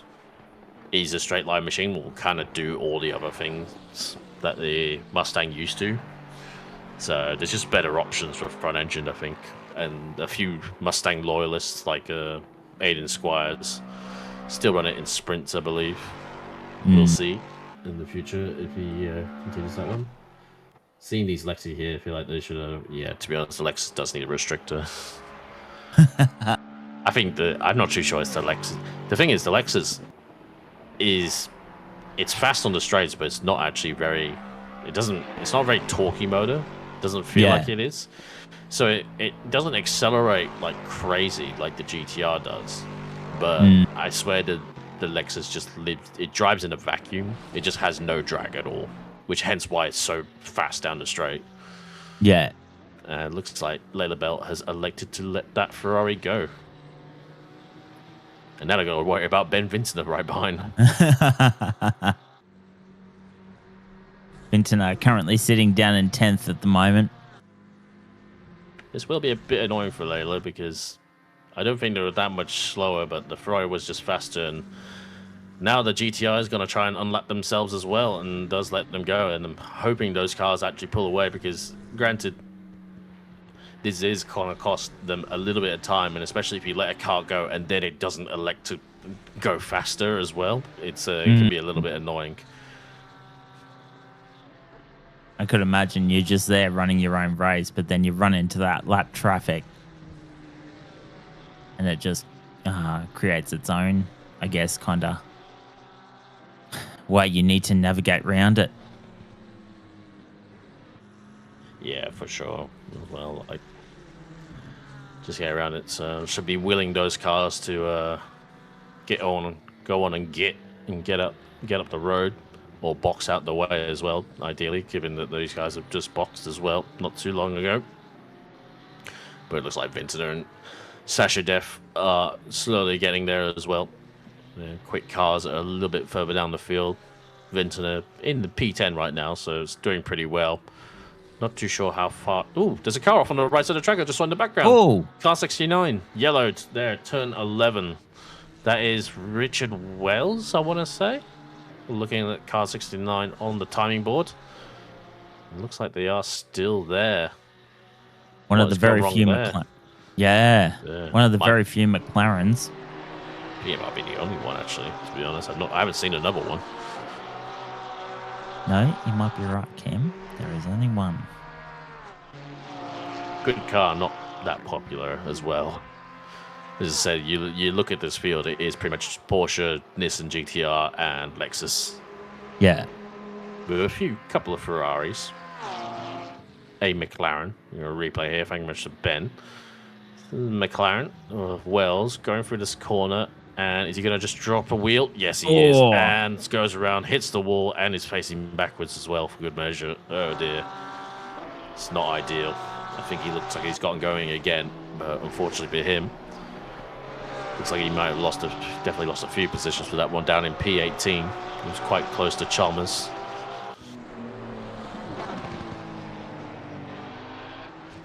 And now, going to go back and focus on Layla Bell. Track temp is still optimal. I did see a couple of other clouds in the sky when we've gone for a wide shot, but no sign of anything in terms of rain or anything like that on the horizon. It doesn't look like. Yeah, nothing. Very nice still day here in the New York State. Nothing. I mean, it'd be good if you were here, I have to say. You always want it to rain when you're not actually live at the track. It's really not fun getting rained on, especially if you haven't prepared for it. But yeah, things looking pretty weird. I have to say, I was wondering about Jack Miller's car, the second place car 342. I thought that would be a bit more in line with the other Lexuses when it comes to strategy, but they've been managed to keep going on fuel. Watch them box right now. But yeah, given that they're only actually 30 seconds off the leader, that kind of shows the gap. So I get the feeling they are probably going to come in very soon. But they've actually done like now. Oh my god! That, my friend, is the commentator's curse. Yeah, it's interesting what the stewards' rules are regarding pit entry, because we're seeing a lot of people respect the entry line. You can see it just there, the yellow line. It's kind of hard to see in this last corner, but you kind of have to stick to that if you're coming into the pits. And we've seen drivers obey it, and some drivers not obey it. And I'm not sure if it's actually a rule that the race director has enforced or not, because if you take it like normal and then it's unpredictable for other cars following you if you're not boxing. So you kind of need to sit in that line, otherwise it can cause an incident. Maybe, I know in the past sometimes that's been a rule. It's just like you don't have to obey the line, but if you cause an incident for that reason, then you will obviously get done for it. And some drivers elect to just obey it that's just how it is. Well, that's courtesy, isn't it? Get off the racing line if you're going to go into pit. It's tricky because, like, when you do obey it, you have to really slow up to stay within that line. So it's a little bit awkward for anyone following you, but it is at least predictable. Yeah. Because if you were following a car real closely, it takes the normal racing line and then ducks off at the last minute into the lane. It'd be kind of tricky just to make sure you get it stopped in time, because the line does come up pretty quick. Daniel Clark now. He's got Brian Kong right behind him by a second. I get the feeling this is going to quickly devolve into a close battle. It's already getting really close as it is, just these next couple of corners. Daniel Clark doing a good job in the Lexus, but Brian Kong is a very quick driver as well for Rockets Evolved. Going Absolutely. through towards the second to last corner, and looks like Clark is coming into the box and obeying the line as well.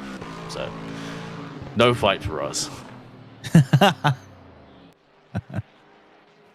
Here's a little bit of more useless history for you. The track is a proving ground where several NASCAR icons scored their first ever Cup Series victories, including Chase Elliott in 2018 and Australian driver Marcus Ambrose in 2012, whose thrilling last lap battle was voted best NASCAR finish of the decade. So there you go. That's pretty cool. I have to say, I'm not really a NASCAR watcher, especially just any American race is hard to watch when you're in this part of the world anyway, because it's usually on at like 6 a.m. But crazy time. Marcus Ambrose, obviously a big mover in America in the NASCAR series. Do know some stuff about it. Didn't really have any success when he came back to Australia. That said, obviously raced in supercars. Well, Richard Wells getting a big slide there and tried to avoid doing what he did before, and managed to keep going. Might need to click more TC on that McLaren. Can be a bit spicy on power exit. But yeah, NASCAR is always interesting around this track. I find it interesting that NASCAR race here, but IndyCar actually don't race here. It would be an interesting track. I don't think the IndyCar race here. I feel like I've never seen a highlight reel around this track in current day IndyCar. So I could be wrong on that one, but I think it'll be wild going up this part of the track in an IndyCar with the speeds they have.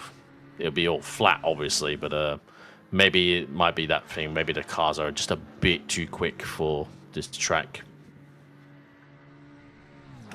You'll see race IMSA here. But IndyCar's a bit of a different level when it comes to speed. Yeah, so I can confirm IndyCar does not race at Watkins Glen International. The most recent IndyCar race was held at that track in 2017. So it's been a while. Oh, yeah. It's actually more recent than I would have thought, so to be fair. That's, last 10 years or so? Yeah, well, yeah, I guess. And kind of have to remember that 2017 is not 2 years ago. It's like 8 years ago now. Joys are getting old. I know, right? Crazy. Joe lets the leader through, but yeah, I think that was like probably 2017 was a year before big, like they changed the cars after that, so maybe that was a factor in things. But yeah, it would be quite a wild track in IndyCar given just the average speed. It's already a pretty high average speed track in general in these.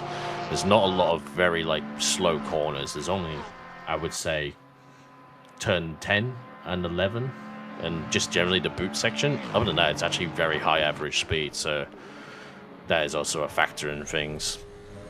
So go through, going into the outer loop now. Pretty good. They used to race this track, but the inner loop just didn't exist, and they would just run straight on from the straight into the outer loop. I imagine that was probably a safety thing, but it would be interesting to see the kind of speeds they would take into that corner now. Absolutely. Coming through the toe of the boot, as they call it, on Watkins Glen, or the Glen, it's also referred to.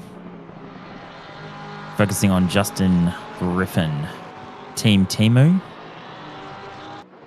Right on the back of Layla Bell as well. All over her. Might have actually gotten up the inside, and no, he hasn't. And they've actually got the leader right behind him as well, so Justin will obviously want to get past Layla Bell, but I think he'll need to obey blue flags before he does. But Layla not looking too good through the last corner, and might have the issue forced already, as the ACC rubber banding strikes again, and it's going to make it pretty easily done for Justin there, and gets past them, and the leader comes through as well. And Justin's wise, he'll just let them go down the main straight right at the end. Layla Bell falling almost right back there. Yeah, it couldn't really turn into that corner. Had the Lexus up the inside, and then the other Lexus of the leader coming through as well. So elected just to run really wide. Obviously, kind of playing their own strategy, but interesting to see. They're not actually too separated. Layla, we obviously saw box a few laps ago, but I feel like Justin Griffin's card also didn't box too long ago. So they're about even keel, I reckon, on strategy, but I think Justin's just got the pace as well right now over Layla. And you can see that now. That gap is opening up just a little bit more.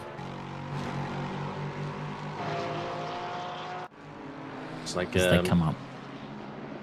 This guy, Griffin's still behind Underwood, so Kart 342 retained its P2 position after its stop, and 6 seconds up the gap. It's crazy that the leader is lapping P3 and 4 and about to lap P2 as well. And I don't think it's even the first time they're going to lap him. Oh no, it will be. It will be for the leader. But yeah, it's going to take quite a bit to displace 777. Absolutely. They're way out in front. They're just going for a nice Saturday drive. They've done the work. They've got on the podium, and they're just gone out in front. Lucas Keys and Johnston have just done phenomenal work. So yeah, Breno and Chris Taylor talking in chat about Bop and stuff like that. Interesting to say, like, same with the apparently GTR Bentley is a banned from LFM Pro. How boring. Why is the Bentley banned? Bentley's not the top speed wagon that some of these guys are. At least when last time I drove it, it wasn't. It's to be fair, the GTR isn't too much either. It's probably just the acceleration for those cars that's the issue.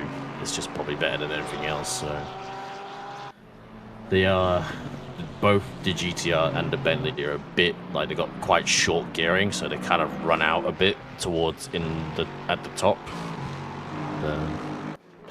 Sad no Bentley. That's the only reason why I kind of want to drive ACC again, because there's no Bentley or Nissan in LMU. Or Audi. All the cars I like in GT3 are all in ACC, so I don't really want to juggle between two sims, quite frankly. No, just stick with the one, you know. We'll just bring it up as well, the Bentley fastest GT3 lap in real life. 144.286 by Alvaro Parente in the Bentley. Wow. Just saying. Just saying.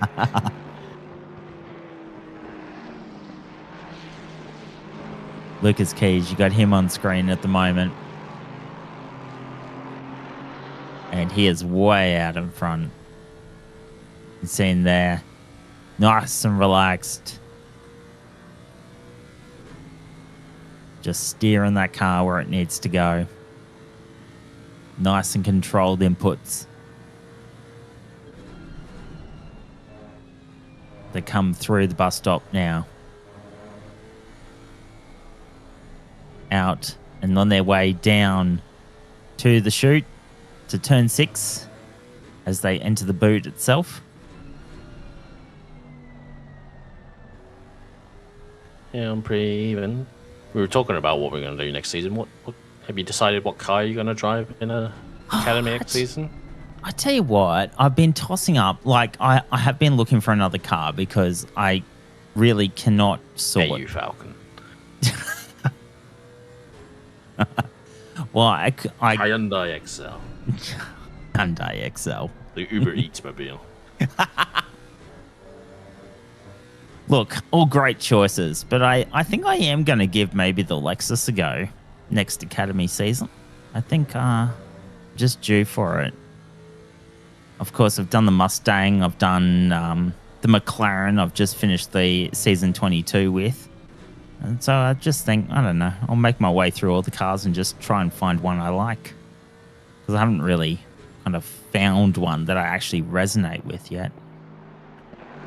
Yeah, it's tricky, and it's kind of, it's hard to find something you really like. the Lexus and McLaren do differ in quite a bit different ways. The Lexus will be a bit like the what's it called? The Mustang. When you try it, if I were to say how they drive, they pretty much drive very similar. That's what I found. Mustang, Mustang does feel like it's just better in corners generally. The Lexus is you're scrubbing the tires, kind of feels like every corner, but for some reason it can look after its tires surprisingly. And it's quite a linear power band as well. So like unlike the Nissan GTR, which is very spiky with its being turboed. So it's I'd say you won't feel too much difference, I would say, between the Lexus and the Mustang. Relatively, obviously, it's all, you'll find out. The Lexus obviously very popular right now. I imagine there's probably a lot of good setups out there as well. It's a good linear car. I didn't enjoy it too much in the wet. It could drive really? it. Yeah.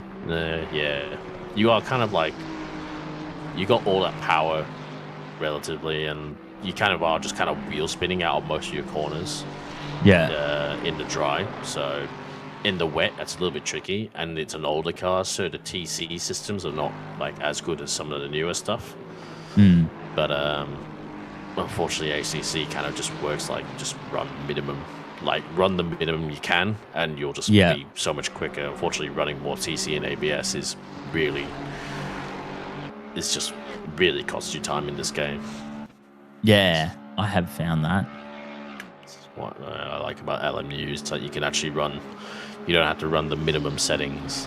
The Mustang and the Ferrari, I think, are the only cars where you don't have to run like minimum TC, ABS, well, minimum TC at least. Unfortunately, they made a big change in ACC like a few years ago to how the physics work, and it kind of like it's only those two cars that their TC systems work by not going minimum. Right. Bit of a tangent, yeah. The fun of a game that no longer being updated. Yeah, and that's frustrating. As much as LMU's got like little problems here and there, and usually an update breaks something, it's still getting updated. Obviously, it's in its prime, and that's just how Sims come and go.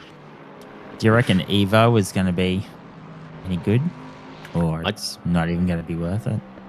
I think there's probably a good game there. It's just had a very rocky launch. I've never played it. I've heard people say it's like the feeling it's good in it, but I couldn't tell you, to be honest. Yeah. Like, I haven't driven it, I haven't played it. I think the problem is like the game needs to cook for a bit. It could really get there in the end, I imagine. We've seen it a lot, like just for any kind of games, like, rocky launch, but it really polishes out well, like after a few years. But we'll see. ACC was the same, we'll say. ACC was really not very well received when it came out. It took quite a while to get there, but we'll see how they tackle it. Absolutely.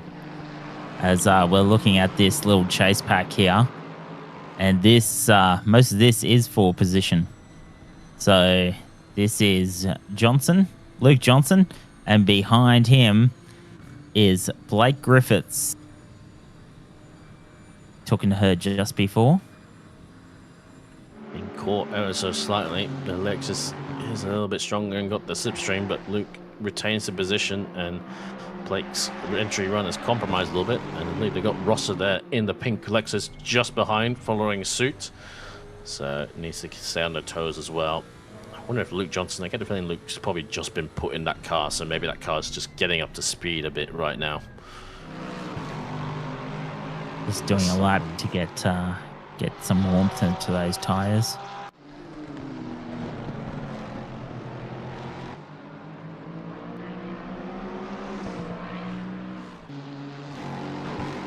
As they... No, they have been. Griffiths. Behind Johnson, then Rosser. These guys have become quite close at the moment. Just, a little bit of a slip there from Rosser. Just coming out of turn 9 into turn 10. Vinton is in the pits, so these guys will go up one position. You see there just on the right side of the screen, the white GTR making it stop. So everyone gets one place. Yeah, it'll be interesting to see how this runs between Rosser, Vinton, Johnson and Griffiths. I get the feeling Johnson probably got the pace a bit, just needs to find his form a little bit. You can see him just slightly pulling away from Blake.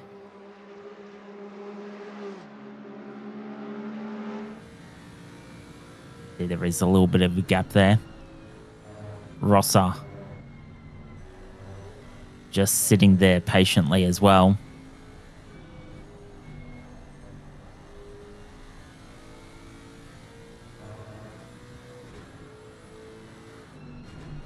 They come down onto the boot and into the toe section.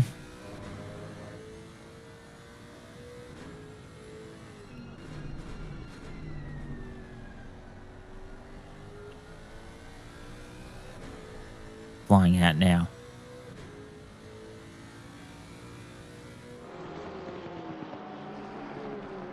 It's still Johnson, Griffiths and Rosser as they come around turn 1 once again. No, sorry.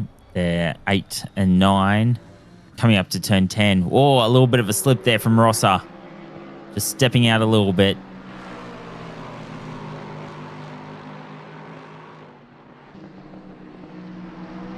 As they all come back round again. Now they're on the start-finish straight. See how they're tracking as they come on down. Rosser is getting a little bit close to Blake. They come on down. Turn 1. Oh, Rosser goes a little bit out. Possibly that car just a little bit unsettled at the moment. But still got the pace. Coming right up on Griffiths. Coming off to the side. Is it going to be a drag race? It is. Griffiths just got their nose in front. Here comes Rosser as they go down into the bus stop. Griffiths got the advantage at the moment, and Rosser decides against it and rolls on through, just backs off a little bit more. So everything as it is at the moment. Johnson, Griffiths and Rosser. This is for positions 8, 9 and 10. So catching someone just up ahead. I think that's the car 23 of Callum Gibbo. So there will be a bit of blue flags.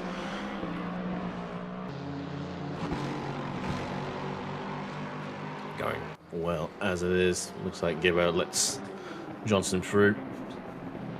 I'll have to let these two through shortly as well. There we go as well. Not going to affect this battle too much. Johnson keeping in a gap there to Griffiths, trying to keep out of that sort of slipstream gap that the Lexus needs to get a run. And it's going to be a bit more of an even fight between Johnson, Griffiths and Rosser. Get towards the end of the 5th hour on the straight.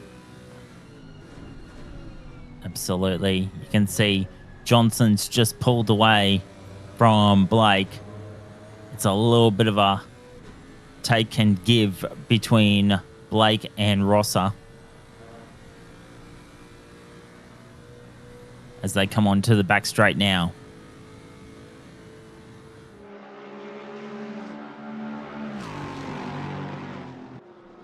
And just a little bit too far back to have a crack again. Having a little bit of a slide back through the bus stop, coming up to turn 5. Down into the chute now. Well, that Blake saying she doesn't like this car, but still doing pretty well, all things considered. Then he got pace. I think Ross just went a little bit wide in the background, so I think that gap's now opened up. You can see it. Yeah, it's really opened up now. So small mistake there from car AAA. I'm sure they'll slowly recover. Gibbo just behind them as well, a lap down, so not going to affect them at present. Pete Chalmers now for number 19. It's got Bryce Davis actually right behind him. This car that we were used to seeing up the front, now having to recover. Currently P17 will be fighting Pete Chalmers for this position. Get the feeling we might see it go one way or the other, as we have seen when it comes to the Lexus and Porsches on the straight. It might not even wait until the straight at this rate. No, absolutely not. Getting very close.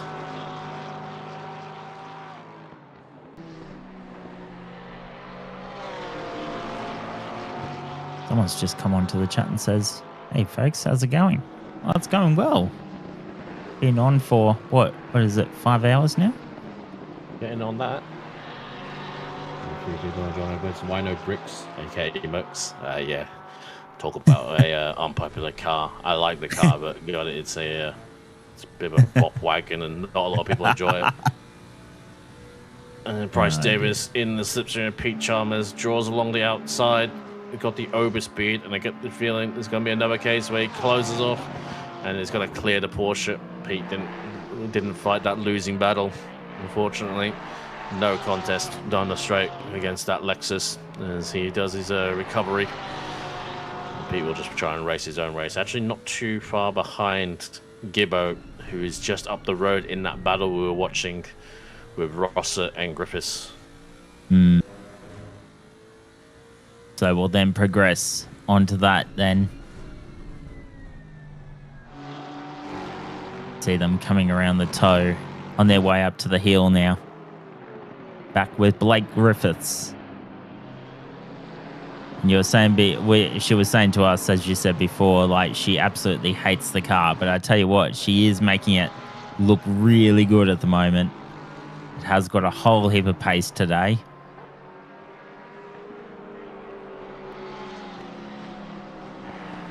When you look at that in the midst of all this, because there's not enough on right now for the admins, they've elected to put it.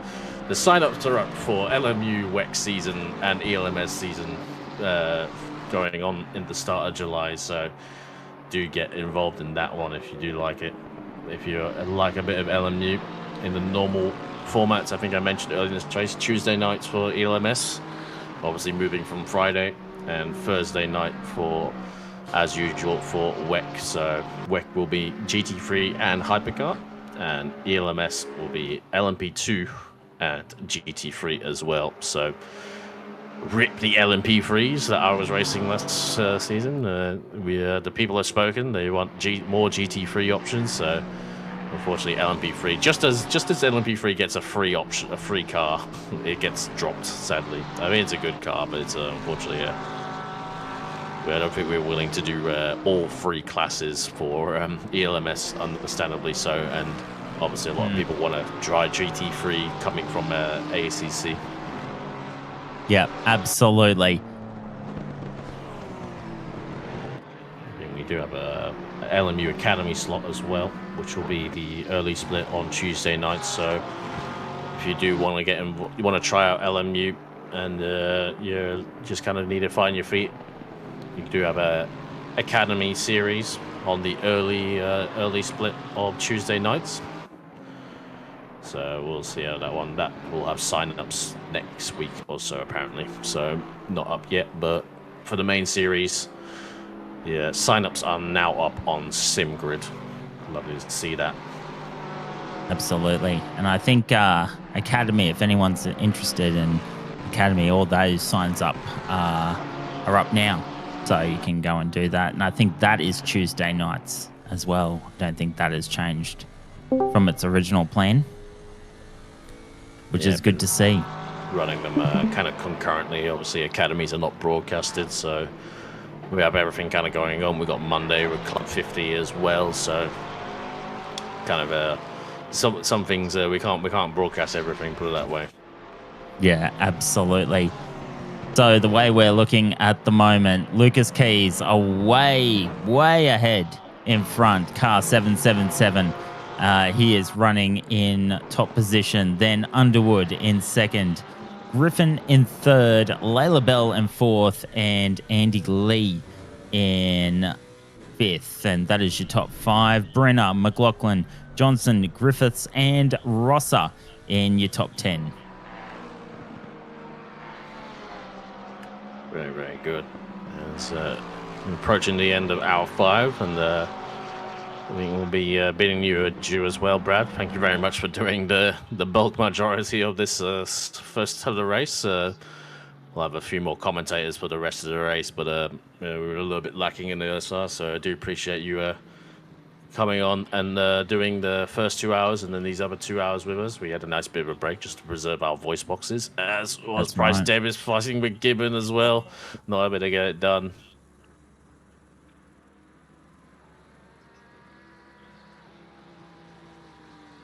Good little battle there. No, my pleasure. I love joining you guys on the stream. So yeah, anytime. It's been fun.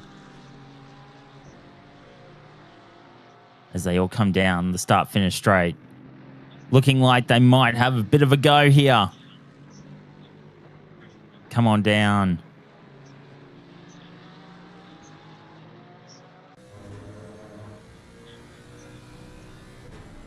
It's only a matter of time for Bryce Davis on Gibbon. Gibbo.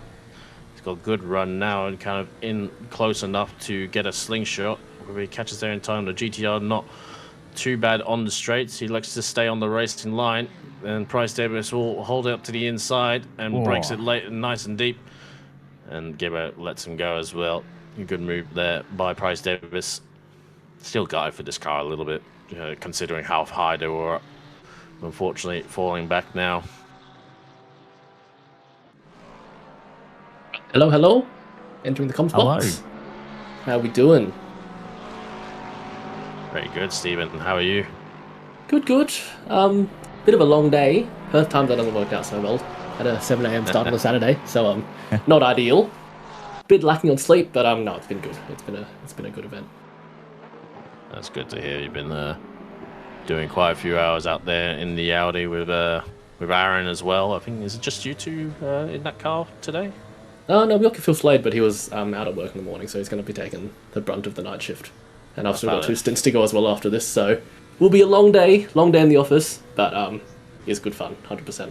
And glad to be doing it in the Audi as well, repping it in P5.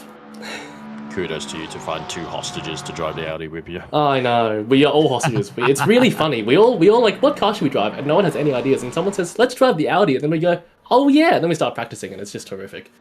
But I mean, hey, we're all here anyway. It's not too bad. I mean, there's obviously the Lexus and Porsches that are quite quick, but it's still fun. We're a bit down on pace, and we do have the smallest fuel tank known to man, so we're pinning on the hour.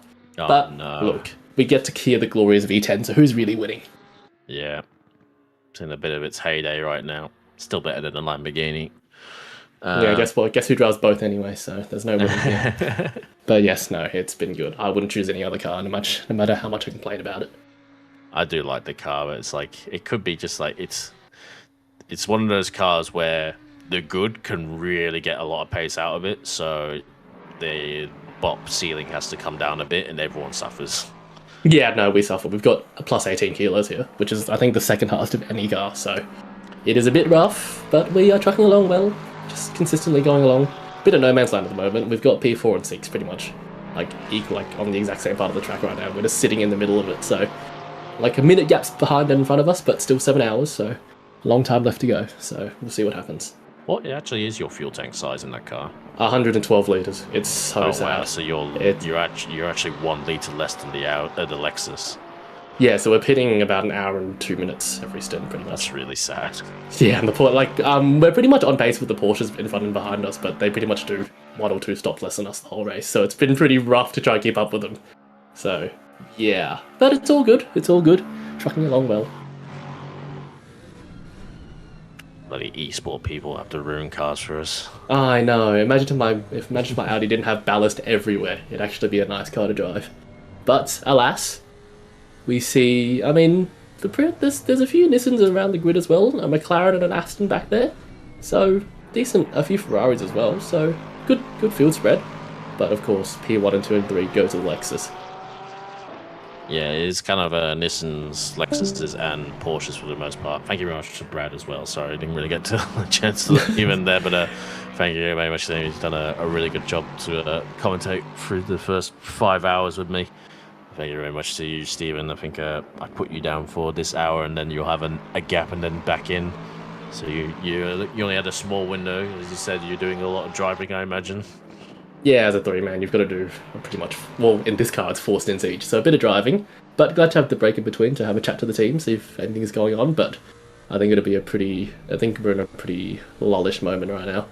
But thank you very much for all the comments. Yeah, I was tuning into the stream a bit, and it was great to watch, so I'm glad for what you guys do, and for what all you guys do. I do appreciate it. It's always tricky. I'm glad we actually got a lot. It was just we got actually a lot more people than I expected for comms. It's just most of them are in the second half of the race, so the first half has been a little bit mixed. I know you may not agree, yeah, especially because of the car you're driving, but have been kind of trying to manifest some weather into the equation. And I do remember the Audi is not the most fun car in the wet. No, 100%. No, it's not, but I'd still love some rain. It'd be nice to just have a bit something to mix it up, because the field's pretty spread out at the moment. Obviously, we've got Lucas Keys pretty much a lap ahead of the whole field. So, I mean, he wouldn't do anything in the wet, but, like, you know, it would still spice things up in the bottom to midfield.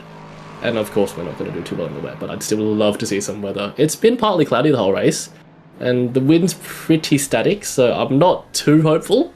But with 7 hours left, you still don't know if you're going to see any weather. And if it does come, it'll be chaos in the pit lane, for sure.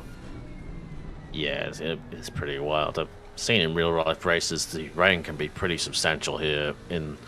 When it arrives, it kind of arrives all in one place. If I remember, it's one of the old IMSA races from a few years ago. But yeah, I think also that pretty much dead wind or lack of wind is not helping things, not really blowing any kind of new weather into the area.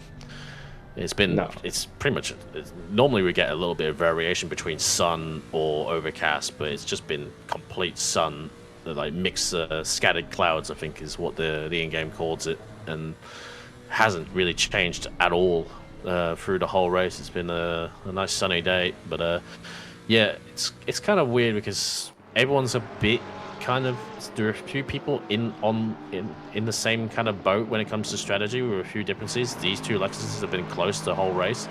I think the car in front though has managed to edge out their fuel a little bit, but now Griffin has come back at them, who's really shown actually a lot of pace, a bit of an unknown quantity to me, but we saw he was right up there in quali as well, and holding his own against Lucas in the race. He's getting so close to the back of Underwood, going into the inner loop. How are you finding the inner loop? The point of the tracker, everyone's had a moment.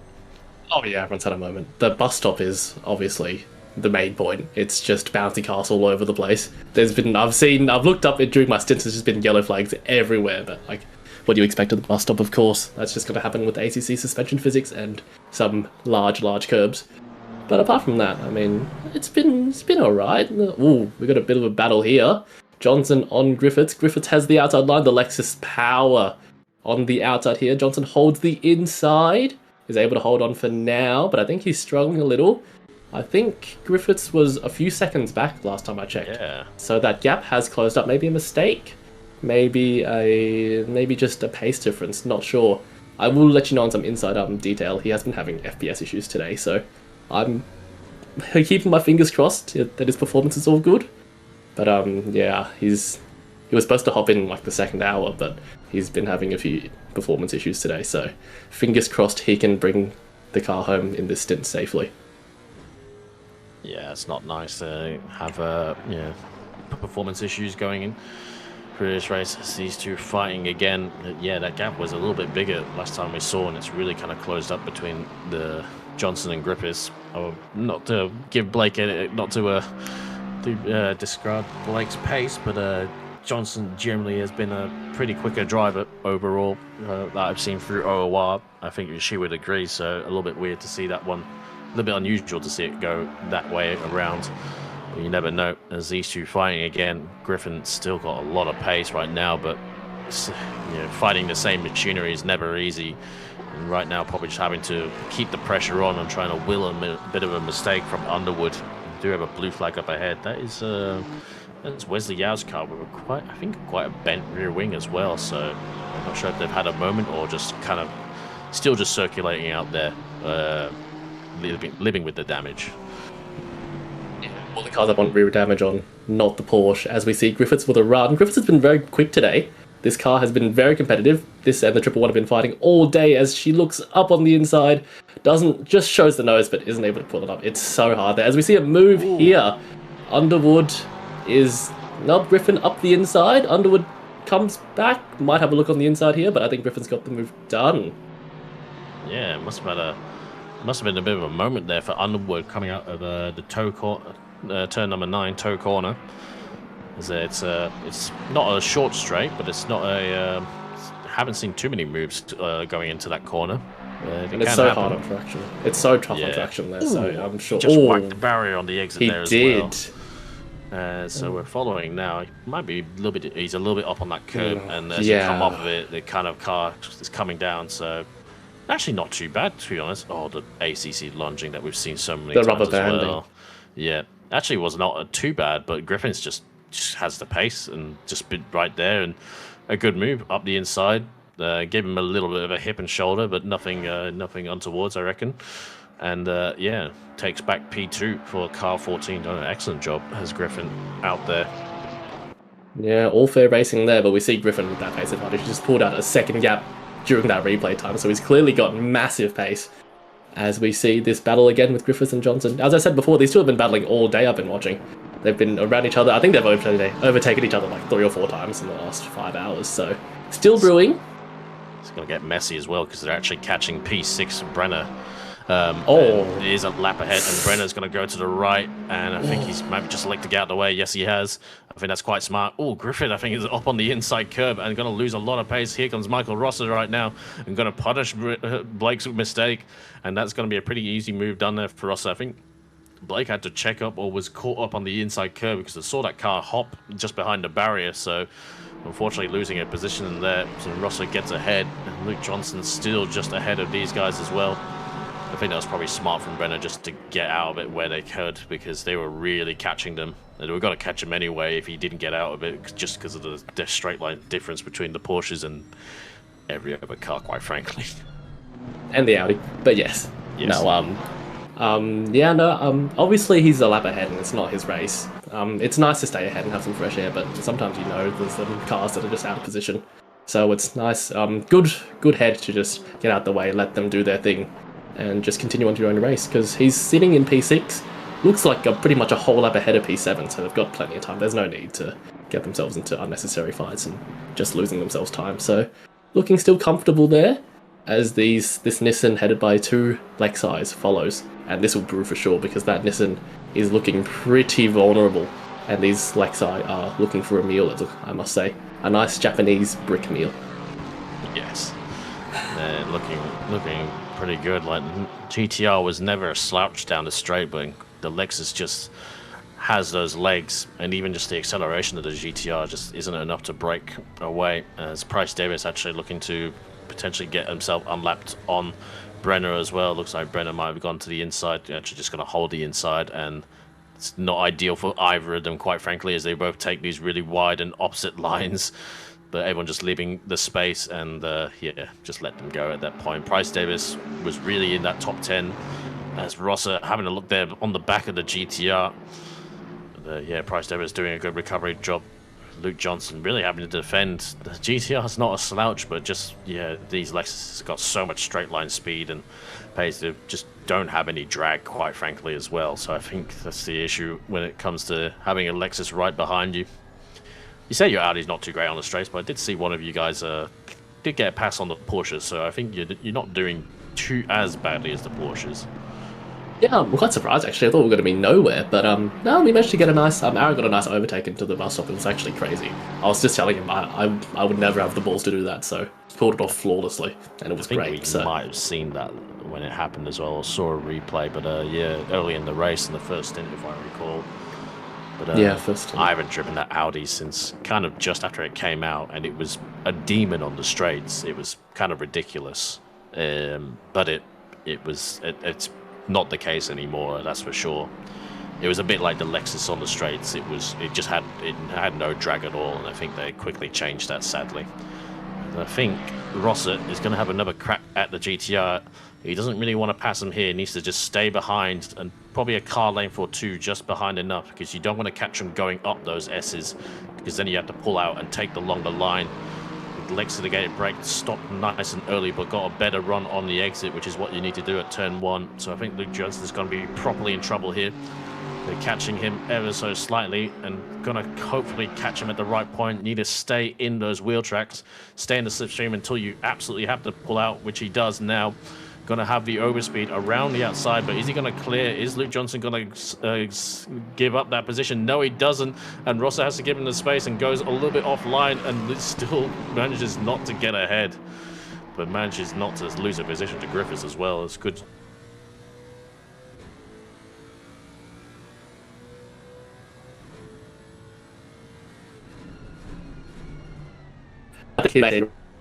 Is he hopefully he's able to maybe back them up a vulnerable. I feel like the GTR should be stronger right now, but I get the feeling the GTR has been bopped a little bit more than what it used to be in the past, because it was very, very strong here. It was a lot stronger generally down the straights. I feel like it would pull a little bit more from the Lexus than what it is doing now, but not the case, and not to say where the Lexus is right now either with the bop. A little glance on the wall again.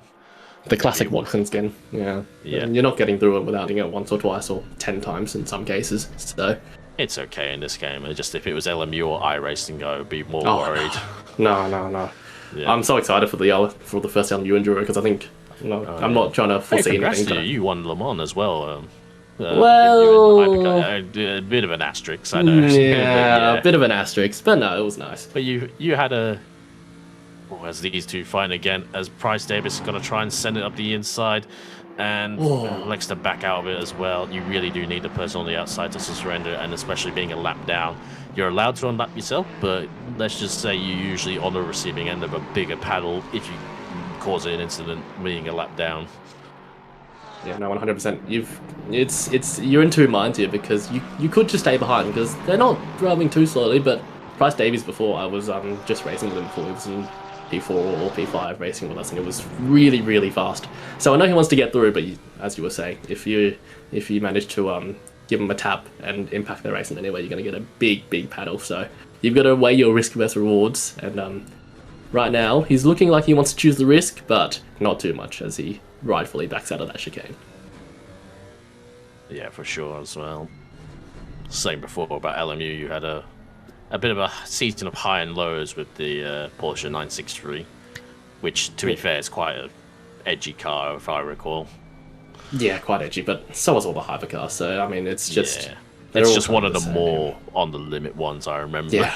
Oh, trust me, I felt that, especially at Spain. It just let go. But, like, yeah, it was a good season. I'm having fun in the hypercars, but I'm going to be honest, no ABS is so stressful after 1,800 hours in ACC. I'm so used to just mashing the brakes, sorry. Ooh, after a full season, I'm still struggling, as these two are going to set up again. Rosser on the back of the GTR, a little bit closer this time, and Much you might closer. catch him a bit too soon, but maybe get away with it. I think he's lifted. Yeah, it looked like a little bit. But he's in the slipstream again. Luke Johnson defends inside. He's got to go inside even more and got to draw alongside up to the door. It's going to be a really shallow angle. Is he going to make it? He just makes it. There's a little bit of a touch on the back as Luke Johnson kind of had nowhere to go, but he did get it done. I was amazed given the shallow entry of that one. And now Blake Griffiths is on the back of Luke Johnson, but I think it was all fair and move. A hard move there from Rosser gets it done. Price Davis still on the back of things right now. But going into the next corner, Luke Johnson retains that position. Maybe feel a little bit kind of a hard done by, but I think it was hard, fair racing.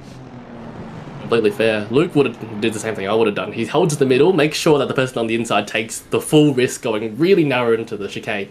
But Rosser does take the risk. He's really brave on it, holds the inside, brakes late, and just prevents the switchback as well, which was really nice. He managed to stop it on the apex and just... It almost caused a rear end. It could have been bad, but Luke was smart enough to just hold the brake and just let it go. But yeah, really brave. I don't think anyone did anything wrong there. It was just 2 great moves, because Luke, you shouldn't really defend the hard inside there because it compromises your run so much. But at the same time, holding the middle leaves you vulnerable for that inside move, which happened. Yeah. So insane, really very just nice got move. it stopped. Yeah, just got it stopped as he's in trouble again now. Griffith's looking like he's really, really close here, probably a 10th behind. Has to get a really good run out of this corner. Has to make sure not to go too deep, which is hard when you've got a GTR 1/10 in front of you. But manages to hold it up, gets a good exit here. But again, might catch him too quickly. Gets some overlap here. Luke Johnson gives him the space, and this might... I'm not going to call it before it's done, as he has to go around the outside. Oh, gets his nose chopped off there as Bryce Davies on the outside here. Not sure if this is the right move when there's 2 battles for position. Bryce Davies backs out. No, he doesn't. He does. Hard to tell here, but backs out. And Griffith stays behind once again. I'm surprised, but I think he did. She did catch too quickly, sorry. Yeah, I think it's okay if you're able to force them offline at the very start, and it depends if you're on the Lexus where you do have the power. You're just gonna out drag them as it is. You need to keep the line tight. Granted, I know people want to try and leave the space, but every like half a meter that you give to the other car just widens your line so much on those S's. So it all comes to a little bit the art of just running it as close as you can, but obviously leaving enough space. It's so tricky, like if you get forced offline through those uphill S's at present. But going through now, so yeah, I think surprised that Johnson just struggling as much as he is. I'm not sure. I don't think it's a deficit between the GTR and the Lexus. I think maybe having his own troubles. But we'll see how we go. Pete Chalmers on the back right now. Callan Gibbons. I would say your car is like, I think the only car I've seen that hasn't really had an issue. Well, to be fair, for most of the top 5, they haven't really had any issues, but everyone else has had a moment, whether they've been stopped side of the track, had a moment, had a crash here and there, penalty or something like that. And most of these guys are not having a clean race. Just had a look, but yeah, no, we've had no issues. We're just, truly being honest, we're just lacking pace and pitting too many times. Not because of crashes, just because of our very, very great 112-litre fuel tank. So it's not ideal, but this battle still rages on. But the GTR around here, it was quite quick, but I ran it in Sprint Series, and I'm going to be honest, I was really struggling to keep up with the Lexi. So it's going to be tough. Bryce Davies is looking really racy. It's actually quite troubling, because the longer he sits behind it, the more frustrated he's going to get. And hopefully he keeps his head cool, doesn't make any short-sighted moves, but I know he's got the pace. He was smashing out high 44s, which is insane race pace around here. And I'm assuming with this battling, they're probably doing low 46s, I would assume. So he's probably... Oh, Luke Johnson gets a bounce on the exit. Griffiths gets a run. He's going to try and prioritize the exit here to make a move into the next hairpin. We'll see. It's so traction limited. They both get a good run. Really close. Griffiths might have a look here. I think Johnson will have to defend.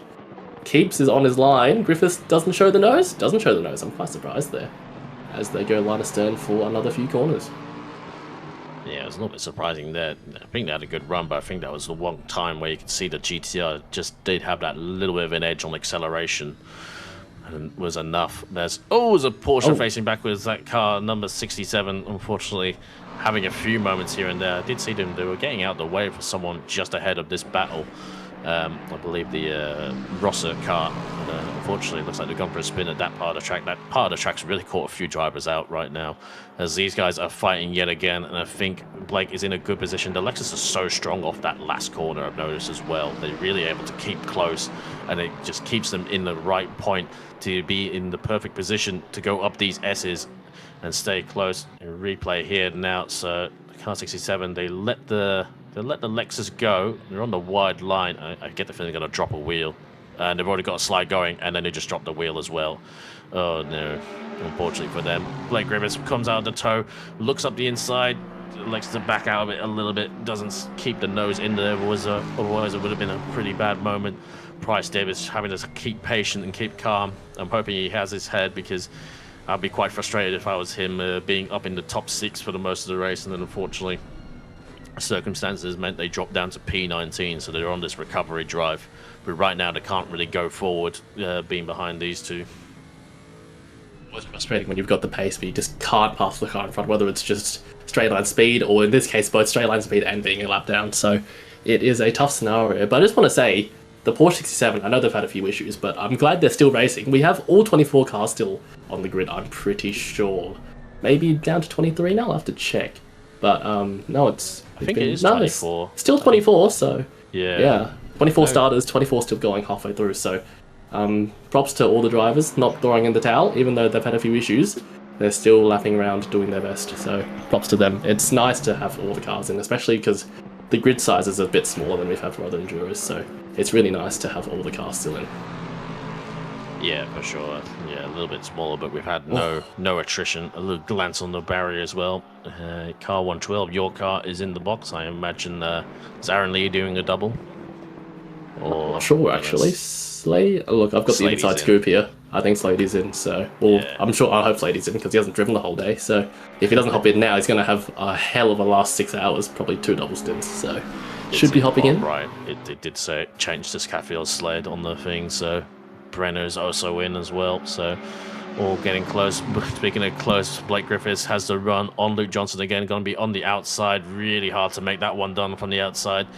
And plays it safe as well. Needs to just keep. Oh, a slide from the GTR at that point. The track as well.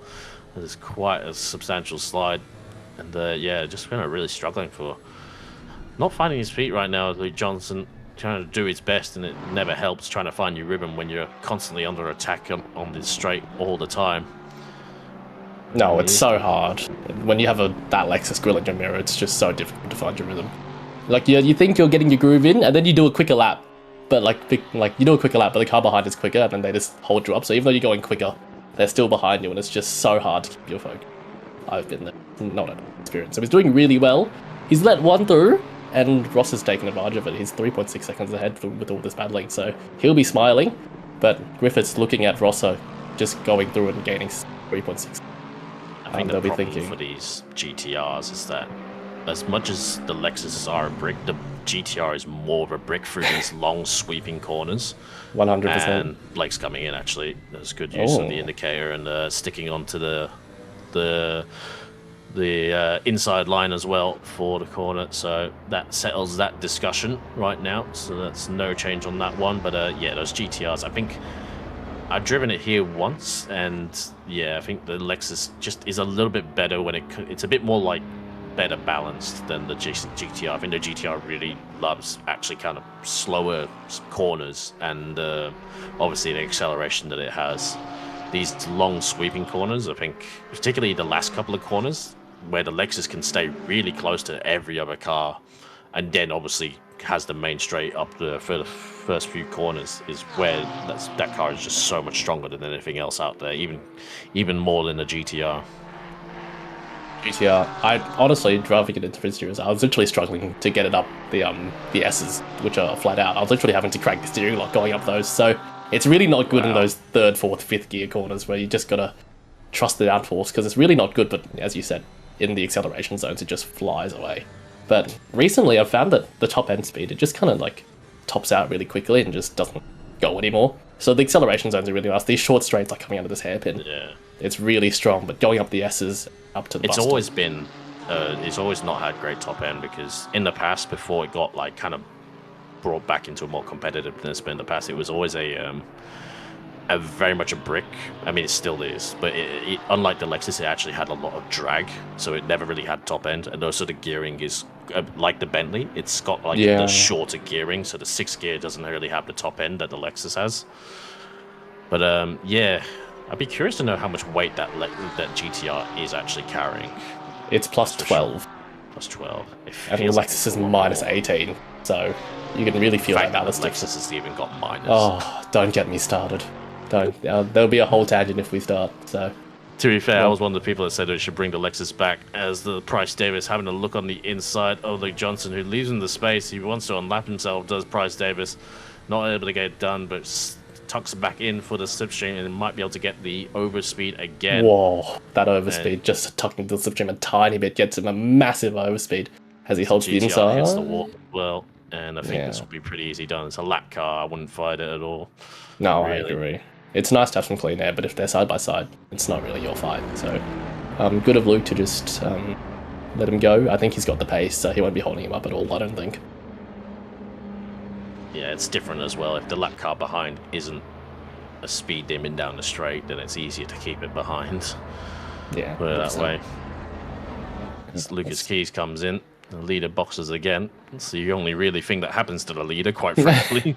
They could have a whole disaster stop and still be half a lap up on P2. So I think they actually were early in the race. They boxed and they still come out ahead of P2. Yeah. Who hadn't boxed, so that shows the gap they have. At some point they lapped and they still came out. Them all right now. Yeah, no, I think they've lapped us twice at this point, which is crazy, because we're still P5 and we're not doing terribly, but to be lapped twice in 6 hours, it's just incredible, their pace. I still think the 987 car will come out ahead, will be in good standing to take P2, but the also other issue is with the case with the 777 has enough pace to build that extra pit stop, like already halfway, well into halfway of the race. So they're not going to be, the 987 can't win on strategy alone just because of the pace. Whether they can win on strategy ahead of 342 and car 14 is another question though. Yeah, it'll be really close, I think, because honestly, the Lexus is pretty much on our fuel strategy of pitting about an hour and 5 seconds into a stint. And that Porsche is pitting like an hour 20. So at the end of the race, they might have like at least 2 pit stops on them, 1 or 2 pit stops, which is a lot around this track because the pit lane is really long. So we'll see, because we were thinking, we were trying to get P4, P3, obviously a bit of a stretch, as we see Busquets is a lap ahead of our shining Audi. But we thought about it and we were just like, there's no way with strategy. Can't get ahead. The problem with the Porsches, like they can save that fuel, but the pace deficit they have is kind of negating things a little bit of their advantage. Because of those Lexus, I think, not unfair to say, like I think I had the telemetry up there. The 987's best lap was half a second off the top 3 Lexuses, and like a second and a bit off the actual leader, obviously. So I think that's the problem for those guys. The strategy is not going to be enough just because of the pace. Yeah, the Porsche is definitely down on pace a little bit. But the strategy does help, but I mean, the longer the race goes on, the bigger that gap gets and the harder it's going to be. But we're not even halfway yet, so a few issues for the Lexi maybe could bring them back in, but at this point, I think the gap for the 987 is a bit too big, and I think the problem's just getting worse. The problem as well in the past, like the Lexus was always pretty strong on the straights, but like it used to actually have quite bad tire wear. But I feel like tire wear is not much of a thing it's pretty even across every car these days, with a few exceptions. Like the Nissan GTR and the Lexus, despite them wheels spinning out of every corner, just managed to hold on to their tires. Yeah, I found the GTR when I drive it. It's weird. It has, well, obviously when you start off it's great, and then it dips down. And the last 20 minutes, it feels like you put on fresh tyres again. It's so weird. So it just has that second wave. It's just so nice to drive through. But I was found out with the Audi as well. Like it's the last 10 minutes of a fuel stint are fantastic because there's no fuel in the car. There's no fuel. Yeah, but then you can negate that ballast. Yeah, it's just a bop wagon, quite frankly. Always has been, but it's just so bad. More so these days. Yeah, I mean the pros just turn TC off and just hot lap. They just put the ballast on, but they're just so good at it, and you've got to be so good to drive it. I just drive because I like how it sounds. To be honest, I'm genuinely horrific at it. I think I've got the most hours in that compared to others, but I'm still horrific at it. You know, I always liked the Audi. Like it's the most chuckable car. I think. 100%. When it's right. Yeah, I think the Mercedes is in the same boat as well, where it's just like the pros are so quick in that car that it has to be kind of really pegged down, and it's not exactly a fun car to drive. It's a bit like the Audi. It's like it is drivable, but it's more effort just to do the pace than. Yeah, no, 100%. You've got to put in so much effort just to match some other cars. Thanks, man. But yeah, you've got to put in so much effort to drive, and it's. I mean, props to the teammates that I've got, Phil Slade and Aaron Lee, doing so well to just. I mean, live up to the car choice that we've made. I mean, we all made the decision together. So we have to live with it, but doing great. Nice and consistent. So yeah, doing good. As we see Gibbo and Chalmers going at it, I think this Porsche is going to have a pretty troubling. I do Trying to get apologize. far. I thought Hignett was playing a prank on me, but it turns out I think the OOR stream ended, so YouTube just rolled up F1 Tech Talk randomly. I was gonna say, I didn't hear Ben say anything. Yeah, sorry. I thought he was like playing a soundboard and me just like trying to was taking the mickey out of me rambling, but no, it was just the Sam from F1 Tech Talk just auto playing because the stream I think we've gone to part 2 stream, I believe. Oh right. Have we? I'm not too sure actually. No. I'm not sure how to tell too much. Oh well, the race goes on anyway. Hopefully part 2 gets us to.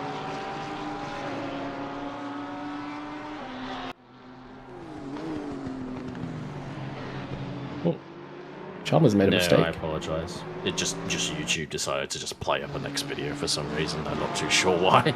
I think we're still on part 1. Okay. I think in half an hour, I think, apparently. Yeah, at the halfway point would make a lot more sense now that I think about it. I think around half an hour's time we'll be going to a part 2 stream.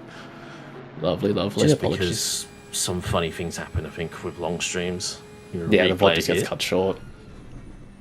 I think this is a Spenceley Fercolini car and just catching the bump and gonna catch a second one. No, got away with it. Just a little bit of a slide.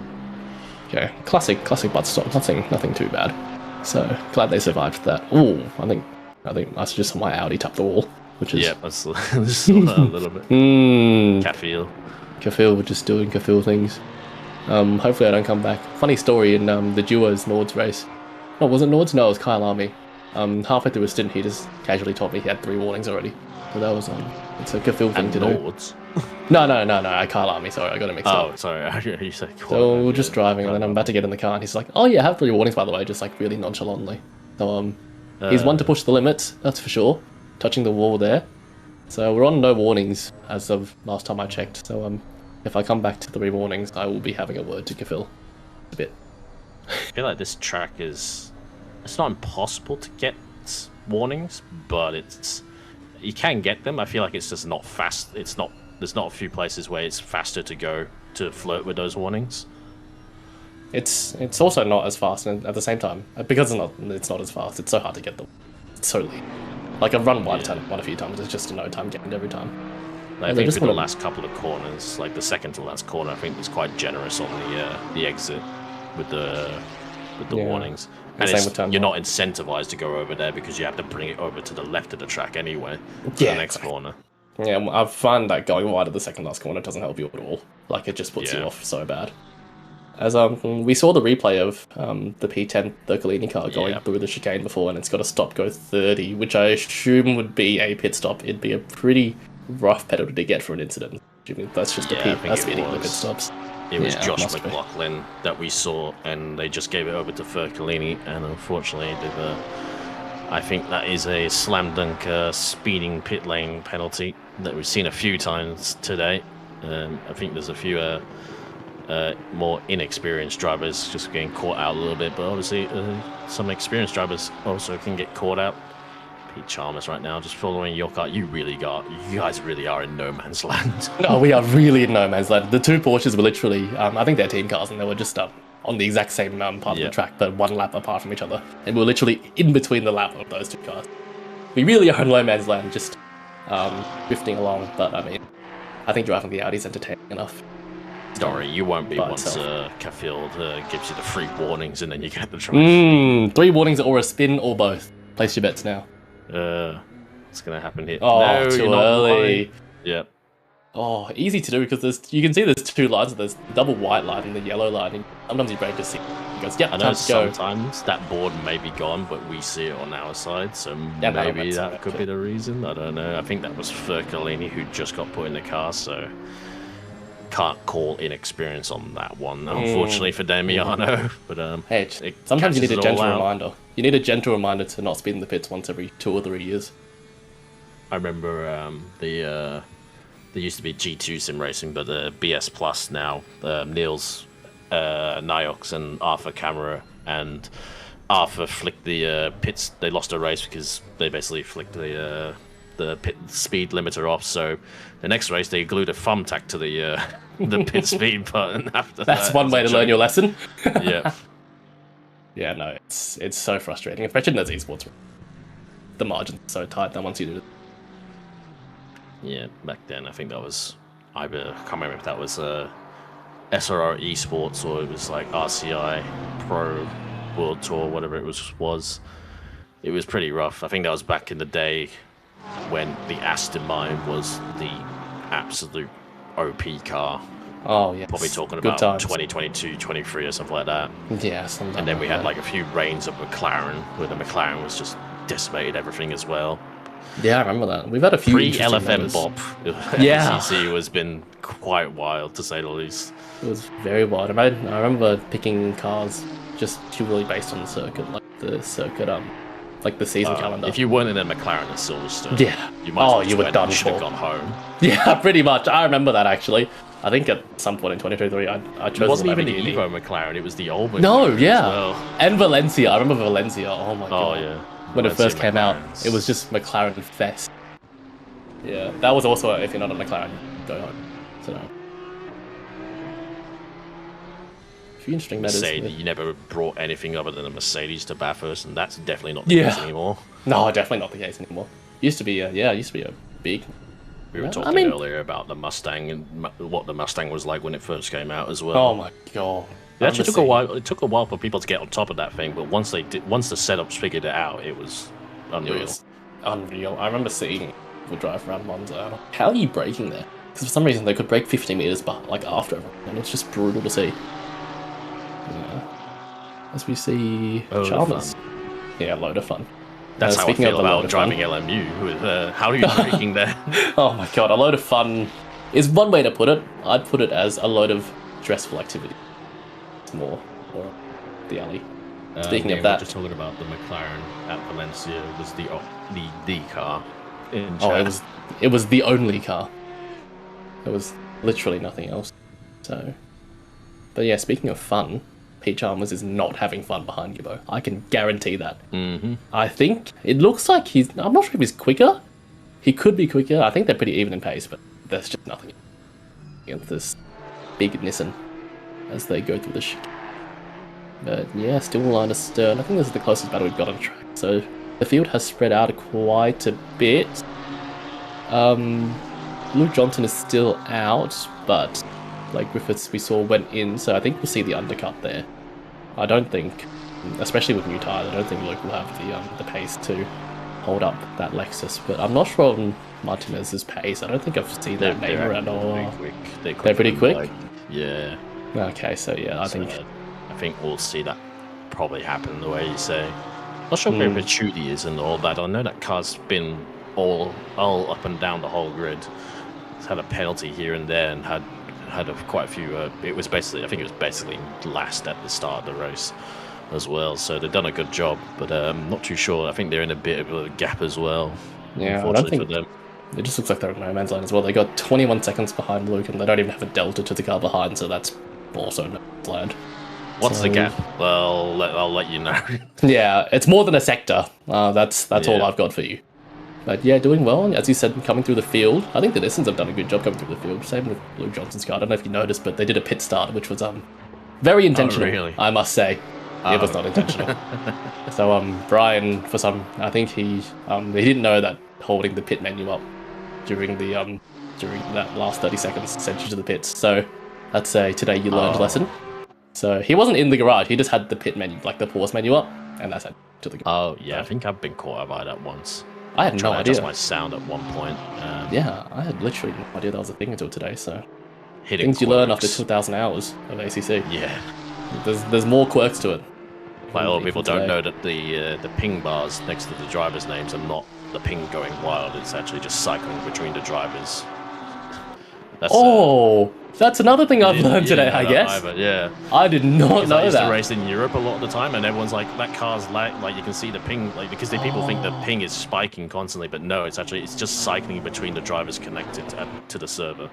It makes So you can see so much Martinez, who's in sense. America. So people think that the ping is like spiking and that car's about to lag out, but no, it's just it's one of those things that you just wouldn't know unless someone told you. Wow, it's not that very makes- intuitive. It is not intuitive, but now you say it, it makes a lot of sense. I just thought. I mean, I always thought my ping was stable, and I always saw it going out. I guarantee that's one thing that a dev had to tell someone, and then it's just spread by word of mouth because no one will probably figure it out on their own. It's funny. I think I know less about ACC than I know more of after 2008. It's just a massive rabbit hole. I was gonna say I'm always pro LMU, but LMU just doesn't tell you to ping. I think for anything. No, you just got to figure out that you're an Australian, they're in Europe, and you figure it out when they hit you and you go flying off into the wall. Yeah. You gonna run hypercar again? I don't know. It's so stressful not having ABS. I thought about the GT3s, but I'm just not vibing with them personally. I know everyone loves them, but I'm just an ACC merchant. Free as well. Yeah, I don't know. For first season, but now I gave LMP free. But apparently, I gave it a go. LMP2s are very kind of.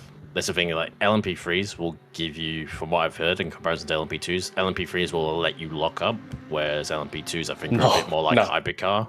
They do not let you lock up. Yeah. Yeah, you lock the rear and it's just, oh, God, Kafil Slade. Oh, he survived. He survived. Nicely done. He's like, I just let you pass. Yeah, he's not going to be happy about that. He's literally just let him pass. And Kafil's just going to have to slip on by again. But we just have to accept that fate and hope that doesn't happen a everyone has that teammate who brings the car back on free warnings. Yeah. Or something like that. Everyone has that one teammate. Yeah, usually it's me, actually, but I'm glad he's taken my throne. So... I can't get track limits if I don't drive in the race. Yeah, exactly. More time in the comms box, please. I'll be able to finish the race with no warning, which would be an achievement because I'm not known for that. I'm better at some tracks. I don't think I really got near Kailami. Kailami, I feel like it's another track where you don't necessarily have a lot of places to get track limits to actually go faster. Yeah, I agree. I'll ask Phil where he extended. Poor Ricardo, on the other hand. Oh, no way. My nemesis is Donington. In this Audi, 3 years ago, I think I got 2 drive-throughs by myself. So the problem is, it's one of those cases. It's always the chicane, and you overshoot the chicane, and you don't go quicker, but you just lose. You still get the track limit. Yeah, they give you time to not. The word isn't to redress it. You get a little bit of margin with LMU and iRacing. Obviously, you got. I love that. I love that color. Whereas ACC is a bit more brutal in a way. The track limits, I think, in ACC have been made more lenient than what they used to be in the past. Because I remember it was literally the white line in a lot of places in LMU. I feel it dead. He didn't catch it. Don't die. Always dead. Always dead. Always dead. I've watched my car die on comms. That's a first. I haven't posted on the before, so that's a first. I won't say I enjoy it. He was pushing it quite a lot through there. So I thought he got it gathered up, but that secondary bump and then Audi, when it goes, it goes. The Audi does not like those bumps. Once you get on those curves, the rear starts bouncing, and that's where it just doesn't stop. It's like an infinite energy machine where it bounces and bounces higher and higher and higher. He almost gathered up. It was close, but just that overcorrection. That Audi, I think I'll be seeing my car in the pit stop quite soon. Yeah, it's not the biggest hit on the front, and the bonnet's not completely up, so I think it's drivable, but it'll be understeerious. Yeah. That's sin. That's the issue, and not that understeer was the issue in that case. It was just a bit of. It might actually help with the balance, to be honest. No, you never know. But I think that's a solid 20s. It's unfortunate there. A bit unfortunate, but look, it was bound to happen. Didn't it's spin so sketchy. At least. Yeah, no, it didn't spin. So we Positives. can we can keep that off the bingo list. It's definitely pushing a lot. So probably an inevitable thing, but it's good to get it out of the first half of the race. So it's the next half of the race. Well, you say that, and then apparently Kafil Slade's doing the most majority of your second half of the race. Yeah, true. But he's gonna watch back this stream, and it's just gonna be slander for an hour while I'm in comms. I'm gonna go back next in, and it's gonna be slander again. I'm gonna have to face him after. And he's just gonna. I mean, you're lay it half out a on me. track ahead of Triple Eight, so. I mean, this is good of no man's land. We're literally in no danger, and we don't lose it because we're never in contention. So. I'm trying to look where 987 is. I can't even see. They're up to. Yeah, you're right. half a track. Yeah, I was saying the before, next yeah. car and half a track behind, and It's exactly Yeah. how it was before, so yeah. there's just no saving grace of that. No, I mean, it's a good thing now that we've got that. It's also fun to be half a lap behind and half a lap ahead. It's an Audi sandwich with 2 Porsche bread slices, and they're just... It's the thickest sandwich ever. Oh. What is this?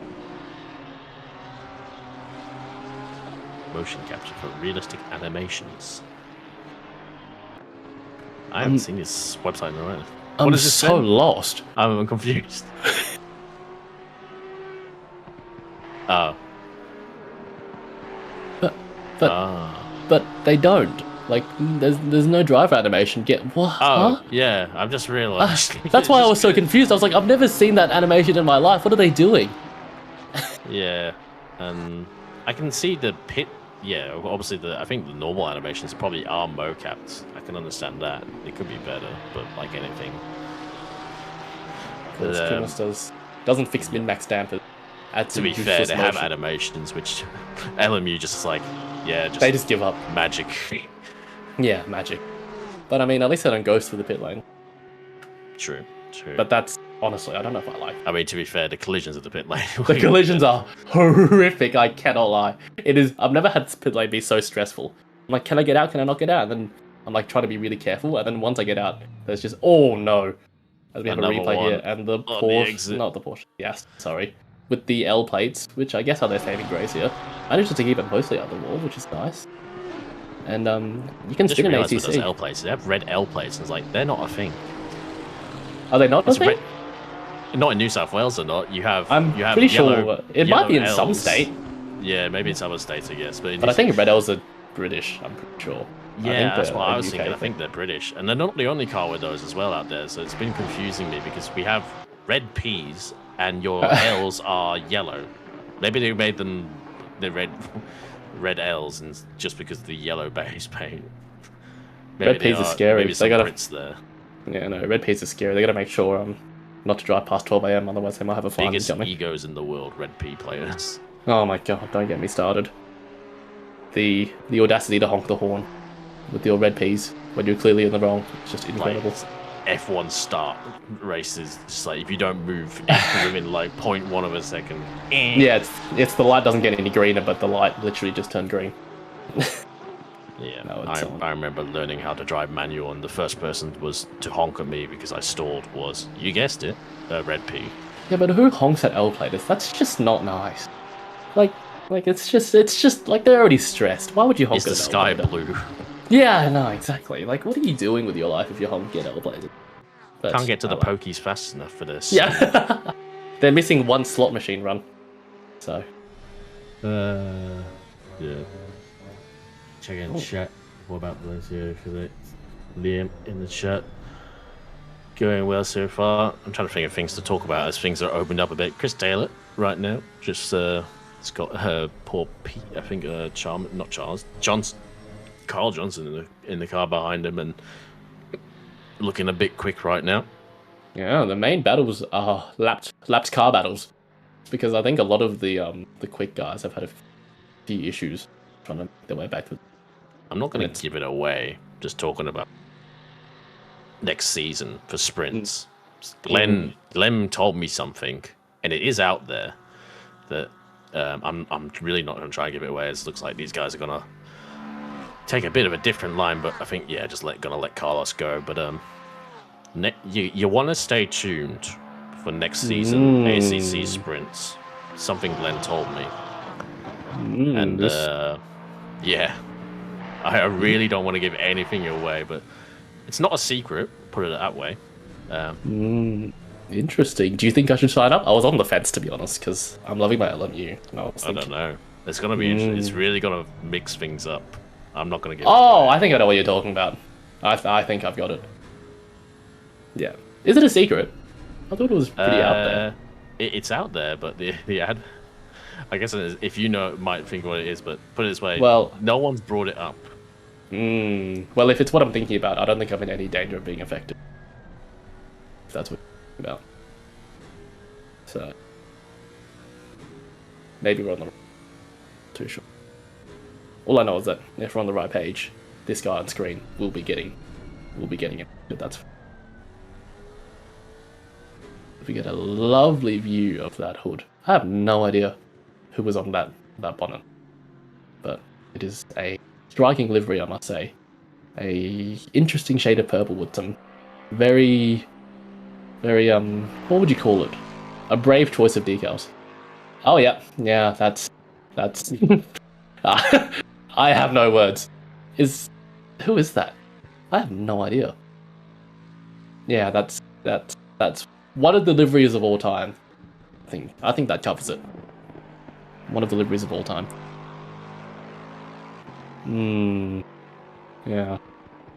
Well, I mean, if you're in the lead by a lap, I mean, you can run whatever livery you want.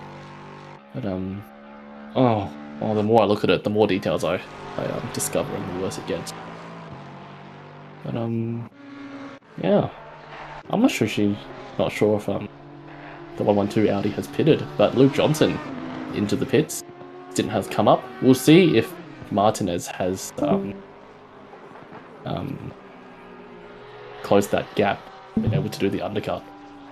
But looking at that gap, I think it's 39 seconds, and I'm quite certain the pit stop is a lot longer than 39 seconds. I think Martinez has completed that undercut. So we go back to Kafil Slade. Let's see if he has damage on. I'm actually curious to see. That front bonnet is very damaged still, so he stays out to finish his stint. Only the balance isn't too bad. Maybe it actually fixed the balance. Unsure, but still trucking along well. Honestly, Ben, take the camera off. I think the more we look at him, the more he's going to bin it. Thank you. As we say, Martinez coming across the line, and Luke Johnson's still stationary in the pits, so that's not even close, I think. He's still stationary as Martinez comes through that first corner, so undercut, very successful. That's at least a 15-20 second cut, I'd say, so very successful. Martinez clearly has the pace and is no longer being held up, so massive for their race.